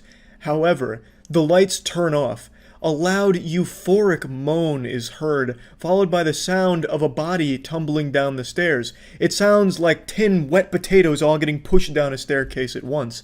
The lights turn back on, and everyone horrified as they see Shock Rockhard's lifeless body at the base of the staircase. Who could have murdered Shock Rockhard? He had no enemies. He was loved by all. The lights were only off for a matter of seconds, and there's no visible wounds on Shock Rockhard's body, other than, of course, a couple of bruises and scrapes from tumbling down the stairs, but not enough to kill a man, and they happened after the moan. A very interesting and peculiar death. Madame Tootie Rockhard goes to check for a pulse. She realizes there's no pulse. He is pronounced dead at the scene. Then, as everyone is grieving, mourning, the doors kick in. They fly open, and smoke pours in, flooding the foyer. A shadowy figure moves through the smoke, and loud gasps and even a scream are heard from the general vicinity of the audience. And as the smoke clears, a grizzled detective emerges. It's Detective Mike Mitchell. Now, before I get into Mike Mitchell, I'd like to tell you where that name comes from. Mike Mitchell is the name of a character a buddy of mine played in a really low-budget piece-of-shit movie. He played a character named Detective Mike Mitchell, so I thought it'd be really cool just kind of to put him in here as an homage to that and keep that legacy of Mike Mitchell alive. So Detective Mike Mitchell comes in, and he immediately takes control of the scene. Mike Mitchell says, "No need to scream, ladies and gentlemen. I've heard it all before." He takes one last puff from his cigar before flicking it off to the side. Mike Mitchell slowly approaches the scene. Madame Tootie Rockhard is still face down on Shock's chest. Mike Mitchell extends his condolences. "You must be the wife of the deceased. You have my sincerest condolences, madame, but right now, you're in my crime scene." Tootie Rockhard replies, "Crime scene? What do you mean?" Mike Mitchell, "It's quite simple, really. I could see it immediately. A fall from such a height would not have killed anyone, but the evidence is on his face. A smile. Why? If he had truly died from falling, there would be no smile. No. He was already dead, madame." It would be at this point the audience is made more aware of Shock Rockhard's face, and they see the biggest smile they've ever... It's at this point the audience gets a very clear view of Shock's face. There is a massive smile on it that looks like a kid on Christmas Day, smiling from ear to ear, looking like a 9-year-old boy that just went to Disney World for the first time. Magic in his eyes, little stars in his eyes. He looks like the happiest motherfucker on the entire goddamn planet. But now that's a bit interesting, isn't it? You see, most people at the Rockhard Manor that night assume that he slipped and fell when the lights went off, but if that was the case, why would he be smiling? There'd be panic washing over his face, not a big smile. So it's a very interesting conundrum Mike Mitchell is faced with, a very difficult case he's going to have to crack. Detective Mike Mitchell then arrives at the natural conclusion that this had to have been a murder. The audience then gets to hear the thoughts of Detective Mike Mitchell, one of the greatest minds in all of detective history, putting Sherlock Holmes and L from Death Note to shame. Mike Mitchell thinks to himself, no signs of distress, and no signs of a struggle apart from the one with gravity. The smile on his face, why? What happiness can be found in death? A minor abrasion on his L4, no doubt from the tumble down the stairs, but from my time in chiropractic school, I know there's no way that was fatal. Though the stairs are made of oak, the strongest wood available on the free market. Why oak? Mike Mitchell immediately looks up to those kneeling around him, observing him. They seem to be waiting on his every word. Mike notices this and immediately shouts, "Someone fetch me the blueprints for this house right now." The audience confusedly looks around at each other before Dr. Zachariah Good Sensation scratches his neck nervously. Yes, Detective Mike Mitchell, right away," says Dr. Zachariah. Dr. Zachariah Good Sensation then rushes away from the crowd, and Detective Mike Mitchell returns his head towards the body of Shock Rockhard. He puts his ear to the deceased man's stomach, and the voiceover returns. His thorax is nearly shattered and his lips chapped. Circumstantial, possibly, but definitely indicative. But of what? I won't read all of the dialogue here, but Detective Mike Mitchell continues to thoroughly analyze the corpse before he begins to turn his attention to something else he noticed upon this inspection. Dear God, what is that smell? Detective Mike Mitchell then quickly stands up in disgust and covers his nose with his hand. But then he screams as he realizes his hand is covered in semen. Good Lord! It's clear to me now, everyone. This man is not only dead, but he has ejaculated as well. The crowd gasps in shock, and Tootie Rockhard is heard wailing even louder now. Mike Mitchell inspects his hand and starts to try and shake the cum off. Alessandra, the maid, walks up to Mike and wipes his hand with a paper towel. Thanks, hon. Glad you were here to get me out of that sticky situation. As you'll soon learn, Mike Mitchell is a wisecracking one-liner straight out of an old 80s movie. The maid giggles and rushes away to dispose of the paper towel. Mike Mitchell turns to face the crowd. They're all talking amongst themselves and turn their attention back to Mike to give their entire focus. So what's next, detective? If what you say is true and Daddy was indeed murdered, then one of us is at fault here. This was said by his daughter Vanessa Rockhard. Everyone looks uncomfortably at each other. Some individuals move apart and some awkwardly scratch their necks and take calculated sips from their champagne flutes. Detective Mike Mitchell then says that everyone needs to split up and look for clues. I'm going to go ahead and stop here, and I've brushed over a lot of the dialogue and a lot of the other context building all this up with the other characters. I just wanted to give you like the very core elements that happen to set up the events of the fucking at Rockhard Manor. So yeah, why was Shock Rockhard smiling upon his death, and why was he filled with so much cum in his trousers, so much so that it was leaking out into the hand of Detective Mike Mitchell? It truly is one of the best mysteries to ever be posed in fiction, and yeah, it's really about it. Just wanted to share a little from the porn script here. I know there was no sex at all in any of this right here, because that was like the hardest part for us to write, was putting sex in this story. We just focused on like the whole mystery narrative and coming up with good twists and turns and like an actual good world building, and putting sex in it was actually pretty difficult. So we did manage to fit it all in there in ways that make sense, but the main thing here is you will be watching this porn for the plot, because the narrative is a fucking banger, if it ever does get made, which I'm doubtful. Today I was feeling awfully nostalgic, so I rewatched the classic CNN clip where they asked the hard-hitting question, who is the mysterious hacker known as 4chan? And I realized it's been 8 years since this happened. This was back during the fappening. Do we even know who is this 4chan? He may have been just a system administrator who knew his way around and how to hack things. And in my head, it feels like it's only been a few years since this happened. This brief period of time where all of these like octogenarians were freaking out about this 4chan guy who could hack anything. He'll hack into your grandpa's pacemaker. He'll go right into your bank account through your digital alarm clock. Sleep in fear. Just this omniscient cyber boogeyman treating 4chan as if it was some tiny goblin that existed in the cyberspace. And I got a little teary-eyed thinking about how quickly time's been moving, and I decided I wanted to go back in time a bit and appreciate some of the classics from the internet, more specifically some 4chan ones like Pools Closed, the time they found Shia LaBeouf's flag based on like trail patterns from planes that were flying overhead. Just some of the wildest and best adventures and stories from the internet. And this one's not exactly old, but I want to talk about it anyway because I also dove back into this because I just really appreciate it. It comes from 4chan as well. This was last year. 4chan convinced some of QAnon that JFK Jr. had been revived and was going to be driving down some road in Dallas to announce his presidency with Donald Trump. And for over a month, no shit, over a month, people camped out at that road, waited at that road with like signs and shit, waiting for JFK Jr. to cruise through and wave to them and talk about him being the next president.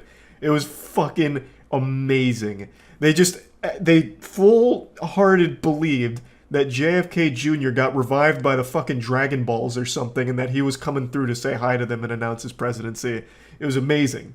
I'm getting sidetracked though. The point is, I went on a nostalgic bender going through like classic internet moments, and this of course led to me going back down the old rabbit hole of the shock sites that used to be so popular on the internet. Goatsy, Two Girls, One Cup, you know, all the classics. And that got me thinking about one that not many people seem to remember because I brought it up on stream before and people always hit me with question marks. It was a shock site that was really big when I was in middle school and really big in particular on Gears of War. It was a site called Rate My Poo.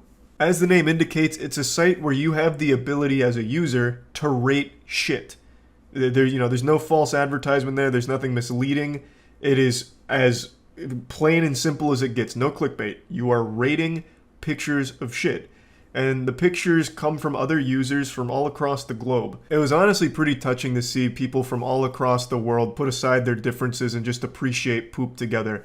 You know, Rate My Poo was truly the thing that unified this planet. Nowadays, everything's a competition, so I definitely think there'd be some gamification of the rating system, people giving 1 stars to clearly really great shits and just tanking ratings, and it just wouldn't work anymore. But back in 2006, there was honor and integrity, and it was golden. Now, it was a site to rate poop, don't get me wrong, but it also was a shock site. Not just because you're like jump scared by so many pictures of feces, but because it was also part of like the Two Girls, One Cup network and everything like that, where all of these shock sites kind of fed into each other in a certain way. So on Rate My Poo, it would also be a portal to all the other shock sites, and Rate My Poo worked almost like a hub. It was basically like the main overworld in like an MMO, where it like feeds off into all the other side quests. Somehow Rate My Poo became the place where you would reach all the other shock sites with only like 1 or 2 clicks after rating a poop. And it would get a lot of people that way. Like you'd go on there to rate a couple poops and shits, but then you'd accidentally go to, you know, like Mr. Hands or something without ever meaning to, because things would change. Like things kept moving around when you would like rate shit. And of course there were pop-ups and ad block wasn't super prevalent back in those days, so you'd accidentally click on something that would take you to one of the more extreme shock sites. Now the way that people would enter Rate My Poo was pretty simple, no different than like a Rick Roll, even by today's standards. People used to always go on Gears of War forums. There was a lot of different ones. But the main site I remember Rate My Poo claiming so many victims just taking their souls was the Gearsopedia forums.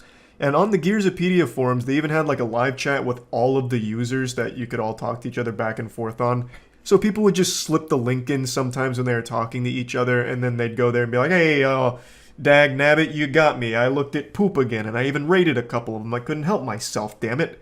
Or like in text posts on like the official Gears of War forums, they would leave like some post about a new glitch they discovered or something, and in the text post where it was going to be the proof, they would hyperlink the proof to be like, and here it is, and here it is would be hyperlinked, and you'd click here it is, and you'd go right to Rate My Poo. It was just a classic joke, so some good laughs were had with it. And I even remember one time, when I first heard about the website, I was playing a ranked game and someone was talking about Rate My Poo, and I asked what that was, having a pretty good idea that it's a site where you rate poop, but they actually convinced me it wasn't.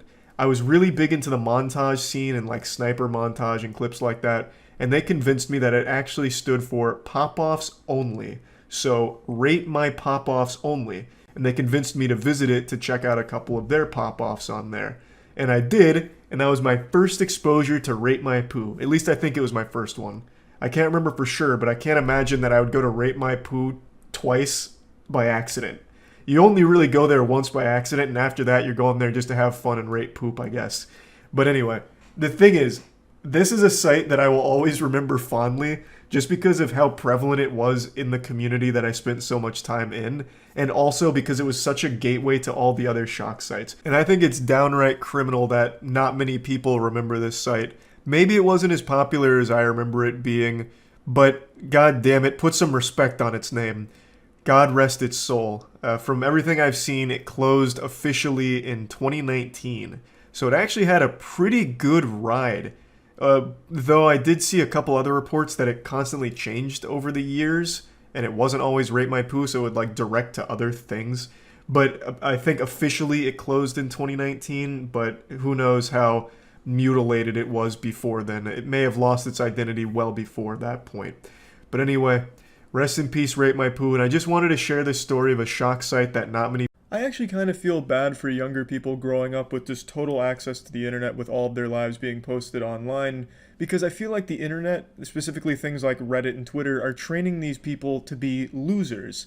They're not ready for actual social interaction because they can get it all from the comfort of their own home behind a screen, which is great in some cases, but I also think it makes them less adept to handle actual socializing, more specifically, greetings. Greetings are the most important moment of meeting somebody new. It's what people judge you on instantly. Like if you come at someone with a fucking French kiss attempt, you're going on a sex offenders registry. You gotta know how to properly greet someone and how to read social cues, which is what today's video will focus on. I'm making this not because I have the most insight or I think it'll be some profound video that's going to change the way some of you are perceived socially, where you'll be the fucking star quarterback of your high school football team as a result of watching this, or you'll be the most charming guy on your college campus or at work when you hit on the interns. I'm making this because recently I fucked up. I was meeting somebody new and there was a big miscommunication between us in the greeting.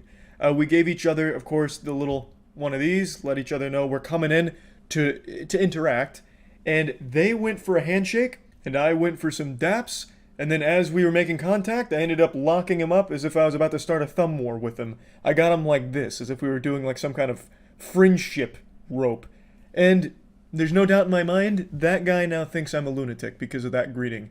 It was entirely my fault. I misread the handshake, and I went just for my classic daps, because I'm always a daps kind of guy. I'm always going for daps. I like to keep it informal, unless of course it's in some type of professional setting, which it rarely is. So I went for the daps, they went more professional, and we just ended up with a chaotically disgusting situation. So I'm going to teach you how to avoid something like that. Okay. Okay, you ready? Get in greeting position. We're going to do a simple handshake first. So just do it the way you do it normally. This is a formal greeting. Can you pull in? Thank you, Andrew. As you can see, fingers all around the outside, perfect. That's very formal. But if you want to do informal, which I think is necessary, it's called a dap. You know daps, right? Mm-hmm. Okay, come in, slow it down. Contact. Firm contact, palm to palm, slide it out. And then you can bring it in, end it here. And if you have a height mismatch like this, you can come in for like a little nipple bite, get sensual, little nuzzle, bring it out. All right? Yeah. Then you bring it in. And give them one of these. You bring it out, and then you're right back to a conversation. You've just met each other. What I don't want to see is confusion. So Matt's coming in for a handshake, and I'm going in for a dap. You end up with something like this. This is a train wreck. This is a catastrophe. What do you do from here? You grab maybe here, get like an old style Caesar's greeting, but no one does that. And that's a big issue. Matt, full speed. Beautiful. Now, full speed and bring it in. Okay, full speed handshake. One more. Perfect. Maybe explain when you should know to bring it in and when you shouldn't. Oh, that's a good question. You have to read body language. So Matt, just freestyle. He's going in for that. Oh, That was a different one. We got to do the thumb lock. So like this, we'll always go there. We never do it from there. That's a good point. Huh. But do you see what I did? I read his body language. So when I saw him go 90 degrees, that's when I knew it was a handshake. When you're a handshake, kind of like 45, a little obtuse. But I read that. That's a handshake. That's just freestyle. Bringing it in. I see it. Handshake. I see it. That's a big dab. Oh! In the southpaw. It's all about reading your opponent. It's about getting in tune with someone. The height mismatch, it's not going to matter once you get experience. So practice this, get your mom downstairs, tell her to throw handshakes and daps at you. You hate to see that. Give me that grip.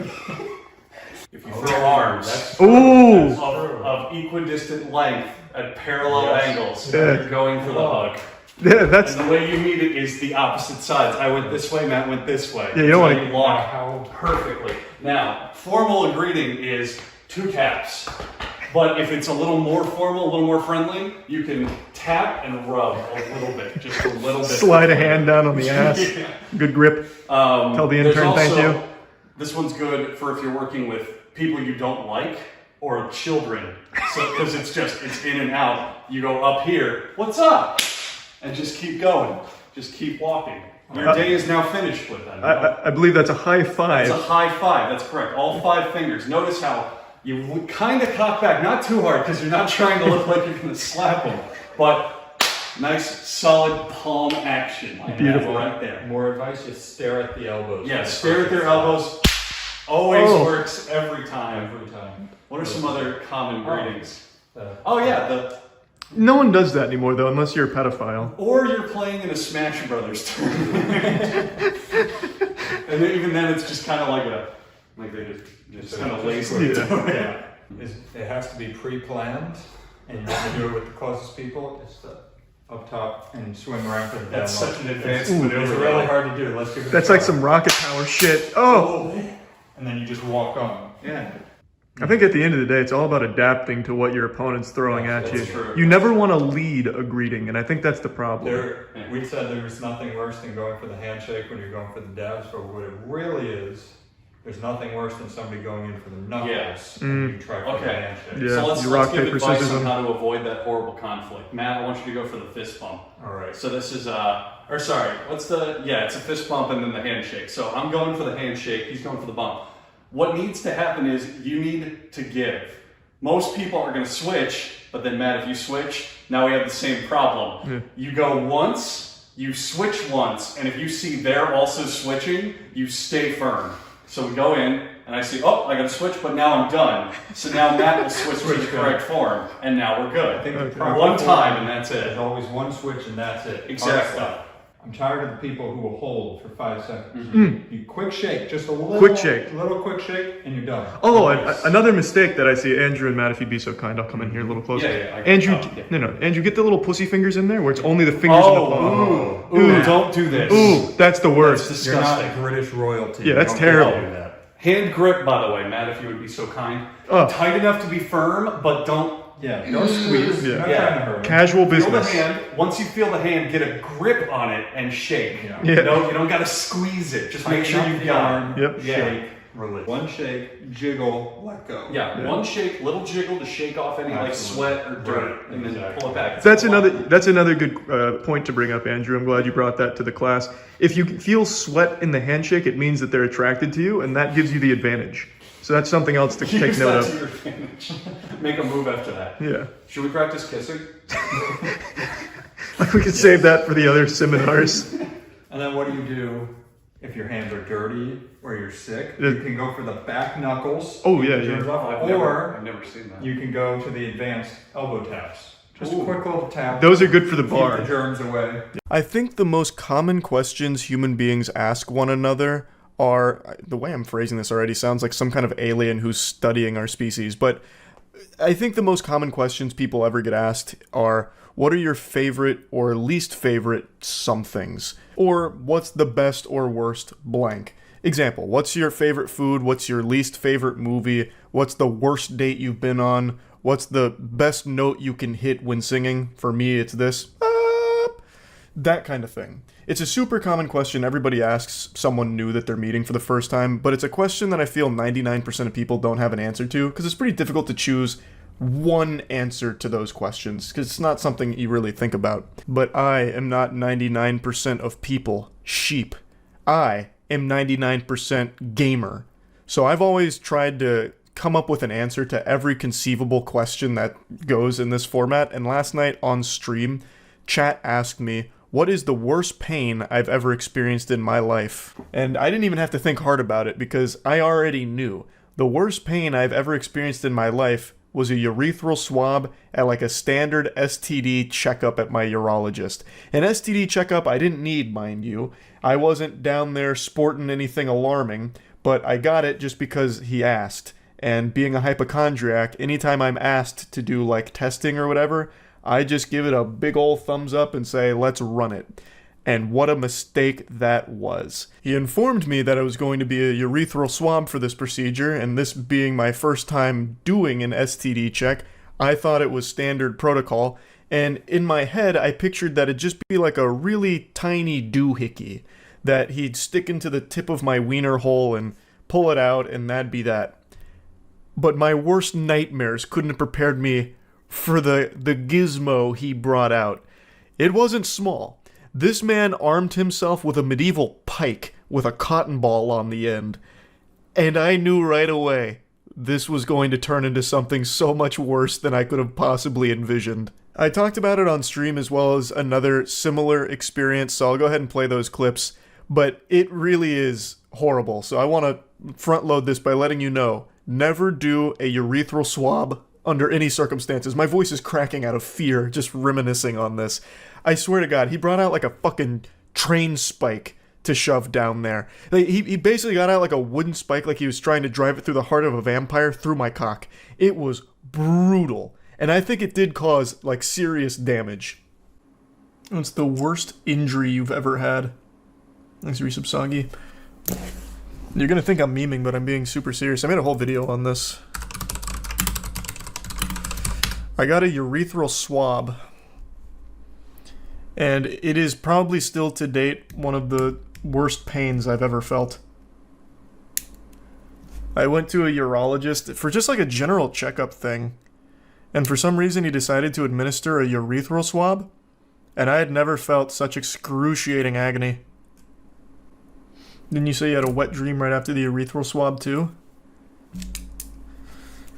It's been so long now, I can't remember if I had a wet dream. I think I did. Because I vaguely do remember coming and it being really bad from it. But I can't remember if I, like, jerked or if I had a wet dream. It's been too long now.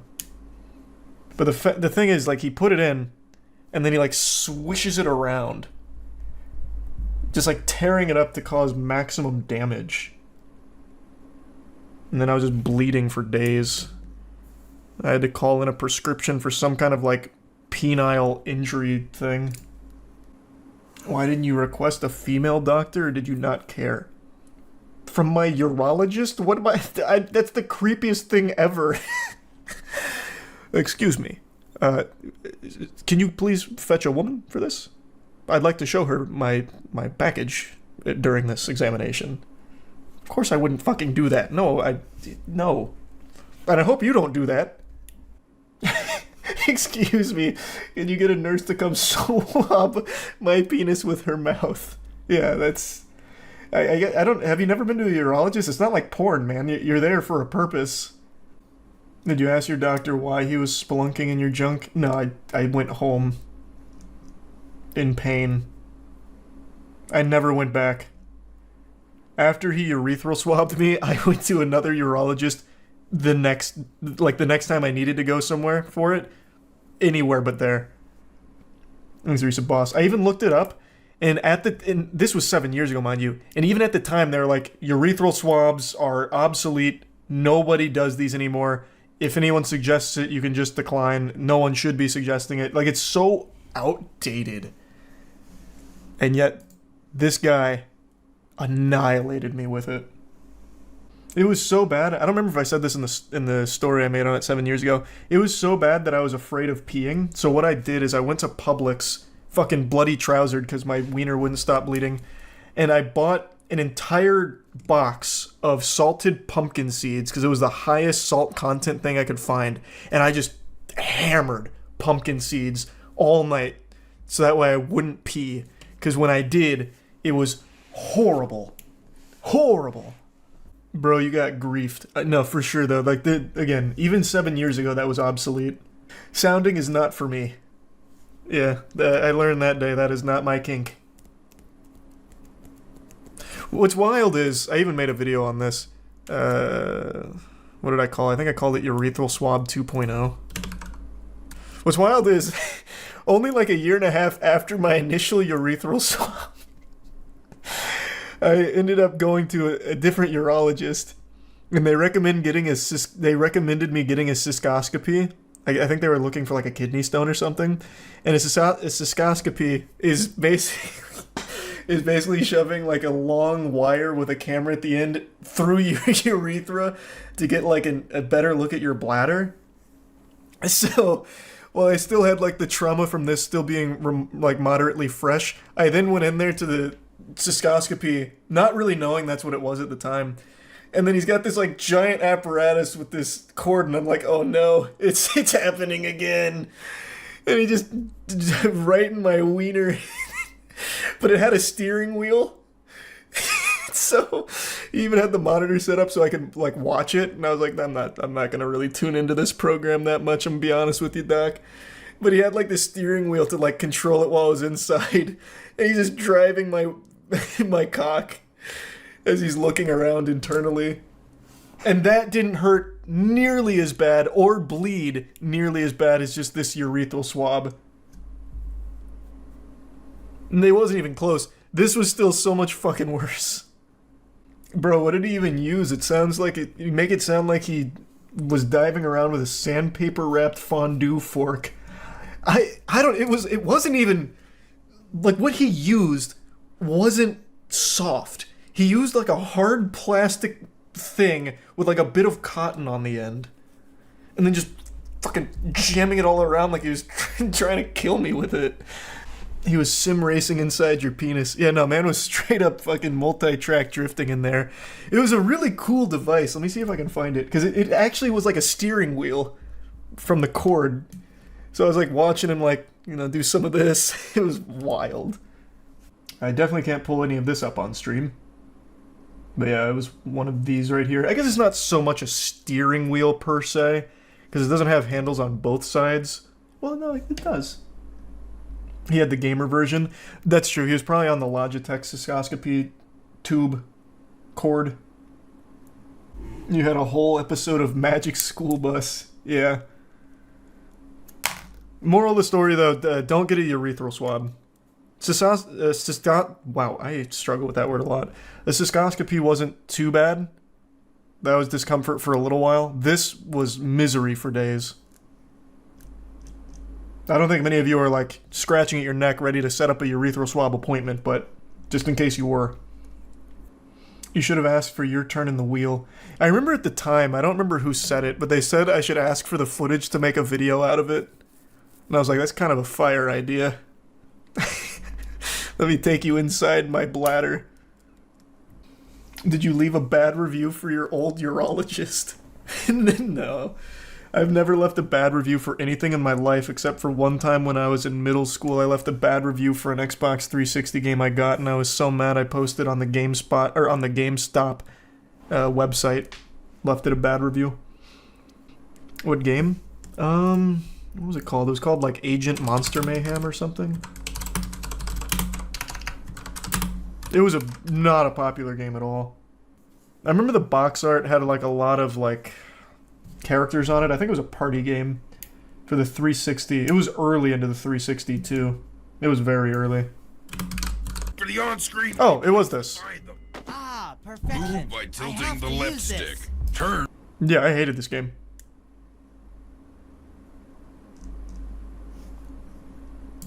This is the only thing I've ever left a bad review on in my life.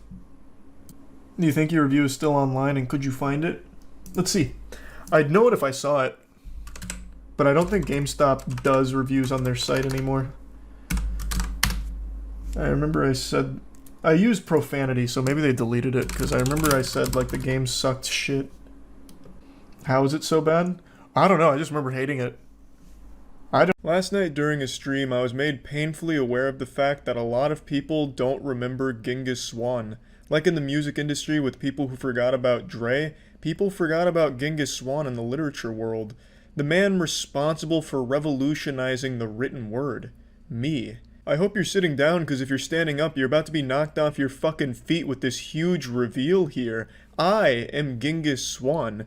Genghis Swan was the pseudonym I operated under. Much like J.K. Rowling isn't her real name, I simply did all of my writing as Genghis Swan, but it was truly Charles behind the pen, writing those incredible timeless pieces of fiction that have been studied in English courses across the last 6 years in universities. I'm honestly offended not many people remember this, but in 2014 I had the wet dream of becoming the world's most famous adult erotica fanfiction novelist and poet. I wanted to hyper-focus and really just dial in like a fine laser, targeting middle-aged women that were just now starting to rediscover sex again after 50 Shades of Grey. Because before 50 Shades of Grey, once women hit like 40 years old, it's like their vagina got sealed shut. But 50 Shades of Grey freed them, and it was a huge deal in 2014. 50 Shades of Grey was absolutely fucking massive. It was up there with the Bible. And I was like, well, it's terribly written. It honestly reads like it's written by a middle schooler that just learned a bunch of dirty words. I could definitely write something on par or better than 50 Shades of Grey. So that was the idea. The plan was to build up a following online at poetry websites as well as short story websites as Genghis Swan. So that way when I did branch out and make the 50 Shades of Grey competitor, I'd already have a loyal following of sexually deprived middle-aged women that were desperate to digest more steamy, spicy garbage from Genghis Swan. They'd already appreciate the writing styles of the legendary Mr. Swan, and I'd already have an audience for it. So that was the idea, and I knew it'd take multiple years to build this up, but I really wasn't ready to commit multiple years of writing garbage, so I only wrote for like three or 4 months. And unfortunately, a lot of that's just been lost to time, which is a real fucking shame. That's like a universal crime right there to not have some of those Genghis Swan earlier works. That if you could find some of the earlier shit that I wasn't able to find, that'd be like finding the Superman issue #1. That's a historically significant artifact. Some of Genghis Swan's earlier works have to be up there with some of the lost documents from the Library of Alexandria. But even still, there are a few survivors that I was able to find during the stream last night, so I'll go through a couple of those with you. I also wrote this pretty recently, 3 years ago, The Man Who Forgot How to Poop. And this is like the ultimate shit post. This isn't exactly adult erotica or anything. It's a children's book that teaches you the importance of taking a shit. It's about a superhero who dies because he forgot how to take a shit. And it's illustrated by an extremely talented artist named Chris Metzner, and this is probably some of the best literature that's ever been made out there. I made a video reading the whole thing, but I didn't share any of the last 6 pages. I was keeping that a mystery, but I'll go ahead and share with you some of the forbidden text from the back here. Here's just an entire Wikipedia article about how shitting works, and then this is just a sentence about a sushi roll. This sushi roll has a dark and mysterious past. So it was quality, still is quality. Not exactly in line with the Genghis Swan mission of making every middle-aged woman salivate at the thought of more Genghis Swan writing, but definitely something that I had a lot of fun making as Genghis Swan. So let's go over some of the erotic poems that I read on stream last night, and just, once again, remember the important role Genghis Swan has played in the evolution of writing. So I wrote 4 poems. They only have 4 of my poems here? Yeah, they only kept like my lowest effort ones. For example, this one's called Love Poem. Her lips, those lips, your lips, so full of desire and lust, yet so lonely, they need my company. Why would it save that one? Your vagina, so radiant and beautiful, full of lust and desire, wanting some company, you invite me inside, I come in. Your vagina sweats, like ice cream melting under a summer sun. I'm leaving that one a like from future Charlie to Genghis Swan. That's pretty good. Yeah, so this one I actually remember writing. An ethereal goddess lays down upon this silk. I put my mouth on those titties to get a drink of her milk. She loves it, moans, and lets out a shout. I move to her ass cheeks and see some shit poking out. My lips attached to her shit-crusted anus. This type of move could make a porn actor famous. With my mouth on her rectum and tongue in the crevice, she hits me with a fart, but I don't regret this. Minutes fly by as I chew on the hole. She shit herself twice, but I've shoveled that coal. She lifts up my head with her hand under my chin. I no longer see ass. I see her sweet face again. As I approach her big luscious lips, I get excited and some piss drips. As our lips collide and the stars burst, she whispers she's wet. It's time to quench my thirst. I go to the vagina with the utmost haste. My dick is rock hard and her vagina needs a taste. Slowly, carefully, I put my penis in her. Her ass was an appetizer. Now this is her dinner. She clinches the pillow that lays behind her head. Her vagina was hungry. I made sure it was fed. Back and forth, like waves crashing upon a shore, I'm thrusting my hips. She begins moaning some more. My dick connects us like a sign to a road. Time's flying by. I'm about to blow my load. I'm humping and thrusting at such a fast pace. Oh, here it comes. I pull out, blast my semen in her face. She took all my sperm, a quantity hard to fathom. To my surprise, she enjoyed it and continued to orgasm. She moaned and bounced up and down on the sheets. She reached her climax, and I had front row seats. Sex was incredible, and had reached its zenith. I look forward to it again. I'm in love with Gwyneth. That was by far the best poem I ever wrote, by the way. That's still timeless.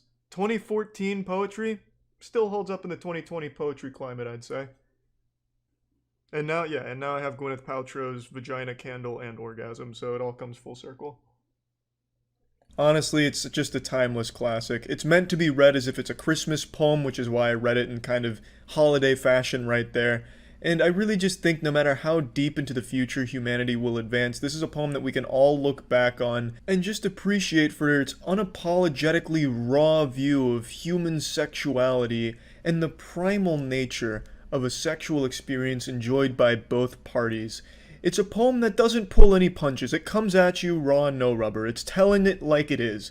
It talks about eating ass, eating a little bit of shit, unfortunately, getting hit with a few farts, but you know, at the end of the day, isn't that what it's all about? And I think that's what made Zenith such a standout in the poetry community. People were able to appreciate it in all of its glory without any sort of bias or any sort of judgment on the poem as a whole, and it was able to tell a standard tale in the poetry community, the sexual experience, in a way that no other poem has been able to. Every other poem has been afraid to. It wasn't afraid to just come out there and tell it like it is, and just shine in all of its glory. And I think that's why Zenith is a poem that is by far one of Genghis Swan's best, and perhaps, maybe a bit bold to claim, but perhaps one of the best poems to ever exist. And I just thought it was worth bringing up again since it seems a lot of people just totally fucking forgot. I'm often asked two very important questions, both of which I'm going to answer today. And I'm not going to pull any punches. I'm going to be completely honest here. I'm going to hit you with the cold water. I'm going to put nails in your cereal, and you're just going to have to deal with the pain and eat the truth here. So the first question that I always get asked is, why am I so short? I don't really have a good answer for that one. That's more of a question for God than me. It's not like I chose to be 5'6". I didn't go into life's character creator and put the height slider all the way down. I just was cursed or blessed with 5'6" genetics, depending on how you look at it. Now, to go a bit deeper into the anus of this question, people will expand by asking, how do I deal with being short, and do I have any advice for shorter men? And I do have advice. You're short. Get over it. You have to accept that there's not a lot you can do about your height. You can butt chug milk from now until the day you die and you won't gain an inch, a centimeter even, but you probably will gain some level of dairy intoxication. You just have to understand that sometimes it's not in the cards and it's out of your control. I mean, I guess you could do that wild leg lengthening surgery where they break your legs and then put a screw in there that gradually expands it by like 2 inches over the course of 6 months. And then you have like that giant medieval trap around your leg that looks like fucking Jimmy's face from Ed, Edd n Eddy. It's like this bear trap you wear around your legs where it like expands it from like the inside out. It's crazy. It looks like some wild, mad scientist shit. So I guess that's an option if you're truly unhappy and insecure about your height. But my advice is just get over it. There's just no reason to be insecure over something you genuinely can't control. And yeah, maybe people make fun of you for your height.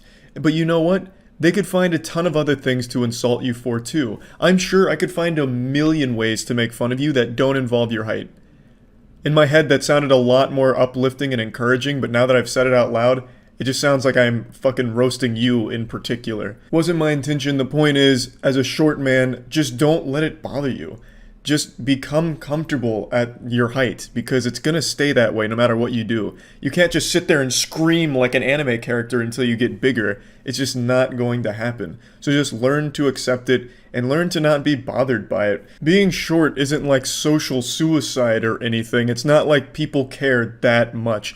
There's not gonna be a group of people that look at you and be like, oh my god, that dude's below the average male height. Get the fuck away from him. He's diseased. He's got cooties. Short man cooties. Like, no one really gives a fuck that much. Yeah, maybe they'll make a joke or two, but you know what? If you're comfortable, you will also laugh along with those jokes, I imagine, and find the humor in it. Much like everyone else does about other things. I don't know how short man rage is a real thing, but it definitely is, because I've seen quite a few short man rage moments, and it's wild to me. The most notable, of course, being Bagel Boss and all that, but point is, my advice, just accept you're not getting taller, and learn to just be okay with that. Easier said than done, I'm sure, but like, what the fuck are you gonna do about it? You can't make yourself taller. And now, this brings me to the second question. This is the one I definitely get asked the most out of pretty much any question these days. And it's one I've touched on multiple times, but I want to put it in this video where it's just all about giving advice. The question is, what advice would I give to an upcoming content creator or streamer or someone interested in doing online content production? And I'm going to tell you the same thing I always say on stream. That stream, of course, being twitch.tv/moistcritical. Would absolutely love to see you in the chat. Come stop by to put a few extra inches on your penis. The thing I always say is that you need to accept that a lot of it boils down to getting lucky. If you go into this shit with the mindset of, I'm gonna be the next Mr. Beast, or I saw the Twitch leaks and now that I know top streamers are making millions, I'm gonna be a top streamer. Just like XQC and Soda Pop, and I'm gonna make millions upon millions. I'm gonna have 5 different girlfriends with huge fucking milkers. This shit's gonna be so easy. Time to be successful. If you go in with that mentality of, I'm gonna do this and I'm gonna blow the fuck up from it, you're probably going to fail. You're probably not going to get very far. You have to understand, even if you're making the best content the world's ever seen, you're producing nothing but genuine masterpieces, there's still a great chance no one ever finds them. You're competing with millions upon millions of other people doing the exact same shit of every second of every day. So let's say you post a YouTube video and it's perfect. Watching this YouTube video immediately just gives someone an orgasm. Like, it is able to reach through the computer screen and actually jerk you off. It is something the world has never seen before. That maybe gets like 20 views. Because you have so much shit going on around you, so much other content. Internet creation is so saturated, it takes nothing but pure luck to stand out. Even if you have like a marketing push, you're probably not going to see so much return off of that. And marketing push is a bad word for it, because typically what that boils down to is people just spamming their YouTube link in comments or spamming their Twitch streams in streamers' chats. And nobody ever clicks those. I'll tell you right now, 0 people ever click that shit.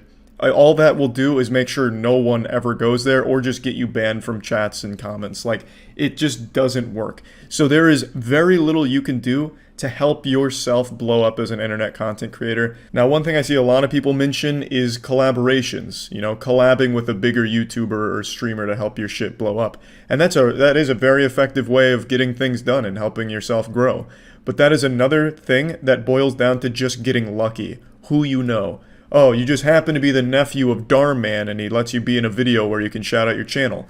That's just being lucky again. The only thing, and this is the only thing I ever recommend, is consistency. That is the only thing you have control of. If you are consistently putting out good content, or even just shitty content, if you're just like consistently putting out shit, there's a better chance that you get lucky. But really, that's about as much as you can do to really help yourself in the internet content creation space.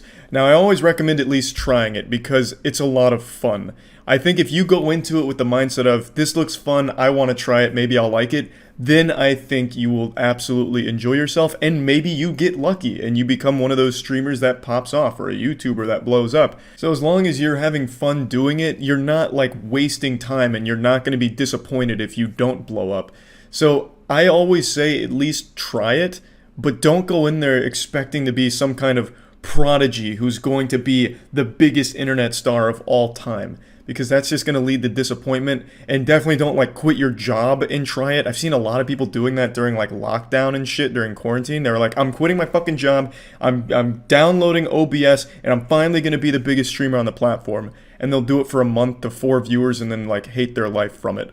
You just need to do it as like a side thing. See if you like it, have fun doing it, and just enjoy it. Don't go in there expecting things. When I first started internet content creation, that wasn't even a word. It was just me making some videos and having some fun, and I got lucky. Everyone you see on the internet, like a content creator or a streamer that's big, all of them have gotten lucky. Now, of course, there's a lot of hard work that goes into that, absolutely, but at the end of the day, what really got them there was just being in the right place at the right time and having the right people find them. Maybe one of their clips went viral because a viewer posted it on LSF and that helped blow their stream up, but things that they didn't directly influence, things that just happened. For me, what blew up my channel was Ray William Johnson, the biggest YouTuber at the time, covering my Q-Op video, which I didn't give him permission to do, I didn't know he was doing, he just did it. And it literally gave me a future. Like, it quite genuinely changed my life. And it was something that I didn't plan for, didn't try to do, it just happened. I was making content and having fun, and then I got lucky. And nothing has changed for me. I still just make content for the fun of it and have fun doing it. So again, just to bring it all home, if you're thinking about trying streaming or YouTubing, absolutely give it a try, but don't quit your job, break up with your wife, sell the house in order to afford a Blackmagic 4K and then really go for it expecting that you're going to be a multi-millionaire from it. Just do it for fun, be consistent, and maybe you'll get lucky. That's always the advice that I give, because as long as you have fun doing it, you're at least not wasting your time and you're just enjoying the ride and putting yourself in a position where maybe you do get that lucky break. So just wanted to put all of that I always say this on stream, but wanted to put it into a video. Hey, you, what's that stink? It smells like brave boy in here. That must mean that there's a courageous man in this room. And I don't mean to alarm you, but he's sitting right in front of you. You notice anything different about me? Be honest. I know you do. I faced one of my biggest fears this week. On Saturday, I got on an airplane. A real airplane, not like a flight simulator or anything like that. I'm talking a legitimate bird in the sky flying machine. God bless the Wright brothers. And I took it to Texas. And I had so much fun on that flight that I decided to take a flight back home today, on Monday. I know that doesn't sound impressive to pretty much any of you, but to me, this was a huge deal. You know how people have like phobias of spiders and no one gives them shit for it? Well, I get shit all the time for being afraid of flying, and you know what? I said, fish paste with this. Dirty barnacles. I'm getting on a plane. I've had a fear of flying for as long as I can remember. I think prior to this flight, I'd been on about 10 planes total. The last time was in 2016 to California, and I've always hated it. It's always been terrifying to me. Yes, I already know there's people on the keyboard right now, fucking steam and smoke coming off their fingers, furiously typing about how safe they are and all the statistics, and I know that. I get it. It's a phobia for a reason. It doesn't have to be rational. Everyone has some kind of fear that they can't really rationalize super well, and for me, it's flying. I just find the whole idea of a plane terrifying because if something goes wrong, the stakes are so high. Plus, you're also trapped in this giant metal tube in the sky for hours, so if you have an emergency, like you break your arm, start choking on your bubblegum, you can't, like, get medical attention. Well, aside from, like, the Heimlich maneuver, but, like, you see what I'm saying? Like, if you have a medical emergency, they can't exactly just pull over to the nearest air hospital. You know, it's not BioShock Infinite. We don't have, like, just floating buildings that you can pull into or anything. So you're just trapped on there until you touch down on the ground whenever the flight is done. So it's just the whole idea of flying has been scary to me for as long as I can remember. But this weekend was a very special weekend. There was a massive event that I didn't want to miss. I needed to be there. It was the RLCS World Championship, the Rocket League World Championship, a $2 million tournament where our esports org, Moist Esports, was competing. We had locked in top 8, and we were starting on Sunday to try and take home the grand prize and the big trophy, the big clams. And I wanted to be there in person to support the squad. I would do pretty much anything to support Moist Esports. I am so passionate about it. I absolutely fucking love it. So I knew I had to be there for our team. Rise, Joyo, Vatira, and Noah make up the Moist Esports Rocket League team. and I think they're the best in the world. Unfortunately, they didn't win the World Championship this weekend, but I still couldn't be more proud of them. Next season, for sure, they'll be hoisting the trophy. There is no one more deserving than them, and no one wants it more than them. And being there was super special, so I'm glad I decided to face my fears and actually get on a plane for the first time in 6 years. Not only was it really great to be there for the team, but also just meeting the community was amazing. I met so many fucking awesome people at the event. It was beautiful. The fans chanting "Let's Get Wet" was unforgettable. Them chanting "Rise, Joyo, Vatira," absolutely iconic and memories I will always cherish. The Psyonix team, Psyonix is the developers behind Rocket League, put on the best esports event I could have imagined. It was a 14,000 seat arena, massive jumbotron, even got to stream from there for the watch party, so you're welcome to check out that VOD. I'll post it on YouTube at some point too. It was just such an incredible experience, and it was absolutely worth the panic attack that I experienced on the first flight. So the flight wasn't smooth for me. The first flight to Fort Worth was absolutely miserable. I brought like 18 different drugs, like legal ones. I'm not talking like shooting up heroin in the back or anything.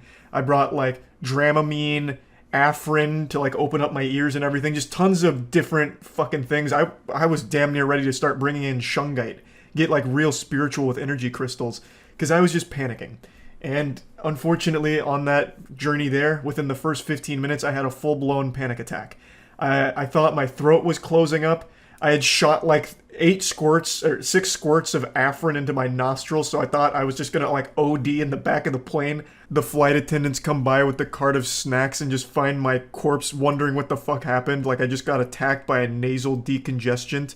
I flew with friends, of course, and they did a great job of helping keep me calm and get through the panic attack.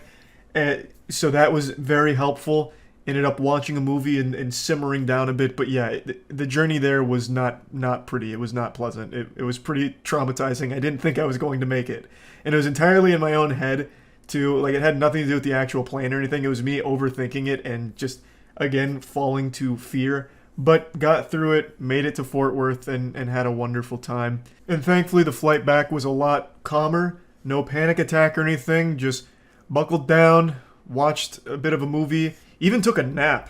And that was all she wrote. We landed, everything was nice and smooth, so that one was fine, but the first one was absolutely rough. I think the question on everyone's mind now is, will I fly again? And I'm super happy to say, fuck no. No, nope. I don't plan on flying very often. For the next Rocket League World Championship, maybe I'll hop back on the plane, get back in the saddle, and get out there. But I think I'll probably just stick to like ground transportation. Even though the second flight was a lot calmer than the first one, I still wasn't happy or comfortable. I was still very scared out of my fucking mind and nervous. And the entire week leading up to this was nothing but stress and anxiety. I think across the 72 hours prior to Saturday, I slept maybe 6 hours total. Maybe. And that's being generous. So it has been fucking miserable. So I don't really plan on becoming a frequent flyer, but at least I faced my fears this week, and I know I can do it for like big events, that really, get my engine revved and get me wanting to get out there as quickly as possible. I know now that I can at least face them. So I think this was a fucking great week all around. I'm super proud of Moist Esports Rocket League team, and I can't wait to see more from them. I think the future is very, very... You always get the most severe injuries when you least expect it. I was playing wiffle ball. I was in a wiffle ball tournament for school when I was a freshman in high school. And I was going to first base, just, I'm a fucking 14-year-old kid just going to first base in a school wiffle ball tournament. And one of the kids' dads fucking squares up on first base, plants on it, and blasts me. Like you would have thought he was in the World Series stopping the last runner from the plate. He just fucking knocks me down as hard as he fucking could. And this is a big guy. This guy was like 260.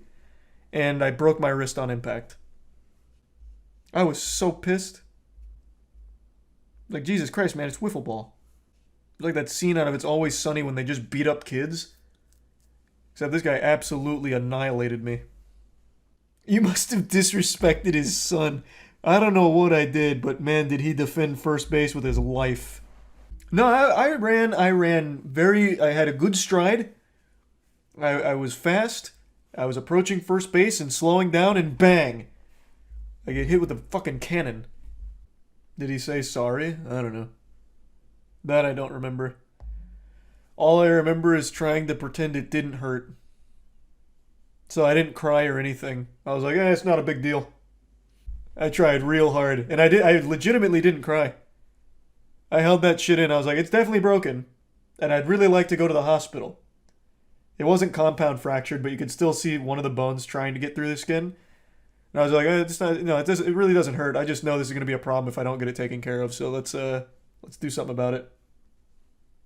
I don't remember what his dad said or anything. I like to imagine he apologized, but knowing the way he defended first base, he probably went over and spit on me and said, "Oh, Doyle rules." He teabagged you? Yeah, he walked up and teabagged me, and he said, "Are you sorry? Do you regret running so ferociously?" I don't recall running ferociously. I was just running like normal jogging speed. And then I ran into the brick wall. That man was not to be trifled with on that day. He stood strong. I did not pass. That's probably like the biggest injury I've taken. Like actual injury. You run like an old man? Bro, I didn't used to. I used to be fast. I used to be fast as shit. When I was fat, I was so fast. The second I lost weight, I lost all coordination. I don't know what happened. Show pics. My parents have them. I'll ask for them at some point. I brought one or two up on stream. I know that at some point. Oh, actually, Caleb even... Hold on Caleb's Twitter, I think he posted a yearbook picture from when I was in middle school. Because my parents brought all that to the warehouse. Let me see. I can pull that up. This was 2008. This was not me at my heaviest, but here's 2008. Honestly, this yearbook quote goes so hard too, by the way. Ask not what your country can do for you. Ask what you can do for your country. Fucking patriotic. Jesus Christ. And then in 10 years, I was close. Graduating from USF, living in Tampa or LA, 6'1", a musician or sports player. Like, come on. I was a prophet. I was so close to 6'1". I still might get there too. We don't know. I'm still growing. The quote was just, they made you do a quote. I still remember why I chose this. They made you do a quote, so I just typed in famous quotes. That's all. I wasn't actually like a big JFK enthusiast, so much so that I wanted to include his quotes in my yearbook or anything, or live my life by his mantra. It was just one of the first quotes that came up. Did you go to USF? No. I didn't go to USF. I do live in Tampa. I didn't get to be 6'1". I do music. So I was right on two of the things I saw myself doing in the future. And my family has always been supportive. Why did you see yourself living in LA? I thought I'd have to move there when I was a professional sports player. Because, I mean, that's where, like, all of, like, celebrities live. So, like, when sports players aren't, like, competing, they're, like, out in LA doing shit. So I was like, damn, I guess I'll have to move out there. I don't know why. What's really sad is I was in high school at this point. I never actually practiced sports outside of just school-sanctioned events. I never even put in the time. And yet I really believed I would still have a chance.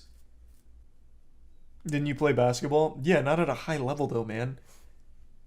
I would legitimately only play basketball, and I played a little football as well, but I would only ever play it during like school hours, like for our actual team practices. I never went home and practiced more.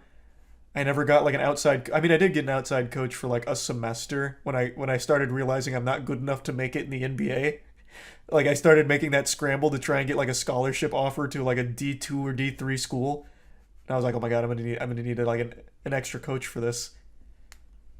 So I did at some point start to scramble for it, but I just never actually even... What is the luckiest thing that can possibly happen to a person? I'm sure there's a legitimate, verified answer to this question using statistics and probability to calculate it. But hooey with that. Just like a Twitter user, I'm plugging my ears and I'm closing my eyes and I'm going to make something up. I'm pulling something out of my ass. I'm making the assumption that the luckiest thing that can ever happen to you is winning the lottery. The odds of you taking home the jackpot in something like the Powerball are so unbelievably low. So teeny tiny, itty bitty, that it is incomprehensible to even imagine winning the lottery. I'm sure everyone's tried playing at least once or twice. It's never going to be a good idea to play the lottery, but it's just one of those things where you're sitting in the gas station, you're like, fuck it, I'll let it rip. Let's just see if all the stars have aligned. And I think the best I've ever done, my PB, is maybe 2 numbers that I got correct, which of course is nothing. Like, that's not even enough to get a government agent to spit in a cup and feed it to you. You get nothing for that. To get all of the numbers is just, it has to be one of the most unlikely things you can ever do. And that brings me to today's topic. A story that I've wanted to tell but just haven't yet. I told it on stream last night, so I'll play the clips from it. But I want to break it down because this is a story that defies all of the odds. And it involves a buddy of mine and his girlfriend and her mother. Now, many of you know I'm in a band, the Gentle Men. It is myself and my friend Troy from New Zealand. Troy does all of the music, I do the lyrics and vocals, and Troy also does vocals as well. We're responsible for some of the most iconic boner jams of the 21st century, things like 2019 Guy, which was the first of its kind, a cuck-core anthem, which has never been done before or done since, and then things like Skynut, 2004 Breakup, Your Boyfriend Doesn't Scare Me, most recently Filthy, which actually lost me a brand partnership because the song is such a banger.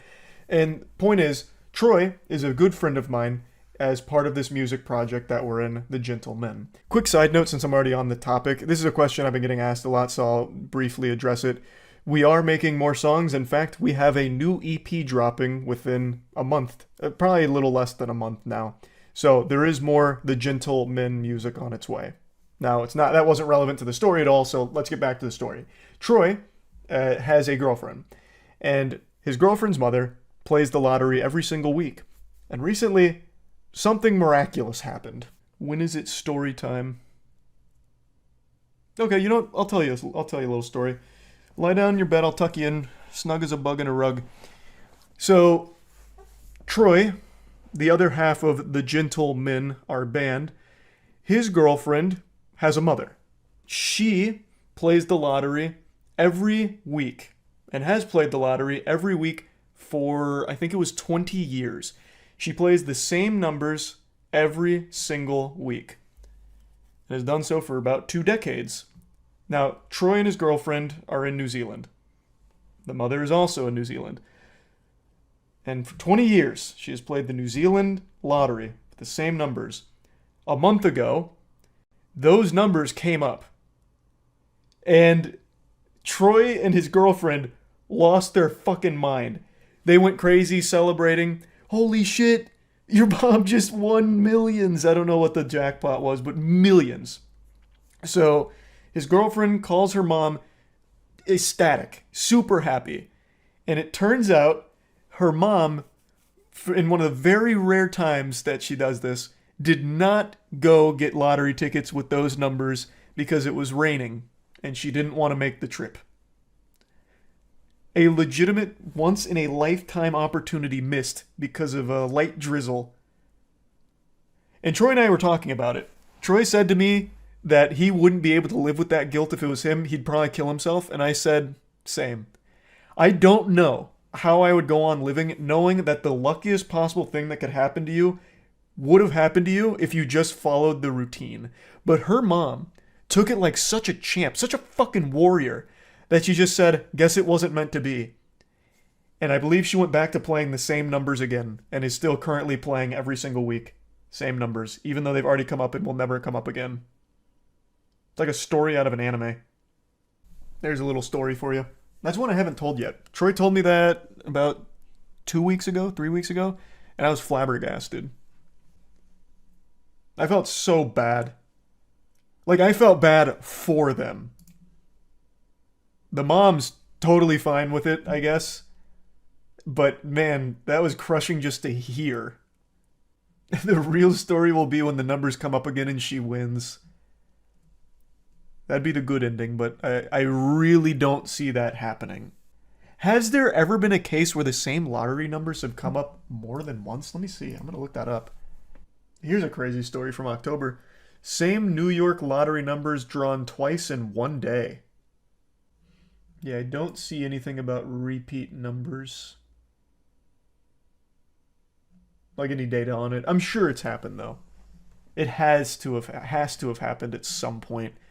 But the likelihood of that is super low. How much would it cost to buy every possible outcome in the lottery? I looked that up. There is data on it. It's an incredibly high number.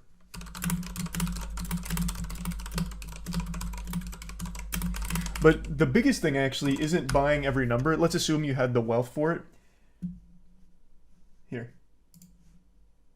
The biggest problem is you would have an incredibly difficult time locating the ticket with the winning numbers on it because you'd have so many tickets. The Mega Millions and Powerball lotteries in the US can have jackpots that exceed $1 billion, and each lottery has odds about 1 in 300 million, and each ticket costs $2. Theoretically, you could buy all combinations of numbers for 600 million and guarantee that you will win $1 billion for a profit of 400 million. Wait, but you already know that's not how it works, which they're about to get into. So 600 million to buy every combination. The reason you don't actually profit is because there's tax on it. So if you win $1 billion, you keep, I think, 300 million. So you would have lost 300 mil through this. Mr. Beast did something similar. He bought scratch-offs, but he didn't make money. He lost money. He had some winners, sure, but he still ended up losing more than he won. 70%. I think so. Did I get the math wrong? Let me double check.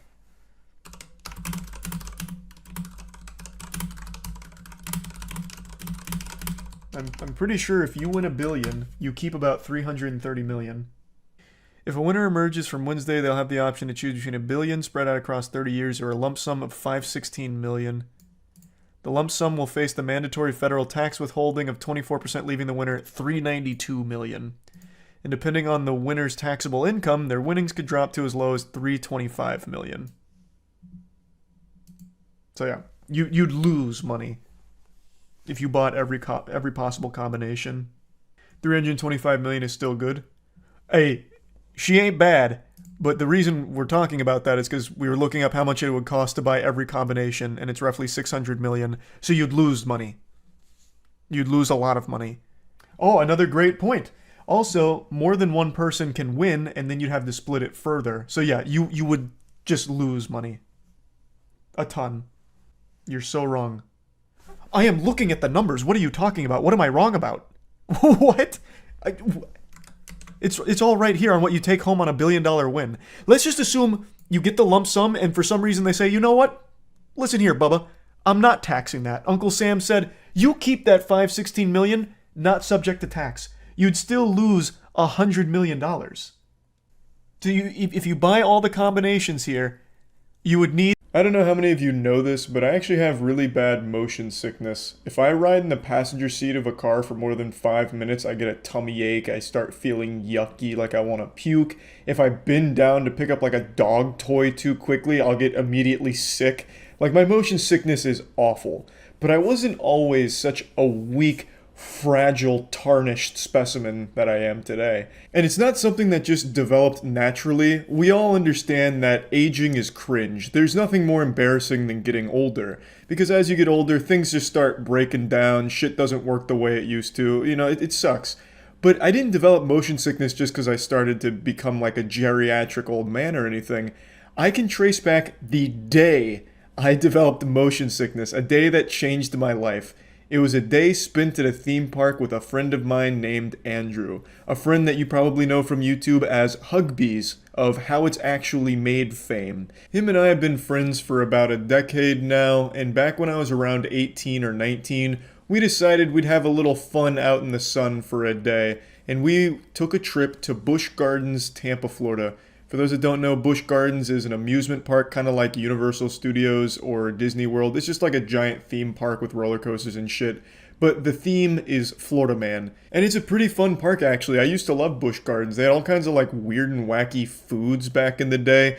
and I use the term food lightly. There was one spot in there that would sell basically just fried grease, just like actual fried motor oil. So you just take a bite and it was just nothing but oil and grease that just blew up your mouth. I used to love that kind of shit, just little grease pops or whatever. Just a scrumptious little treat. One time I even saw a dude full-blown cranking his hog in the parking lot, just really jerking his meat, pretty tough out there. So Busch Gardens could get wild, but it was a park I always enjoyed going to. But the main appeal of Busch Gardens was roller coasters, as well as animals, because it kind of like doubled as a zoo. They had a lot of animals there, so there was a lot to do. It was a very interesting theme park. It still exists, I just don't go anymore. We'll get to that in a second. But the thing is, the main appeal of the park was thrill-seeking. It had some really cool roller coasters, especially for its size. Busch Gardens isn't like massive or anything, at least not compared to the big boys. It's a pretty small, relatively speaking, amusement park, but it had some dope-ass roller coasters, and I was an adrenaline junkie when I was younger. I used to love roller coasters. I used to think that shit was amazing. They had one at Busch Gardens called Montu, where it had you going like 90 miles per hour the entire time. Felt like you were traveling through different dimensions. Felt like I was Barry Allen about to turn back the clock on the world, going backwards in time. It was nuts. It was so fast, and I loved it. I used to be a huge roller coaster guy, and Andrew was too. And so when we went to Busch Gardens, Andrew had this great idea of riding like every roller coaster there twice or something. I don't remember exactly what it was, but it was riding every roller coaster there an absurd amount of times, which to me wasn't anything uncommon because I'd done that before. Busch Gardens never really had huge lines or anything. It was never like Disney World where things had a 40, 50-minute wait. You could usually just line up and be on the ride within 10 minutes. So I used to ride roller coasters multiple times. Like SheiKra was their big one. It has like 90-degree drop and you just go straight to hell. It had a lot of big roller coasters and I'd ride them multiple times in a trip.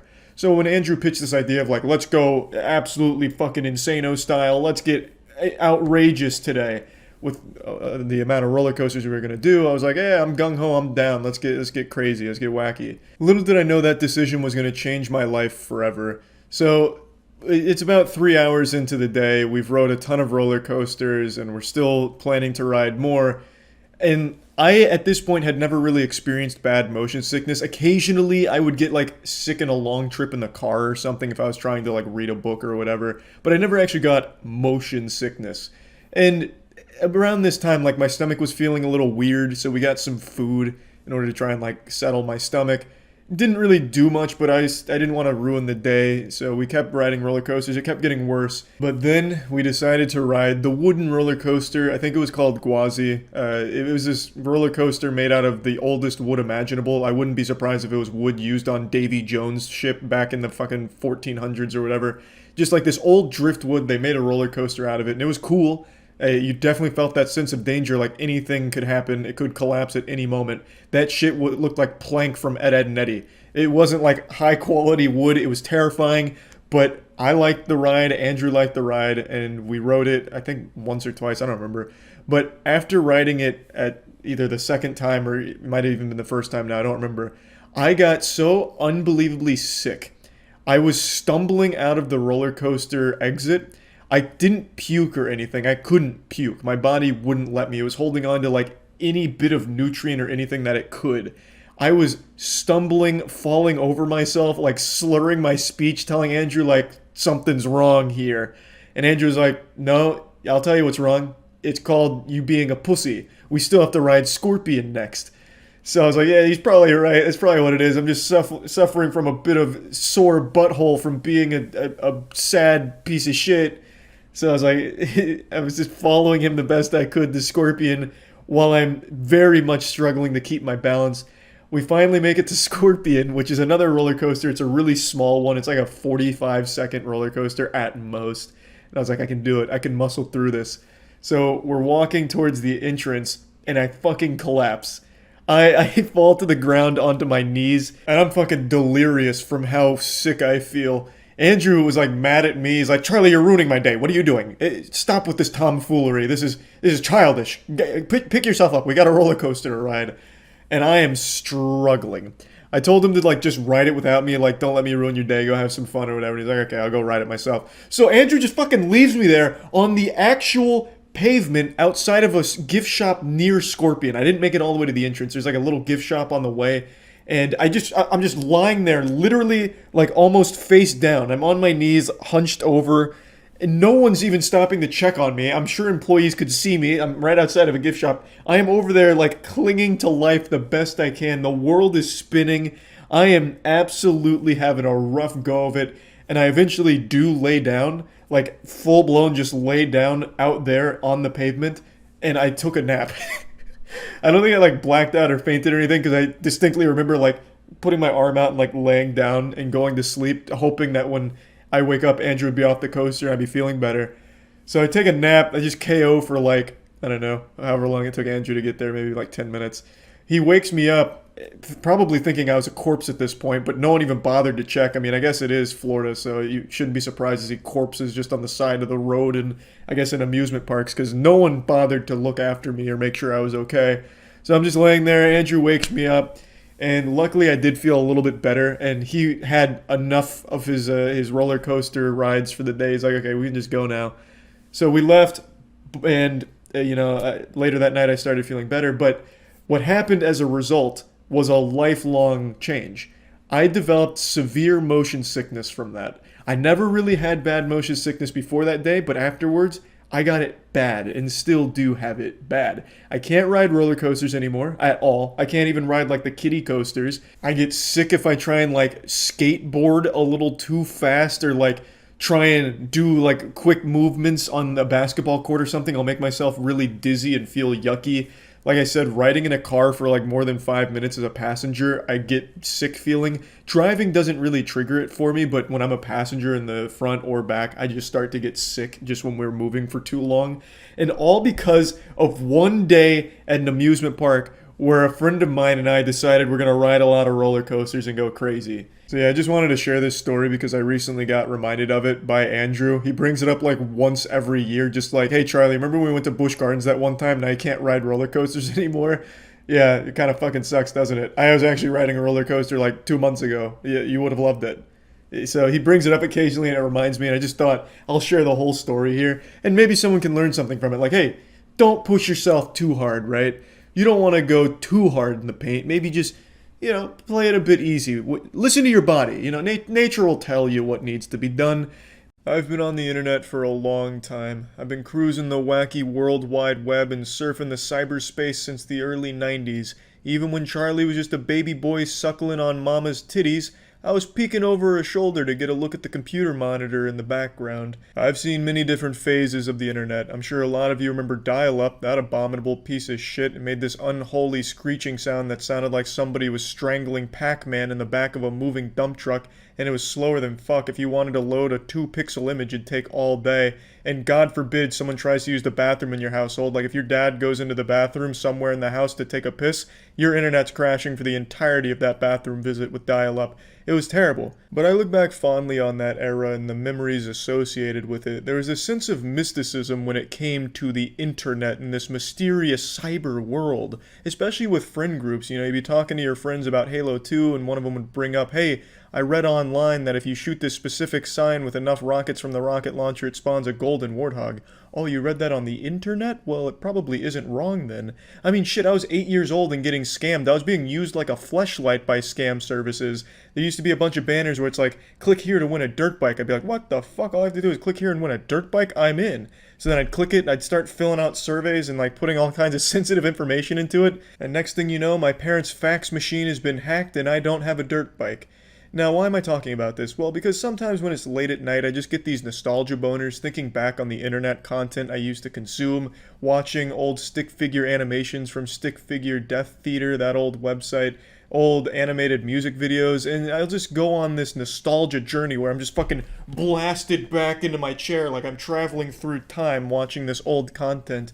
And that's what I was doing tonight, and I figured, I might as well share some of it, see if I could inspire some nostalgia boners in some of you out there that might remember it. Now, the first one I'd like to share with you is called Mission to the Moon. This is from a band called Lunar Active. It's an animated music video, and it's criminally underrated. It never took off the way that I thought it should have. It was made around the time Ultimate Showdown was made, and of course, everybody's fucking seen that. It's a classic masterpiece.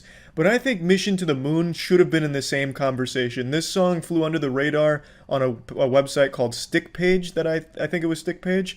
and this thing just bangs. So I'm just going to share with you an excerpt from it and just talk about it. The Earth's demise was imminent and it could not be saved. They assigned him to be the messenger who led the planet. No, they'd arrange a paradise on the moon where we all may go. Morning came, he woke up with little time. Preparation. He threw on some postcard in the truck to the story race. Wrote out the blueprint, the components in display. Created one that could carry him into space. He hides in his lunar paradise, and sometimes he yells, "Paradise is paradise." But loneliness can't be helped.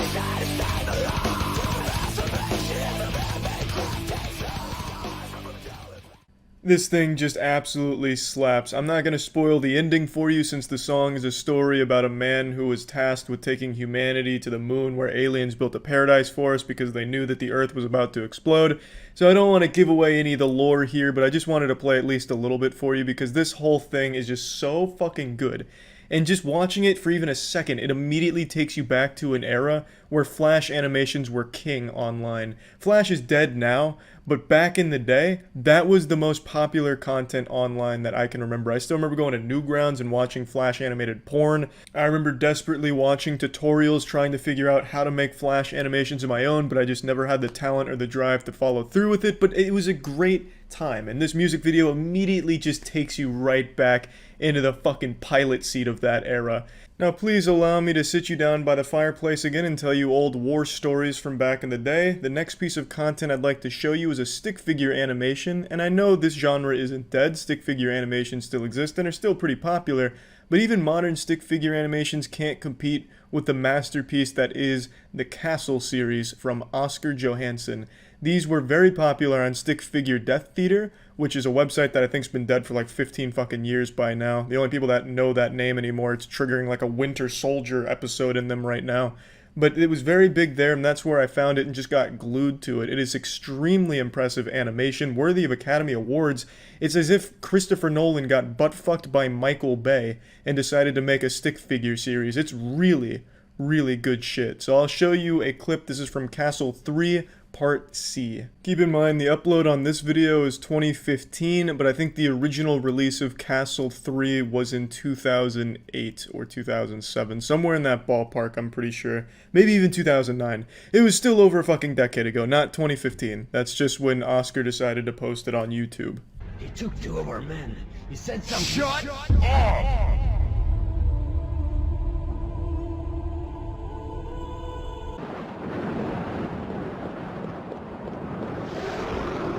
Look, it has begun. Hold it! What are you gonna do? Kill me?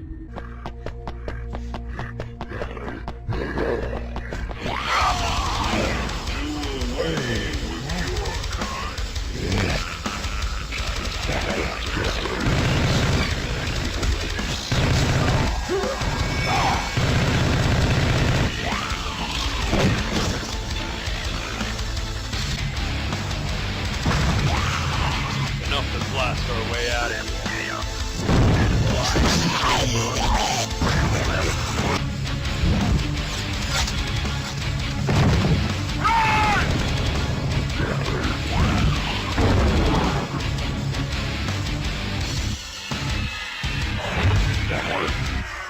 Not only is the action super stylized and super well done, but also the music and audio design is top notch. I fucking love the soundtrack to the Castle series. Makes you want to pump your fist and shit your pants. It also has a really interesting story with a really interesting group of characters. It's the whole package. The Castle series is an absolute joy. Now, there was going to be a Castle 4, which was going to be the conclusion to the storyline and just wrap up the whole franchise, but as of 2018, Oscar has moved on from the project and put it on hold indefinitely, stating that he just doesn't have the drive for it at the moment to put everything into it that he'd want to.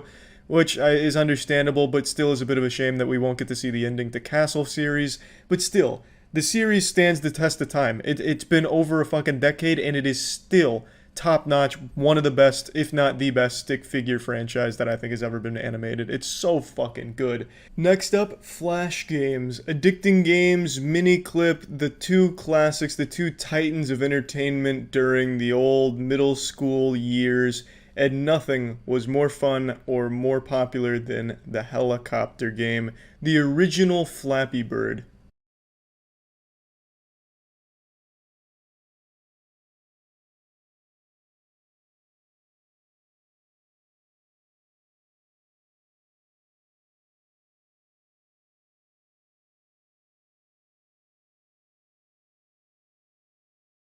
Looking back on it now, it doesn't look like much, but I put more hours into this naughty girl than I did Skyrim. I have so many hours clocked on this game, and I was the best there was when it came to the helicopter game.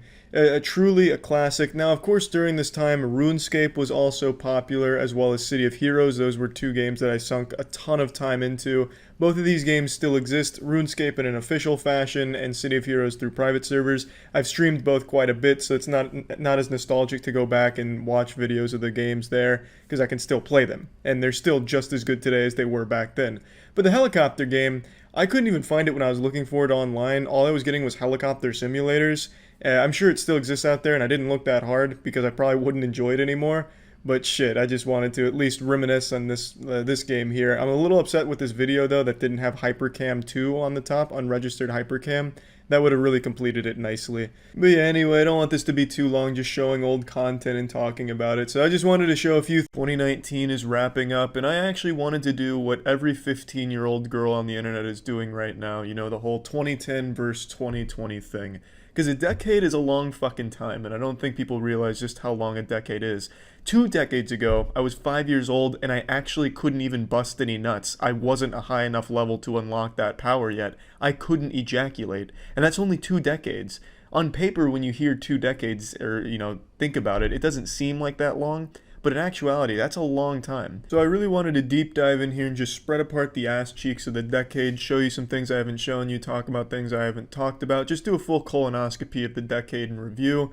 I will go ahead and get this out of the way right now. I was only able to find a couple old high school pictures of me. I avoided a lot of those during that time from low self-esteem, not to immediately get sad and tug on your fucking nipples or whatever, but I don't have many. I know listeners of the official podcast really want to see the one style that we talk about and make fun of a lot that I went through. I used to have my whole head shaved except for my bangs, so my bangs were like this long and they were sharp as shit. They looked like a studded bracelet of bangs. It looked like poorly drawn anime hair. It was just really sharp bangs that were long. Everything else was shaved. And I really wish I had pictures of that because I thought it made me look really cool, like a badass, mysterious biker that was up to no good. But in reality, it just made me look like an inbred psychopath. But yeah, anyway, 2010 was the biggest and most important year of my life. That really changed my entire life. And I know that cliche gets tossed around all the time, like, you know, oh, 3 years ago I tried Starbucks for the first time and holy shit, my life changed forever. But for me, that statement is 100% true. And 2010, that was the game changer for me. I'd been doing YouTube for about 4 years at that point. I was doing Gears of War stuff, some fucking magic trick things that I'd delete instantly. Then I moved on to gameplay and commentary for like Call of Duty. Then I started doing obscure games, shitty games. And then in 2010, Ray William Johnson picked my video, my QWOP video, to use in one of his, and as the primary video in that showcase. If you don't know who Ray William Johnson is, you're definitely too young to be watching this anyway, or you're very new to the internet, but Ray William Johnson was the biggest channel on YouTube during that time. And honestly, whether you love him or hate him, he was a pioneer. He was the first person to be able to make a living doing YouTube and internet content creation in general. He was the first internet millionaire totally from YouTube. He pretty much paved the way for people to make a career off internet content. And Ray William Johnson during this time, he was like the fucking Jimmy Fallon of internet content creation. And he picked my video to talk about and, you know, make jokes about and stuff. And he linked it in the description, and my channel blew up. Absolutely fucking exploded. And that really opened my eyes to, you know, what I could do going forward. Because at this point, I was still under the delusion I was going to be going to the NBA. But slowly but surely, I was starting to realize that a man who's 5'6", who is only good at shooting three-pointers, probably doesn't stand a good chance of getting drafted. I was having wet nightmares about not making the fucking Orlando Magic and shit, and not going to a D1 college basketball school as a starter, and, you know, slaying pussy on the regular. I was starting to realize I wasn't going to be a college basketball or NBA superstar. So confusion was coming. I didn't know where I wanted to go, what I was passionate about, other than making videos.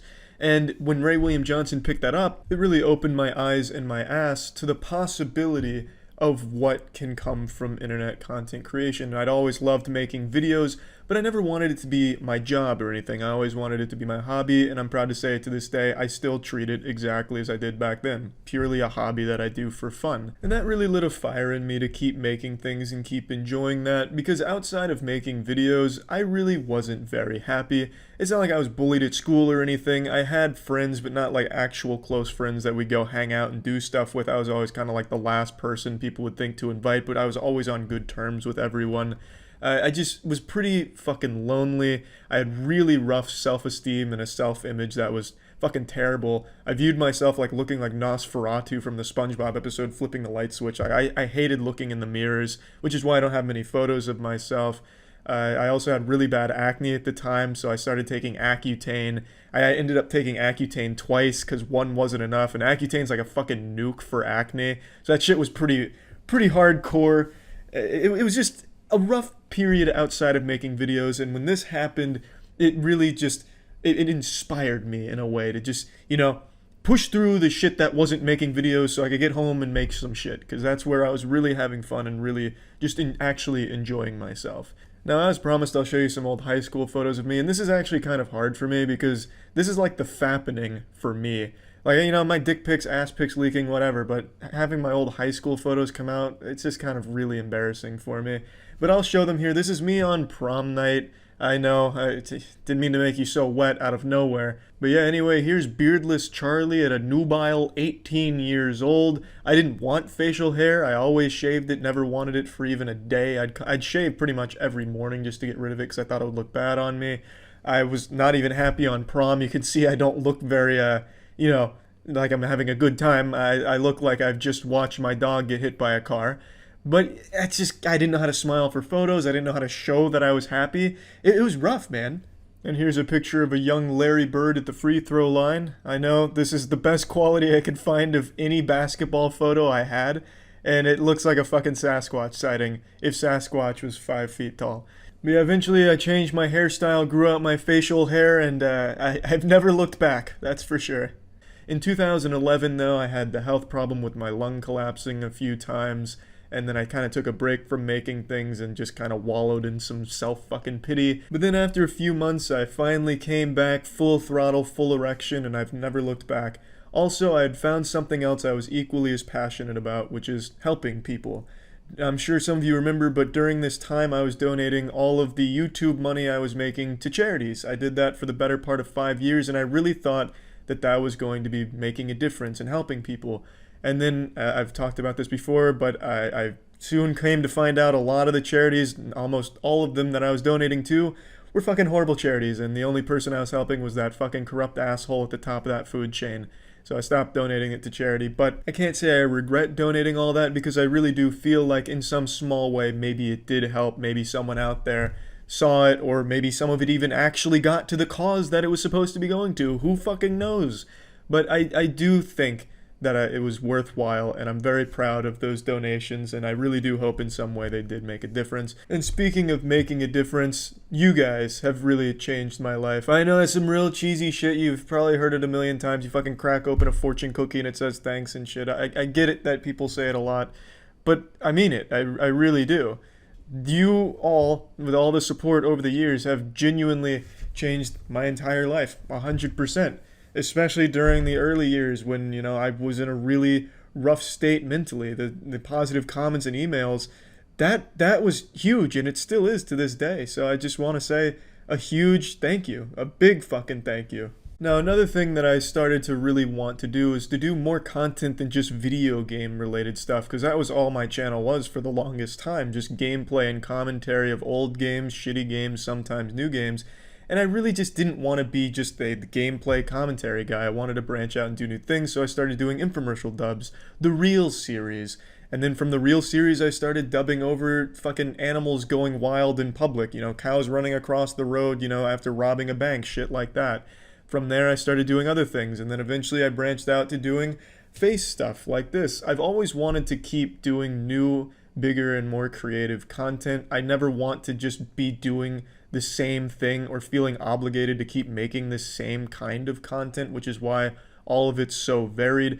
Some videos I've made are 30 seconds long, some of them fucking 30 minutes long. It's just whatever I thought would be fun to do at the time is what I'd make, and I've always enjoyed doing that. I've never liked to be just, you know, restricted to one kind of, you know, content, and I think that's what keeps it fun.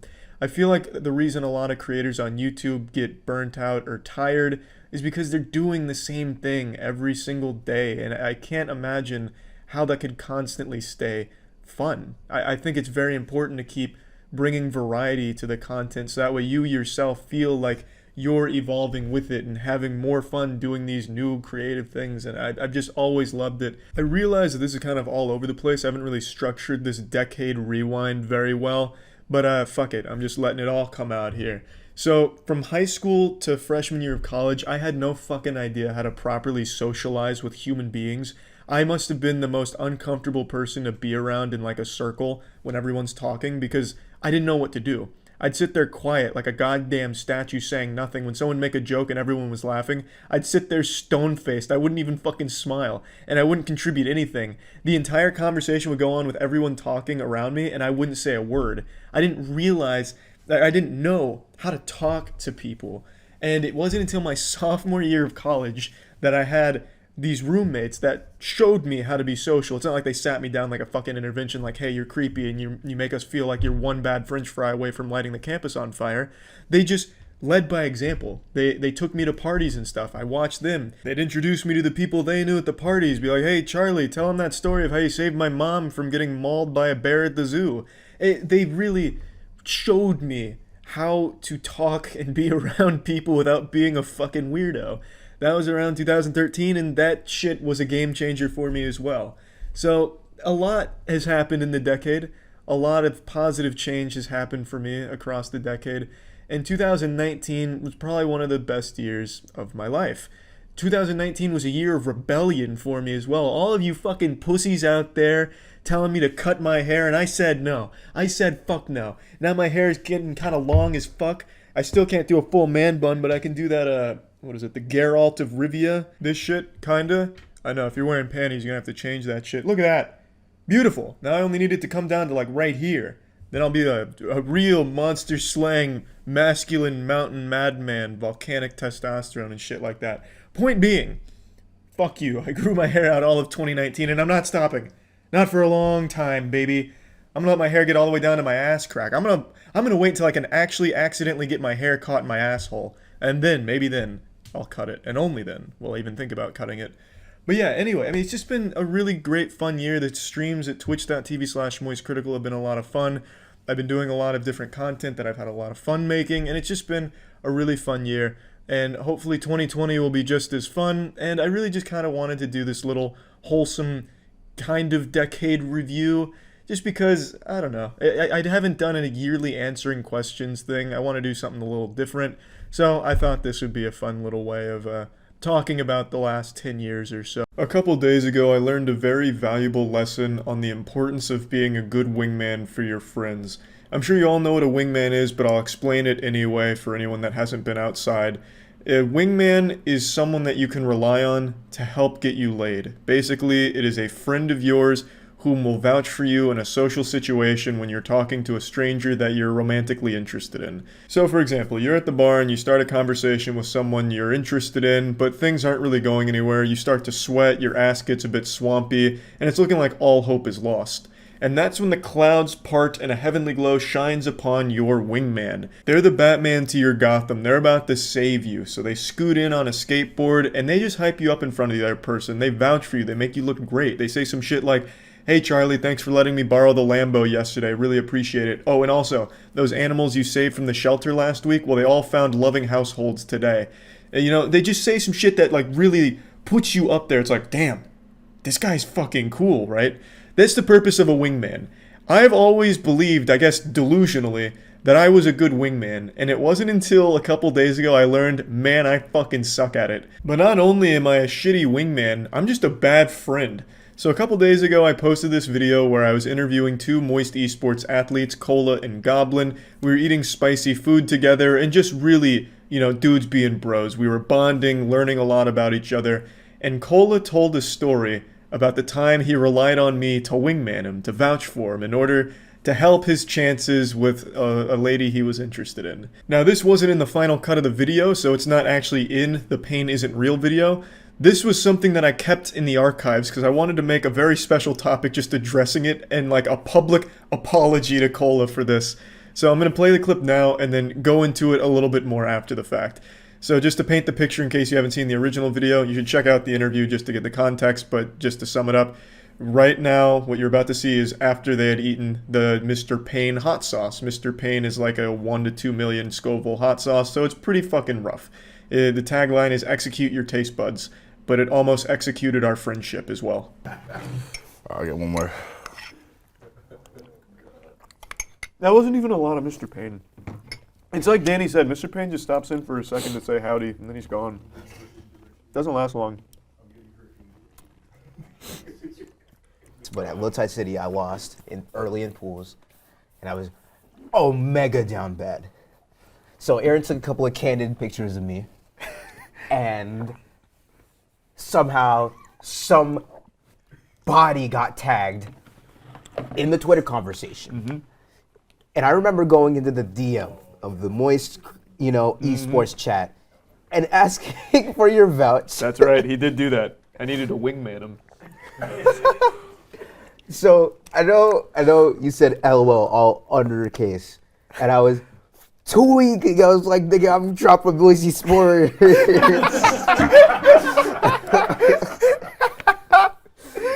How did you feel after I typed that? I didn't know how to vouch for you because it'd be weird to like just type on Twitter like, yeah, this guy fucks. Like, what am I supposed to say? Like, there's like no way I could wingman for you without coming across as like some kind of weirdo. I would ruin your chances. I didn't realize how close Moist Esports was to losing one of its finest athletes, and it's entirely my fault. When he sent that message in the chat, I didn't know if he was serious or not, so I just hit him with a lol, which, looking back on it now, my god, what an asshole. I'm not a big texter. I don't really go on Discord, I don't really text much, I just don't really text in general, so I guess, for me, I just didn't think anything of it. But now looking back on it, I could totally see why receiving that would be like me spitting in your face and slapping you. Like, how heartless. If I was reaching out to my wingman, like, come on, help me out here, and all he hit me with was a lol, I would be pissed. I would actually be super mad. And it just didn't even register with me. It really didn't, and I feel so fucking bad for it. I really do. Which is why I'm making a solemn vow to be a better wingman now. I'm gonna turn this shit into a Darman video. You know, YouTuber is a horrible wingman, regrets it, but then changes for the better. So from now on, I will be the ultimate fucking wingman. I'll vouch for anyone, anytime. I'll have like a goddamn hotline set up like the Powerpuff Girls where they, you know, my players can just call me like, you know, ring the hotline, I'll pick it up, Charlie, we need you to vouch. I'm on it. He fucks. And you know who else fucks? Everyone who comes by my Twitch streams at twitch.tv/moistcritical. I stream every day and you're guaranteed to get laid if you just stop in a few times. So I'm probably streaming right now as you're watching this video. I'll put a link in the description. But anyway, hopefully this is helpful to anyone out there that doesn't realize how important it is to be a good wingman, and more importantly, a good friend. You know, all of my wingmen when I was in college, they weren't great. Like, I was always disappointed with, like, how they'd wingman for me. It was always, like, counterintuitive. I felt like we were competing more so than we were helping each other. Because I remember one time, a buddy of mine and I were at the bar, and I was talking to a lady I was interested in. And my friend came over, and I was expecting a wingman. Like, hey, this guy's great. You should see him build Legos. He does it in record time. It's incredible. Have you seen his KD ratio on fucking Fortnite? You know, anything, really. But he comes over and he's like, oh, this guy, Charlie, he's great at drinking. Like, watch this. Let's do a chugging contest. And I used to be a pretty big drinker, and I was pretty good at chugging. But the guy who challenged me, my friend, is a man that can open his entire fucking throat like some kind of mutant and just immediately drink anything. Kind of like those viral videos you used to see where people would take a water bottle and stuff it together and they'd immediately be gone. He could do that. So he challenged me to this chugging contest and beat my ass in front of them. What he did is he came over and didn't wingman me. He established that he was the alpha in front of her, I guess was his thought process. I don't really know. But he's like the fastest hot dog shooter in the West, but without hot dogs. It made me so upset. Like, I didn't have good wingmen. And yet, I have now become what I once hated without noticing. So I think it was very important that Cola shared this story with me so that way I can improve for the better. And hopefully you all now understand just how important it is to just be there for your friends when they need it really, guys. You ever watch a video that just makes you feel nostalgic? It feels like you transport back in time. That's what happened to me today. It felt like Jimmy Neutron had built a time travel device that took me back to the most embarrassing era of my life. My first year and a half of college. This was the real goofy goober era of my life where I tried to emulate a mysterious anime character and was just genuinely creepy and uncomfortable to be around. I have no doubt my fellow peers were reporting me to the student body as just someone to be aware of as a potential threat. It was scary. Like, it was such a bad idea. I was built on awful Reddit advice and delusion of anime characters. I thought it'd be a good idea. I've talked about it at length before. And today I watched a video that served as a reminder of my shame. And this had to do with the couple of times I went to parties, which I've talked about a little bit. During this period, I did try and socialize to the best of my ability, and I'd argue I was the life of parties when I went out. And by that I mean I made people scared for their lives when I went out to parties. Let me show you a little clip of the video and then dive deep into what I mean.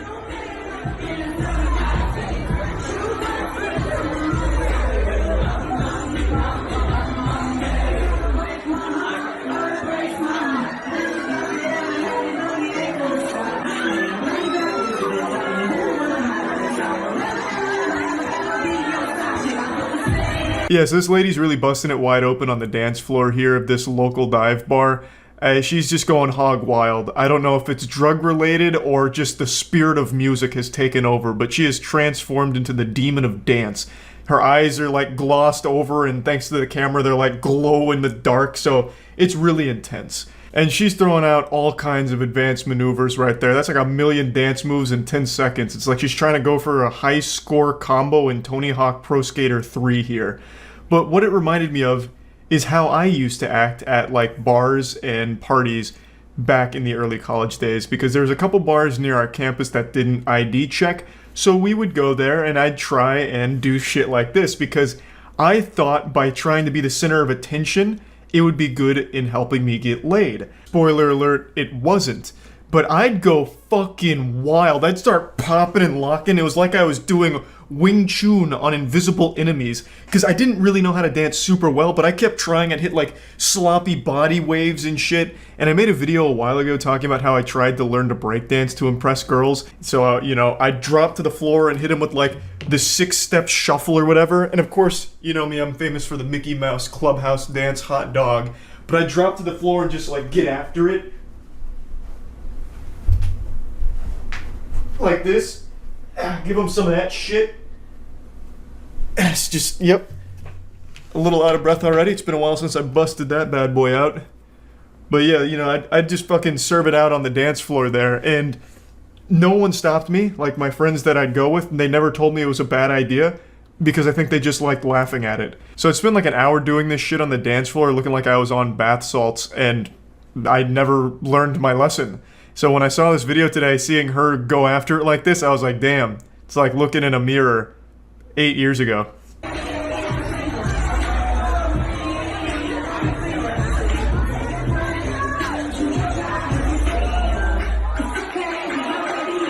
Watching her dance is like watching a dog with the zoomies, where they just start like running in circles and going crazy. I mean, hats off to her. Like the confidence to do this and really just go wild at it, I think is fantastic. I always enjoyed doing it back in college, even though I know it made me look very odd to most people, but I still did find it to be enjoyable at the very least. But goddamn, the people next to her are gonna be leaving this bar with scars. The way she's whipping her hair like that shit is an actual weapon. That's some like actual Bayonetta shit, using her hair for offensive attacks.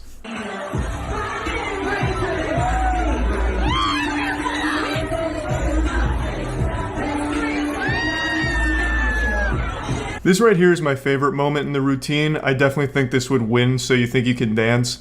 She hits him with like the praying mantis up here, and then into like a T-Rex arm combo. It's very rare you see a move like that executed so fluidly. So I thought she did a wonderful job there, and I really think it just helped put a nice bow on the entire choreography here.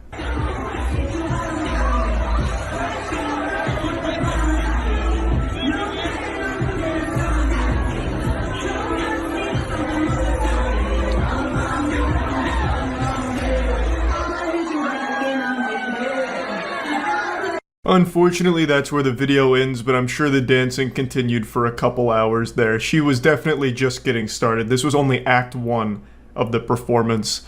I think it's great all around. It seemed like she was having a good time. The people around her also seemed to enjoy the show. And I just wanted to talk about it because it reminded me of a silly time during my college days that I thought would be fun to share. That's really about it. Many of you already know this, but magic tricks were a very big part of my childhood and even into my adult elite gamer years in college. I was dabbling in magic tricks. In fact, the very first video I ever posted on YouTube was of myself performing a magic trick, but I've since deleted it. YouTube still has it, and I guarantee they're still trying to crack the code on how I performed it. Luckily, I deleted it though, because otherwise Randy Pitchford would have dedicated his life to figuring out how I solved that and just abandoned the Borderlands series. Fucking Randy Pitchford spent a year trying to figure out how a cam girl squirted so much. Imagine what he would have done if he saw my magic trick. The point I'm making is, magic was a huge part of me growing up. And today, I'm going to reveal to you a secret I invented myself to try and get laid in college. And this shit works like a charm. It's almost impossible not to work. You don't even need to be around women for it to work. If you just perform the trick in your own little isolation chamber, women will probably flock to you somehow, fucking rappelling down into your window. It's a very powerful magic trick, and I'm going to break the magician's code and teach you how I do it. I'm going to fucking full throttle sin, raw and no rubber. Magicians are going to hate me. Chris Angel's going to have a wet nightmare. David Blaine's going to throw in the towel and retire tomorrow, I bet. I actually taught people how to do this magic trick on my streams at twitch.tv/moistcritical, and people haven't been able to stop getting laid. It's almost been a curse. Every time they do the trick, it's just so much pussy. So I'm going to now take the lesson I taught on stream and teach it to all of you over here on YouTube, and just hope that you can use it for good instead of evil. Now, there's an up-and-coming magician named Jerry Presley who actually performed this trick as he heard me explain it on stream. Performed it for these two women here, one of them looking like Alinity, might actually be Alinity, there's no telling, and he performs it very well and hopefully got a threesome out of it. Now, let's go ahead and get into it. First, you're going to need a deck of playing cards. They don't need to be as cool as mine, but these are my old bicycle ghosts, as they were called. Back in like 2009, 2010, there was like a really cool looking Alpha Chad magician who was like flourishing these cards one time on YouTube, and I asked my parents to buy them for me, and I got them for like Christmas or something. But you don't need to be this cool, is what I'm saying. You can just use any old piece of shit deck of cards you want. You can use Yu-Gi-Oh cards if you wanted to. Now let me give you an overview of the trick. The objective is to get a phone number, man, woman, police officer, it doesn't really matter who, but it was to get an excuse to ask for the phone number. You don't need an excuse to ask for a phone number, but when you're a fucking 19-year-old college student who's pretending to be a mysterious anime character, it helps to have a fucking excuse because you're just a fucking weirdo. But anyway, what I'm saying is, it's to get the phone number.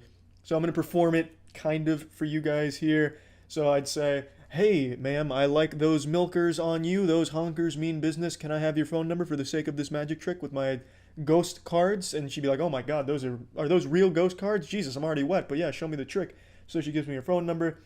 I now send her a text with what card she is going to pull from this deck, and I'm going to give her a free choice of it, but she can't look at that text message till it's over. So I say, hey, you can't look at that, but just wait till after the trick and it's going to blow your asshole wide open. It's going to be the coolest goddamn thing you've ever seen in your life. So, you know, it's just small talk a little bit, and then I get to the trick. I just ask her to cut the deck, or I can flip through the deck. It doesn't really matter. But the deck ends up getting cut in two like this. It doesn't matter where. It doesn't really matter. And then I go ahead and put it on top of it so that there's no trickery here. And then I let her take the card off the top because this is where she cut, and she takes the card, and it's the 7 of clubs. Okay? And I've texted her that already way before the trick even happened. So now the question is, how did I know that? Am I truly just the messiah of magic? The mind freak of madness? The torpedo of trickery? No, I'm something more. I'm a gamer. So my trick is literally one move, and then just distracting the person. A single card force. Every card trick ever done pretty much uses a card force. What's a card force?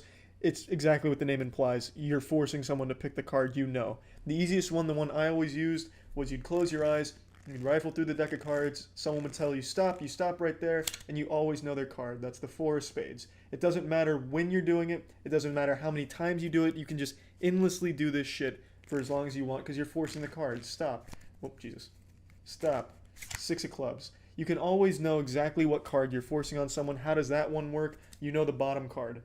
So when you rifle through, they say stop, you're pulling the bottom card off, well, as long as you have a good grip, and you're always going to know exactly what you're giving them. I invented my own card force, though, and it's even easier. And I swear to God, I should have gotten a Nobel Prize for this discovery. This shit is almost as important as discovering gravity. This card force is a game changer in Magic. So all you need to know is the top card, 2 of diamonds.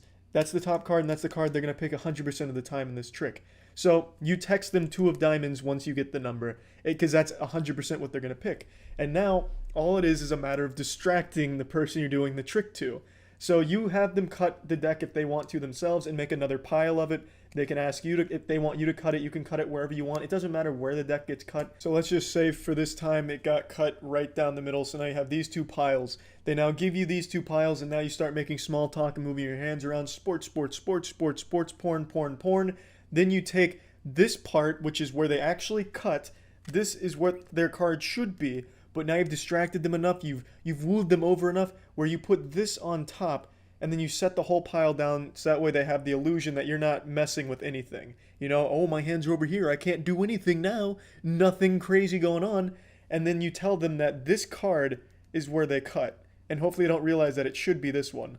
So then you take this piece off, you have them take their top card, and of course it's the 2 of diamonds, because, I mean, it's just the fucking top card, but they don't know that. They think this is where they cut when they had free choice.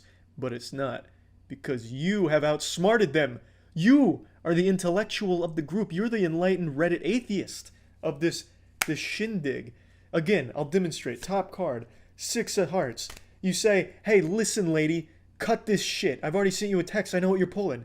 They cut it. Bang. You get 2 piles. You're distracting them. Bang. Put that shit on top. Take your hands off. Tell them that's the card. They pick the card. 6 of hearts again. It's incredible how simple it is, and yet nobody ever figured it out. Ever. And no one could figure it out unless I told them. Because this trick is beyond intelligence. This has transcended magic tricks and become a cult movement in and of itself. It is fucking phenomenal. So please, ladies and gentlemen, after having revealed this remarkable secret, a top secret government secret, please use it responsibly. And when you use it, make sure you tell them it came from me. And then you link them to my Twitch channel and my YouTube and stuff. You give me credit for this discovery, this trick, because it's fucking huge. I'm unironically proud of that trick. I actually did get a few numbers with it. I never did fuck all with the numbers, but just the fact that it even got to that point and they could at least fake excitement and wonder from the magic is enough for me.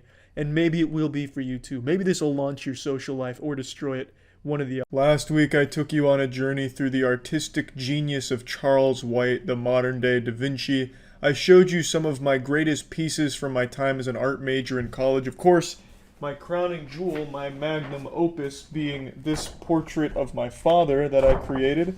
When I first saw this, when I rediscovered this artifact here, this treasure, I actually didn't know it was my dad at first. I thought it was one of the models from the class I drew it in, which was figure drawing, where you had people come in, and I thought the model just happened to look like Jared Fogle from the Subway commercials. But the reason I knew this was my dad is because I recognized the chair he's sitting in, and I was like, wait, that's my fucking dad I drew, huh? And then, of course, all the similarities just started hitting me. It's a very abstract interpretation of my father, but to the keen eye, the trained eye, you'll immediately recognize it, I would say. Now, is this the single worst piece of art in history? Absolutely not. Is it the best piece of art in history? Yes. Yes, it is. I really love everything I was able to capture here. If I was to go back and redo this, the one thing I'd do is I'd get rid of the camel toe. My dad, he doesn't have like a visible camel toe or anything like that, but I hit him with some moose knuckles here, and he didn't deserve that. I didn't do it on purpose. It's just there were some folds in the pants I was noticing, I think, and I just accidentally reverted to like hentai techniques.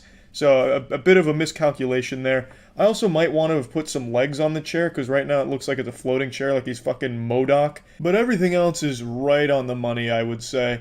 I really like what I was able to do with his torso here. It kind of makes him look like a thwomp from Super Mario 64, just like a giant fucking block.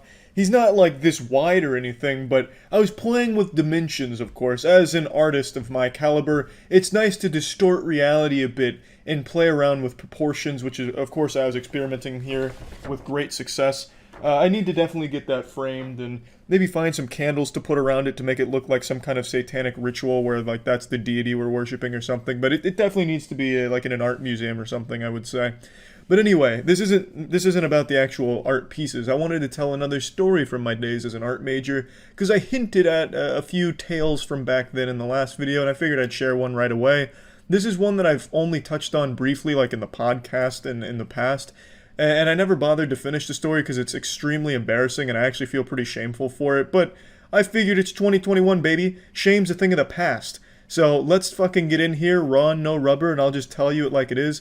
So I took a figure drawing course, which is where I drew that piece as well as many others, where it's basically drawing people and things that you see in person. And one component of this course was drawing nude models, the idea being that you capture the human anatomy like it is, and you just go in there and put that pencil to the paper and you let it all hang out there. No secrets among the art students, prolapse, rectum, and all from the model. It's going on the canvas. And it's that shit that you used to see in the old movies where, you know, the protagonist would go into an art class and everyone's drawing a naked guy whose dick is flopping around. It was that, but I took the course in real life. I didn't know it at the time, so when I went in and saw a naked man posing in front of everyone, I was pretty shocked and caught off guard.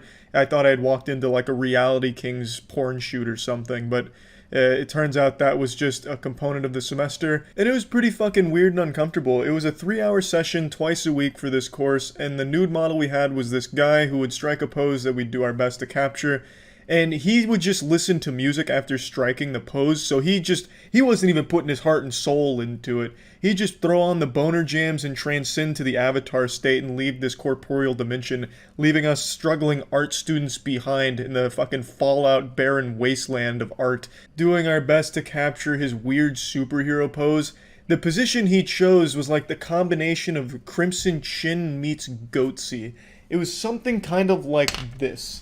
So he came and he had hands on his hip, leaning forward like this, but he had a little stool in front of him so he could put his leg up, and he leaned forward a little bit, just so that way you could see a little bit of his butthole if you were unfortunately positioned behind him, which of course I was not directly behind him, so I didn't have like the full butthole spread action, but I had like tip of, like outer rim of anus plus some wrinkles, because I was still on like the back side, I didn't have front, so I saw, like, from my position, since his leg was up, I had a little bit of like cock head dangling in front, like kind of like a sunset behind his ass cheeks, and then like asshole rim plus wrinkles. It was like a Banksy painting, like if he drew the beach and then like put some ass cheeks in front of it with the dick behind it, you know what I mean? It was a very uncomfortable situation to be in, and especially just to sit there and with like my little pencil measuring his asshole circumference,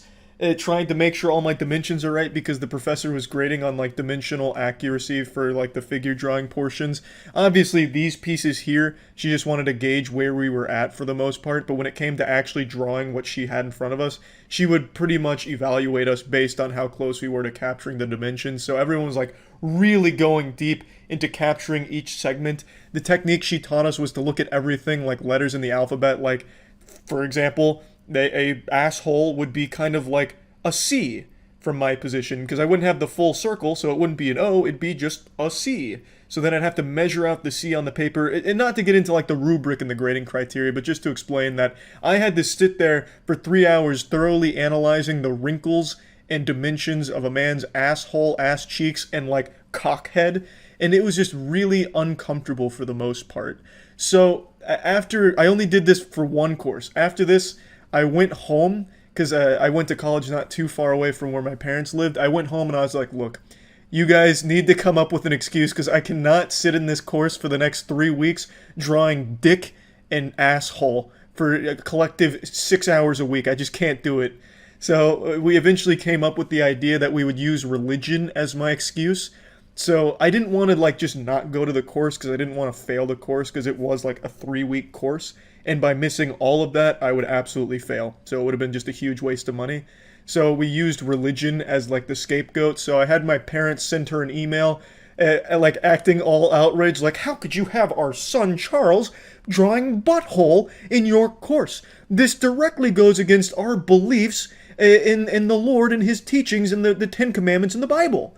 This is absolutely unacceptable. Charles will not be attending the course, and we expect he will still get full credit because we wouldn't have allowed him to take the course if it was disclosed beforehand that nude model drawing was a requirement. It sounded like something a fucking Scientologist would have written, except far more polite. They weren't like mean about it or anything. It was just using religion and the inability to see butthole and cock as an excuse to not go to the course for 3 weeks. And they sent it. And then she sent me an email and then talked to me saying, look, she understands. She apologized to me, but she didn't need to do. And she still gave me credit and told me just to sit out the 3 weeks and come back towards the end. So, yeah, I got out of drawing that by using religion, the ultimate excuse. It was a genius plan, to be honest, and I feel really bad about it. And the reason I've never told this is because I really am super embarrassed. I should have just toughed it out and drawn more dick and asshole, but 6 hours a week thoroughly measuring a guy's dick and balls and stuff, it just wasn't exactly what I had signed up for as an art student.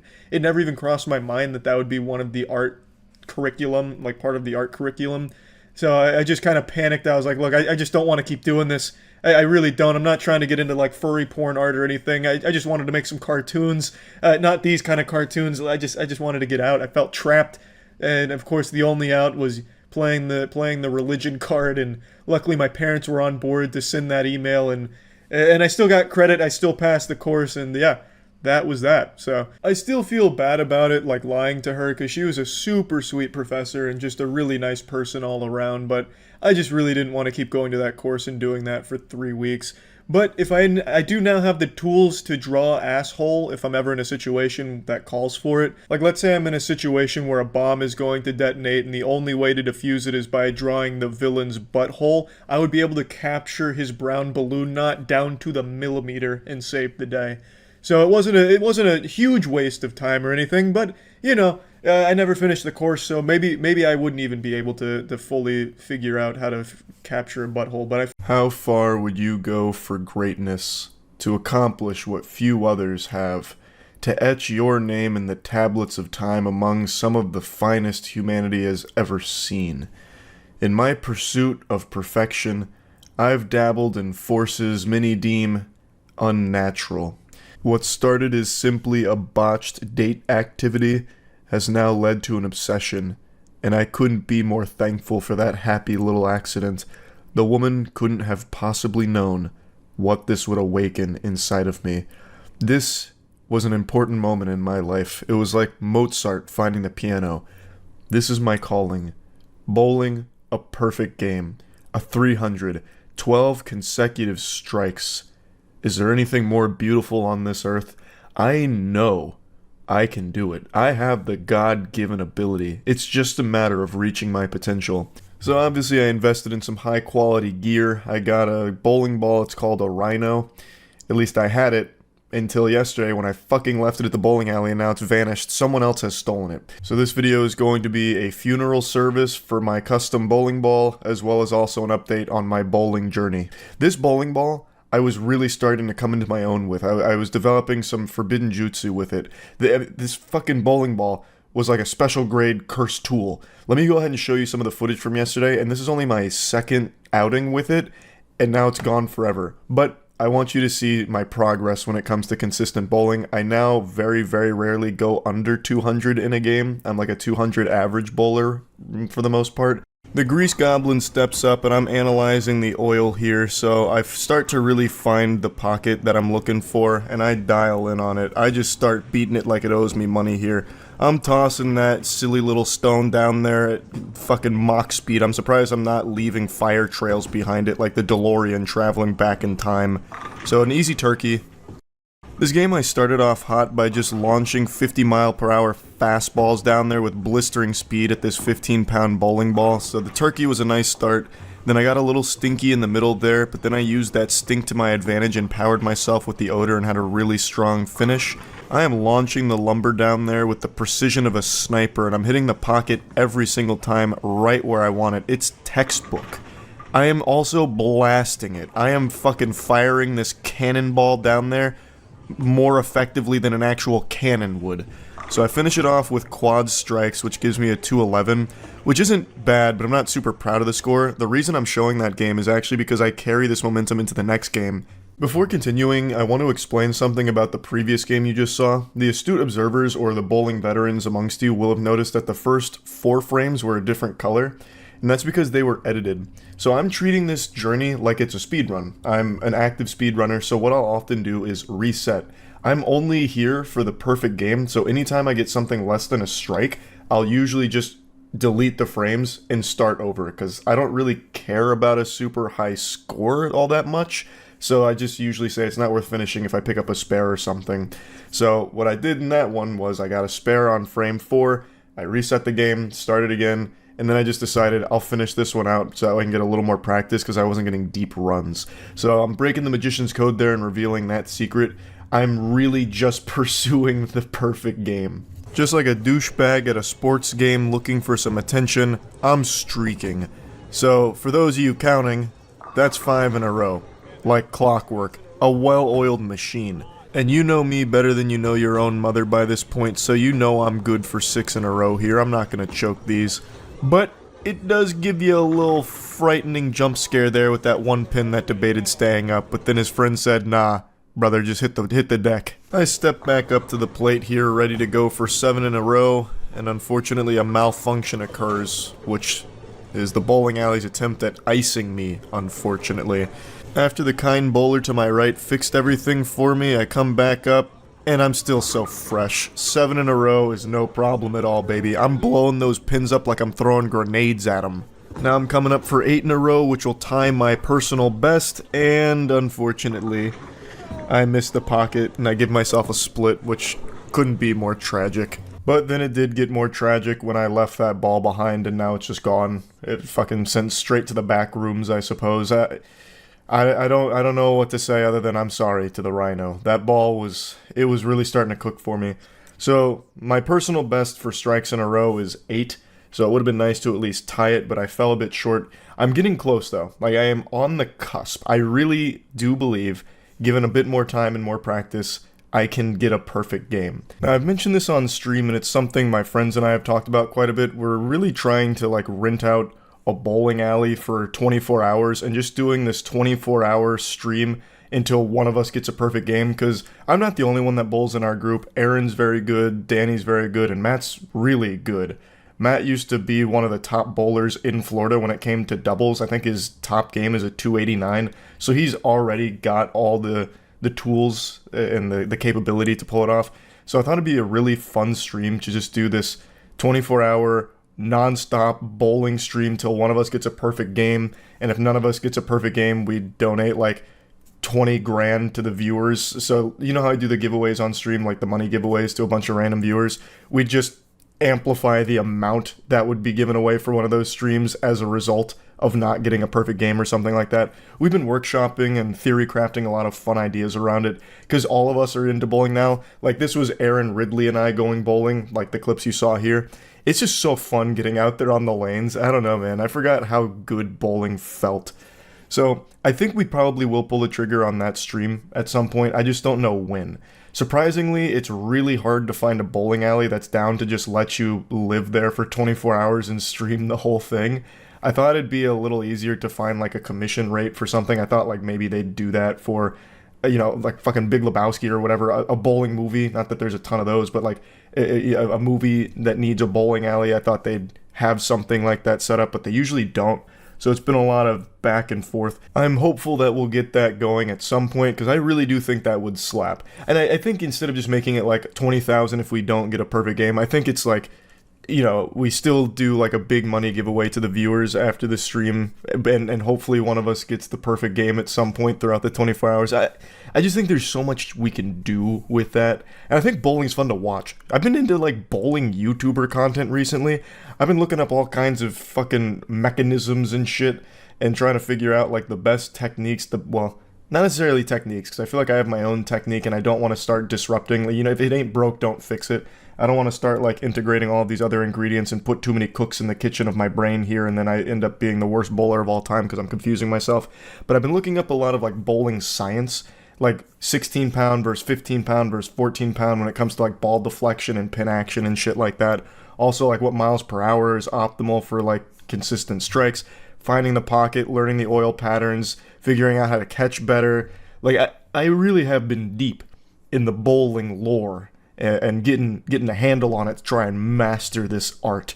And I think I'm getting there. So I'm going to continue to update you all on my bowling progress because I will fucking do it. I'm trying to gather all of these skills, like being a perfect game bowler. I also do want to do like the hole-in-one challenge at some point too, but right now I'm focused on bowling. How far would you go for greatness to accomplish what few others have? To etch your name in the tablets of time among some of the finest humanity has ever seen. In my pursuit of perfection, I've dabbled in forces many deem unnatural. What started as simply a botched date activity has now led to an obsession, and I couldn't be more thankful for that happy little accident. The woman couldn't have possibly known what this would awaken inside of me. This was an important moment in my life. It was like Mozart finding the piano. This is my calling. Bowling, a perfect game. A 300. 12 consecutive strikes. Is there anything more beautiful on this earth? I know I can do it. I have the God-given ability. It's just a matter of reaching my potential. So obviously I invested in some high-quality gear. I got a bowling ball. It's called a Rhino. At least I had it until yesterday when I fucking left it at the bowling alley and now it's vanished. Someone else has stolen it. So this video is going to be a funeral service for my custom bowling ball, as well as also an update on my bowling journey. This bowling ball, I was really starting to come into my own with. I was developing some forbidden jutsu with it. This fucking bowling ball was like a special grade cursed tool. Let me go ahead and show you some of the footage from yesterday, and this is only my second outing with it, and now it's gone forever. But I want you to see my progress when it comes to consistent bowling. I now very, very rarely go under 200 in a game. I'm like a 200 average bowler for the most part. The Grease Goblin steps up and I'm analyzing the oil here, so I start to really find the pocket that I'm looking for, and I dial in on it. I just start beating it like it owes me money here. I'm tossing that silly little stone down there at fucking Mach speed. I'm surprised I'm not leaving fire trails behind it like the DeLorean traveling back in time. So an easy turkey. This game I started off hot by just launching 50-mile-per-hour fastballs down there with blistering speed at this 15-pound bowling ball, so the turkey was a nice start. Then I got a little stinky in the middle there, but then I used that stink to my advantage and powered myself with the odor and had a really strong finish. I am launching the lumber down there with the precision of a sniper, and I'm hitting the pocket every single time right where I want it. It's textbook. I am also blasting it. I am fucking firing this cannonball down there more effectively than an actual cannon would. So I finish it off with quad strikes, which gives me a 211, which isn't bad, but I'm not super proud of the score. The reason I'm showing that game is actually because I carry this momentum into the next game. Before continuing, I want to explain something about the previous game you just saw. The astute observers, or the bowling veterans amongst you, will have noticed that the first 4 frames were a different color, and that's because they were edited. So I'm treating this journey like it's a speedrun. I'm an active speedrunner, so what I'll often do is reset. I'm only here for the perfect game, so anytime I get something less than a strike, I'll usually just delete the frames and start over, because I don't really care about a super high score all that much, so I just usually say it's not worth finishing if I pick up a spare or something. So what I did in that one was I got a spare on frame 4, I reset the game, started again, and then I just decided I'll finish this one out so I can get a little more practice because I wasn't getting deep runs. So I'm breaking the magician's code there and revealing that secret. I'm really just pursuing the perfect game. Just like a douchebag at a sports game looking for some attention, I'm streaking. So, for those of you counting, that's 5 in a row. Like clockwork. A well-oiled machine. And you know me better than you know your own mother by this point, so you know I'm good for 6 in a row here. I'm not gonna choke these. But it does give you a little frightening jump scare there with that one pin that debated staying up, but then his friend said, nah, brother, just hit the deck. I step back up to the plate here, ready to go for 7 in a row, and unfortunately a malfunction occurs, which is the bowling alley's attempt at icing me, unfortunately. After the kind bowler to my right fixed everything for me, I come back up, and I'm still so fresh. 7 in a row is no problem at all, baby. I'm blowing those pins up like I'm throwing grenades at them. Now I'm coming up for 8 in a row, which will tie my personal best, and unfortunately, I missed the pocket, and I give myself a split, which couldn't be more tragic. But then it did get more tragic when I left that ball behind, and now it's just gone. It fucking sent straight to the back rooms, I suppose. I don't know what to say other than I'm sorry to the Rhino. That ball was really starting to cook for me. So my personal best for strikes in a row is 8.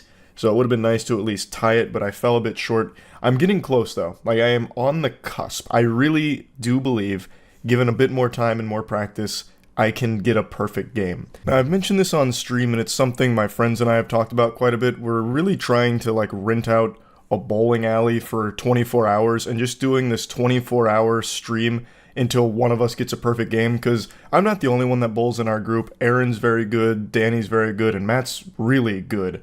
Matt used to be one of the top bowlers in Florida when it came to doubles. I think his top game is a 289, so he's already got all the tools and the capability to pull it off. So I thought it'd be a really fun stream to just do this 24-hour non-stop bowling stream till one of us gets a perfect game, and if none of us gets a perfect game, we donate like 20 grand to the viewers. So you know how I do the giveaways on stream, like the money giveaways to a bunch of random viewers? We just amplify the amount that would be given away for one of those streams as a result of not getting a perfect game or something like that. We've been workshopping and theory crafting a lot of fun ideas around it, because all of us are into bowling now. Like this was Aaron Ridley and I going bowling, like the clips you saw here. It's just so fun getting out there on the lanes. I don't know, man. I forgot how good bowling felt. So I think we probably will pull the trigger on that stream at some point. I just don't know when. Surprisingly, it's really hard to find a bowling alley that's down to just let you live there for 24 hours and stream the whole thing. I thought it'd be a little easier to find like a commission rate for something. I thought like maybe they'd do that for, you know, like fucking Big Lebowski or whatever, a bowling movie. Not that there's a ton of those, but like a movie that needs a bowling alley. I thought they'd have something like that set up, but they usually don't. So it's been a lot of back and forth. I'm hopeful that we'll get that going at some point, because I really do think that would slap. And I think instead of just making it like 20,000 if we don't get a perfect game, I think it's like, you know, we still do like a big money giveaway to the viewers after the stream, and hopefully one of us gets the perfect game at some point throughout the 24 hours. I just think there's so much we can do with that, and I think bowling's fun to watch. I've been into like bowling YouTuber content recently. I've been looking up all kinds of fucking mechanisms and shit, and trying to figure out like the best techniques, well, not necessarily techniques, because I feel like I have my own technique and I don't want to start disrupting. You know, if it ain't broke, don't fix it. I don't want to start like integrating all of these other ingredients and put too many cooks in the kitchen of my brain here, and then I end up being the worst bowler of all time because I'm confusing myself. But I've been looking up a lot of like bowling science, like 16 pound versus 15 pound versus 14 pound when it comes to like ball deflection and pin action and shit like that. Also like what miles per hour is optimal for like consistent strikes, finding the pocket, learning the oil patterns, figuring out how to catch better. Like I really have been deep in the bowling lore and getting a handle on it to try and master this art. And I think I'm getting there. So I'm going to continue to update you all on my bowling progress, because I will fucking do it. I'm trying to gather all of these skills, like being a perfect game bowler. I also do want to do like the hole-in-one challenge at some point too, but right now I'm focused on bowling, so that'll be... There's a couple things I want to talk about today, so let's just dive into this shit. I recently turned 26. On August 2nd, it was my birthday. I celebrated by sticking a couple extra fingers up my butthole that night. That's not the point. The support on the channel and the streams have just been overwhelming, more than I could ever ask for, so I didn't need any birthday gifts, because I truly am, as cliche as this is, beyond thankful for this support. So instead of receiving gifts, I wanted to do a backdoor reach around and change the game here, reinvent the meta, and give all of you a gift for my birthday. And that gift I'll be giving you as a little secret Santa here is video ideas. A couple video ideas I've been sitting on for a long time that I'm not going to do anything with, but for any up-and-coming aspiring content creators, maybe you could execute these ideas and it could launch your internet career. I think they're absolute bangers, I just don't really want to do them myself. So the first idea was around Halloween, where I was going to wear this blow-up doll as like a skin suit, kind of like some Ed Gein shit here. The blow-up doll kind of just right now looks like one of those ancient fish that we discover once every like decade, where it's like some prehistoric fish that looks like actual dog shit in the ocean. So the reason why I didn't do this, but I think it's a great idea, is because this blow-up doll is like wearing broken glass. Like, it's nothing but jagged edges. It's like you're trying to have sex with Lara Croft from the PS1 era. I just didn't want to blow her up and get inside because I'd probably emerge covered in lacerations. So while I do think it'd be a good idea to wear like a blow-up sex doll like this as a Halloween costume for something, it just wasn't worth the risk for me, because this would be about as painful as jumping into a jet turbine. So I mean, feel free to pursue that if you'd like. But the next one was actually a lot less dangerous. It's just I didn't feel like doing it. I even got the props I needed for it. So the idea was I bought this signed Michael Vick jersey, and it was a Christmas gift for my dogs, where I was going to wear this Michael Vick jersey and let them beat me up, kind of as a way for dogs to get revenge on Michael Vick for what he did to them. I just thought it'd be cool to give the gift of revenge to dogs for the fucked up shit Michael Vick did. But I couldn't do this one because my dogs aren't aggressive at all, and they wouldn't even pretend to hurt me or do anything like that, and they wouldn't even destroy the jersey or anything, so the idea just wouldn't work. So yeah, I just wasted like $50 on Michael Vick's jersey, and it'll serve no purpose other than just wiping my ass with it. But anyway, those are two video ideas that I think anyone could, use and maybe find some big success with, perhaps. I figured it was worth at least putting it out there if anyone wants to try some new creative shit. But on to the next thing I wanted to talk about, and it's something that I've struggled with for a long time. I've been waging a little war with myself about whether or not to open a P.O. box, because I've always kind of liked watching the P.O. box unboxing videos, especially like iDubbbz's Bad Unboxing, and it always looked super fun. I just never felt like I'd enjoy doing it personally. Until recently during a stream, the topic came up again, and someone in the chat said, hey man, I'm a vendor at a card shop, I could send you some of the unused Yu-Gi-Oh cards that we don't do shit with. And I swear to God, my eyes lit up with little twinkles in them like a child who just got told his parents aren't getting divorced. My pupils dilated, the temptation to sin became overwhelming, my asshole puckered. It was like a scene out of Tom and Jerry with the devil and the angel on the shoulder. The devil was screaming, Charlie, open that fucking P.O. box, there's Yu-Gi-Oh cards ahoy. And even the angel was like, Charlie, it's a lot of Yu-Gi-Oh cards, you may want to consider this. Obviously, like a sensible man, I decided to open the P.O. box. I wasn't going to let that opportunity fall down the shitter. And it's not because I have a problem. I don't have a problem. I just happen to like some children's card games toys. Who doesn't, huh? Is it a crime to like children's trading cards? I don't think so, and if it is, then the law's wrong. How about that? Maybe I'm having a midlife crisis. What are you going to do about it, pussy, huh? Maybe I'm going to buy a motorcycle next and get a flaming skull tattooed on my neck. What about it? So yeah, I opened a P.O. box for some fucking Yu-Gi-Oh cards, as cool and adult as that sounds. So I decided, since I already opened the P.O. box, I'll just open the floodgates here and just publicly post the P.O. box.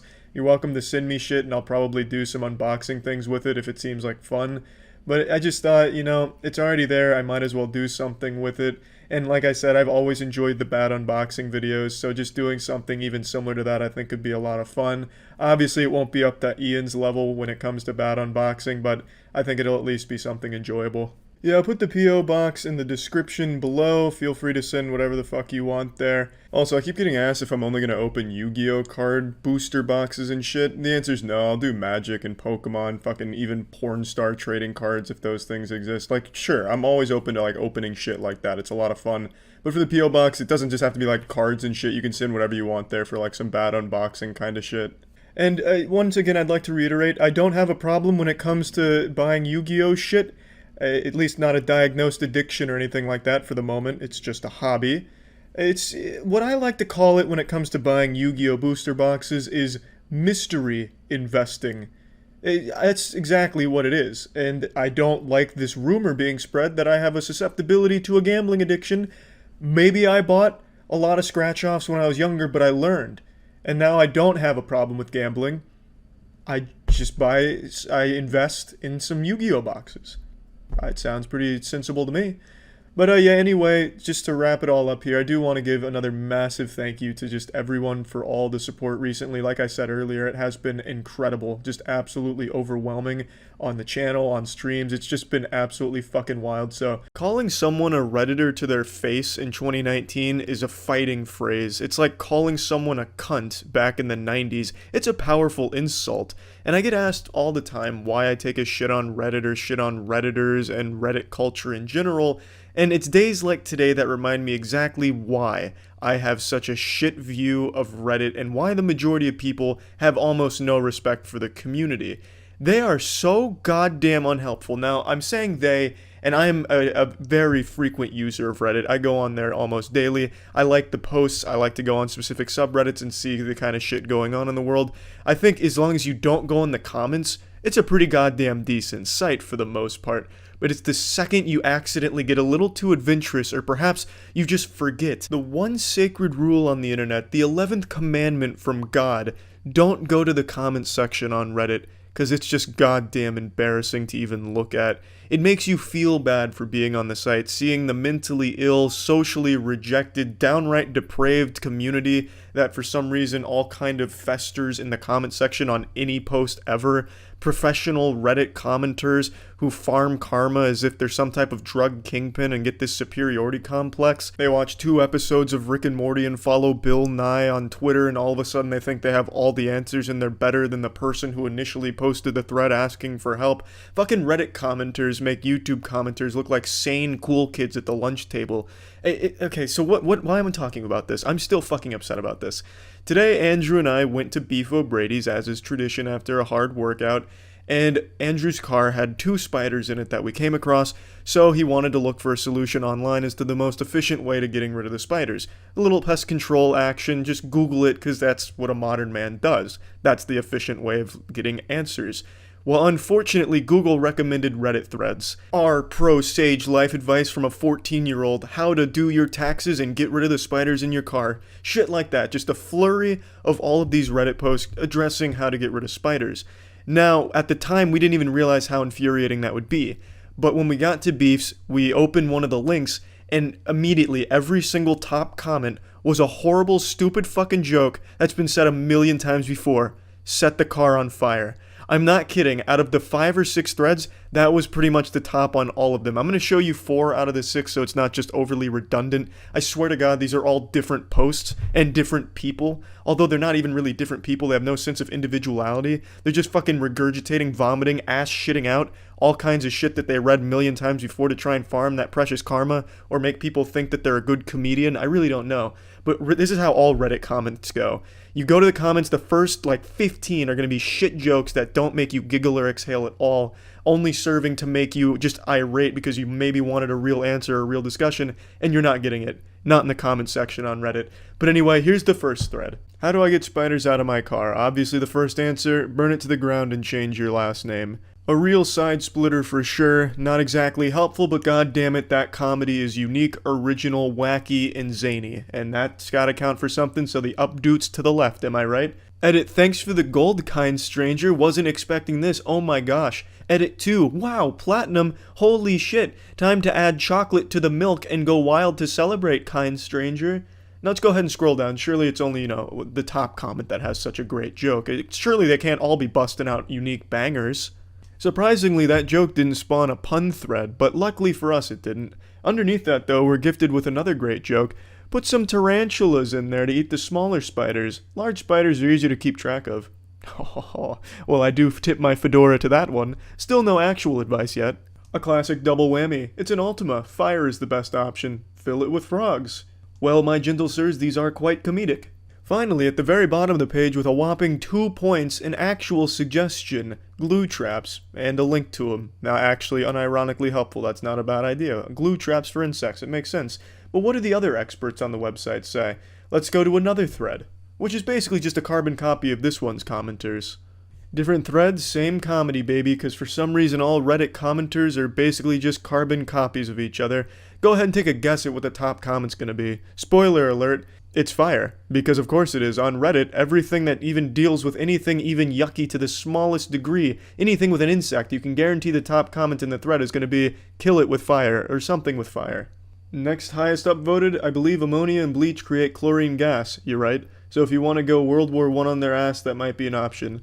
To be fair, this comment actually has sentimental value to me, because I accidentally created chlorine gas when I tried to kill a cockroach once. I talked about that in a video, so that one I don't really have a problem with. I just thought I'd point it out. Luckily, right under that one, we go right back to the standard, set it on fire. I like the reply, lol, as if they'd never heard that before, or perhaps they just always laugh anytime they see that. Next, nuke it from orbit. It's the only way to be sure. It's their car now. Scorpions. Definitely scorpions. That's another big one. It's theirs now. They own it. You lost it. Shit like that. That one's also just as common as fire. So I guess it's not exactly a 100% guarantee it's going to be set it on fire when it's dealing with insects, because it has to compete with it's theirs now. Those are always battling for the top spot. GIF of a car on fire, snakes, sell it, elephants, get some funnel web spiders and dump them in and eat the other spiders. And then one guy accidentally almost lends some pseudo advice, but his advice is basically just saying, you might be fucked. None of this helpful, of course, but very humorous, obviously. New thread, same top comment, gasoline, and says light it on fire in the reply. Milking every ounce of karma he can out of that joke, I guess. Bye birds, lady who swallowed a fly, just more fucking garbage. This guy really drops a fat comedy routine on this one. Release a snake to catch it, then you're gonna want to lock a mongoose in there for a few days to kill the snake. Once that happens, you need a large mammal like a wolf to get the mongoose. After this, you'll need to find a gorilla to let loose in the car. They're excellent at wolf wrangling. Come winter, the gorilla will just die off from the cold. Which is more than the guy underneath him who actually lent a little advice received. Nothing a good car fire won't fix. It just goes on and on and on. While I think absolutely the jokes suck ass on their own and are used a million times ad nauseum, I'm not here to just be the joke police. What's frustrating is when you're looking for real answers like we were today, and all you get is the same goddamn middle school lunch table joke that you've heard ever since you were a goddamn child and seen on every thread ever posted on the website. Burn it with fire. Get a snake, lol. It's their car now, lol. Epic lol, thanks for the gold. It's so frustrating. And that's only scratching the tip of the iceberg, the tip of the wiener on how just frustrating and stupid Reddit comments are. That's throwing away witch hunts, which are huge in the comment sections and 9 times out of 10 are wrong anyway, a la Boston Bomber. That's the biggest one. That one Reddit will never live down. It's just this most hostile place and the most humorless place on the internet. Fucking Twitter comment threads that are just GIF responses and shit pictures are more entertaining than seeing the same fucking joke every single time at the top comment in the Reddit thread, the top fucking 20 comments. I mean, if you want to make the dumb joke, burn it down, kill it with fire, lol, do that, and then after that put a period and then real advice, which admittedly some people in these threads did, but they were buried at the bottom. Buried. Giving real advice? No. Give me that same stupid goddamn joke. But anyway, that's about it. Just wanted to vent about it, because today I was getting frustrated for Andrew, with Andrew. Just so dumb. It's so stupid. Just racing to tell the dumbest fucking joke that everyone's already heard a million times on the goddamn website. Anyway. Hi everyone, it's Charlie coming at you with a hot take about Epcot. The food at Epcot is awful, terrible, abominable. Now that is not talking about the food and wine festival, because that shit bangs. I'm talking about the actual restaurants in Epcot. I think they all suck fuck. But I want to say the best part about Epcot is something I think we can all agree on. It's Spaceship Earth. That's the ride inside that giant golf ball where it takes you through the wild and wacky world of 1982, where you sit in the slowest moving vehicle humans have ever created, just moves slow as shit through these old animatronics where they go through the history of communication, and it all leads up to the far-off future of what if you had a computer, and what is a computer? Well, what really gets my dick hard about Spaceship Earth is that it breaks down every single time you go on it. I swear to God, this bitch breaks down 5, 6, 20 times a day. It's more of a feature at this point and less of a bug. When you're going on Spaceship Earth, account for a 30-minute delay for the ride's breakdown. That's inevitably going to happen while you're on it. I've never ridden Spaceship Earth without it breaking down. So at this point, it's really just part of the experience. But anyway, let's get back to the topic of Epcot's restaurant food being absolutely inedibly terrible shit.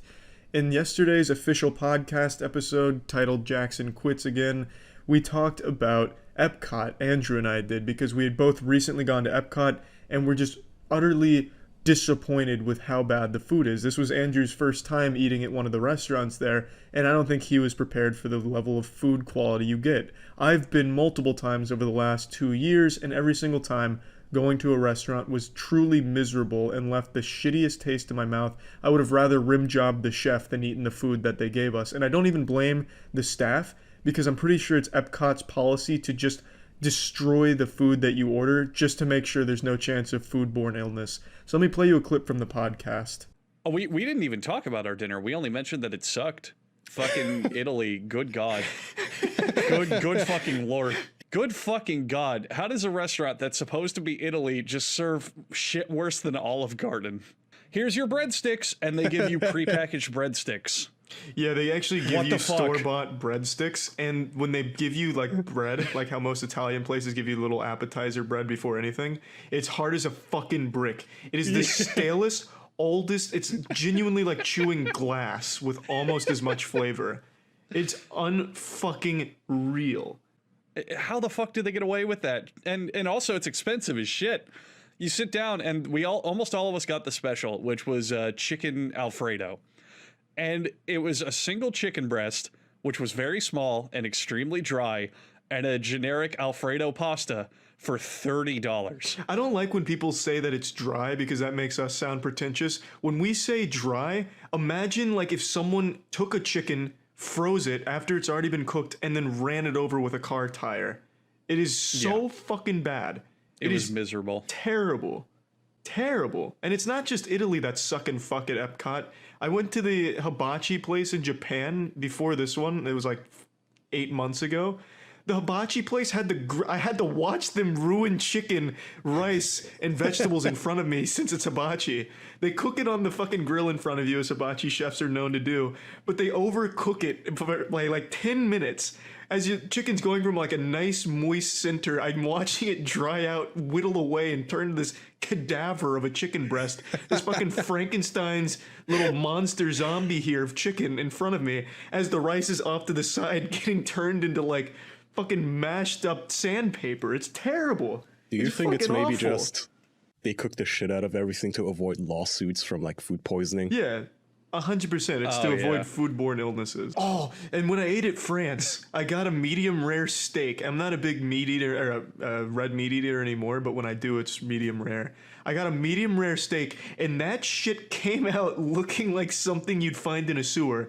It was still somehow like turbo well done and passed off as my medium rare steak that I ordered. It's fucking incredible. It was like Santa Claus gave me a lump of coal for being a naughty Epcot boy. It was miserable. Fucking miserable.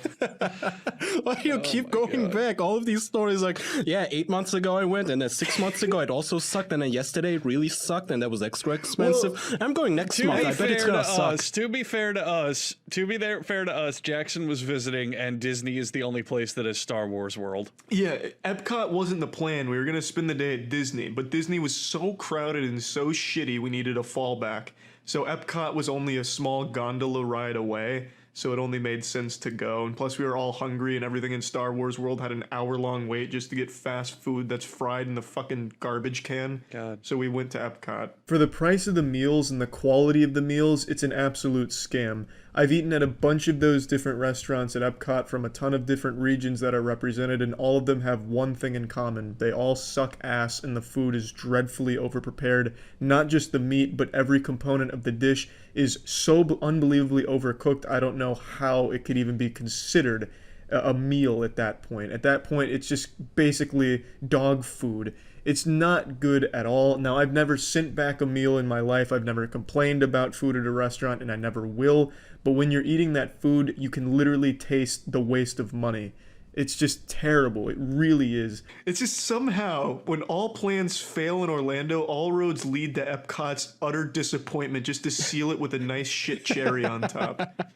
It's not like I'm planning to go to Epcot for these awful, godforsaken meals that look like something out of a Fallout universe.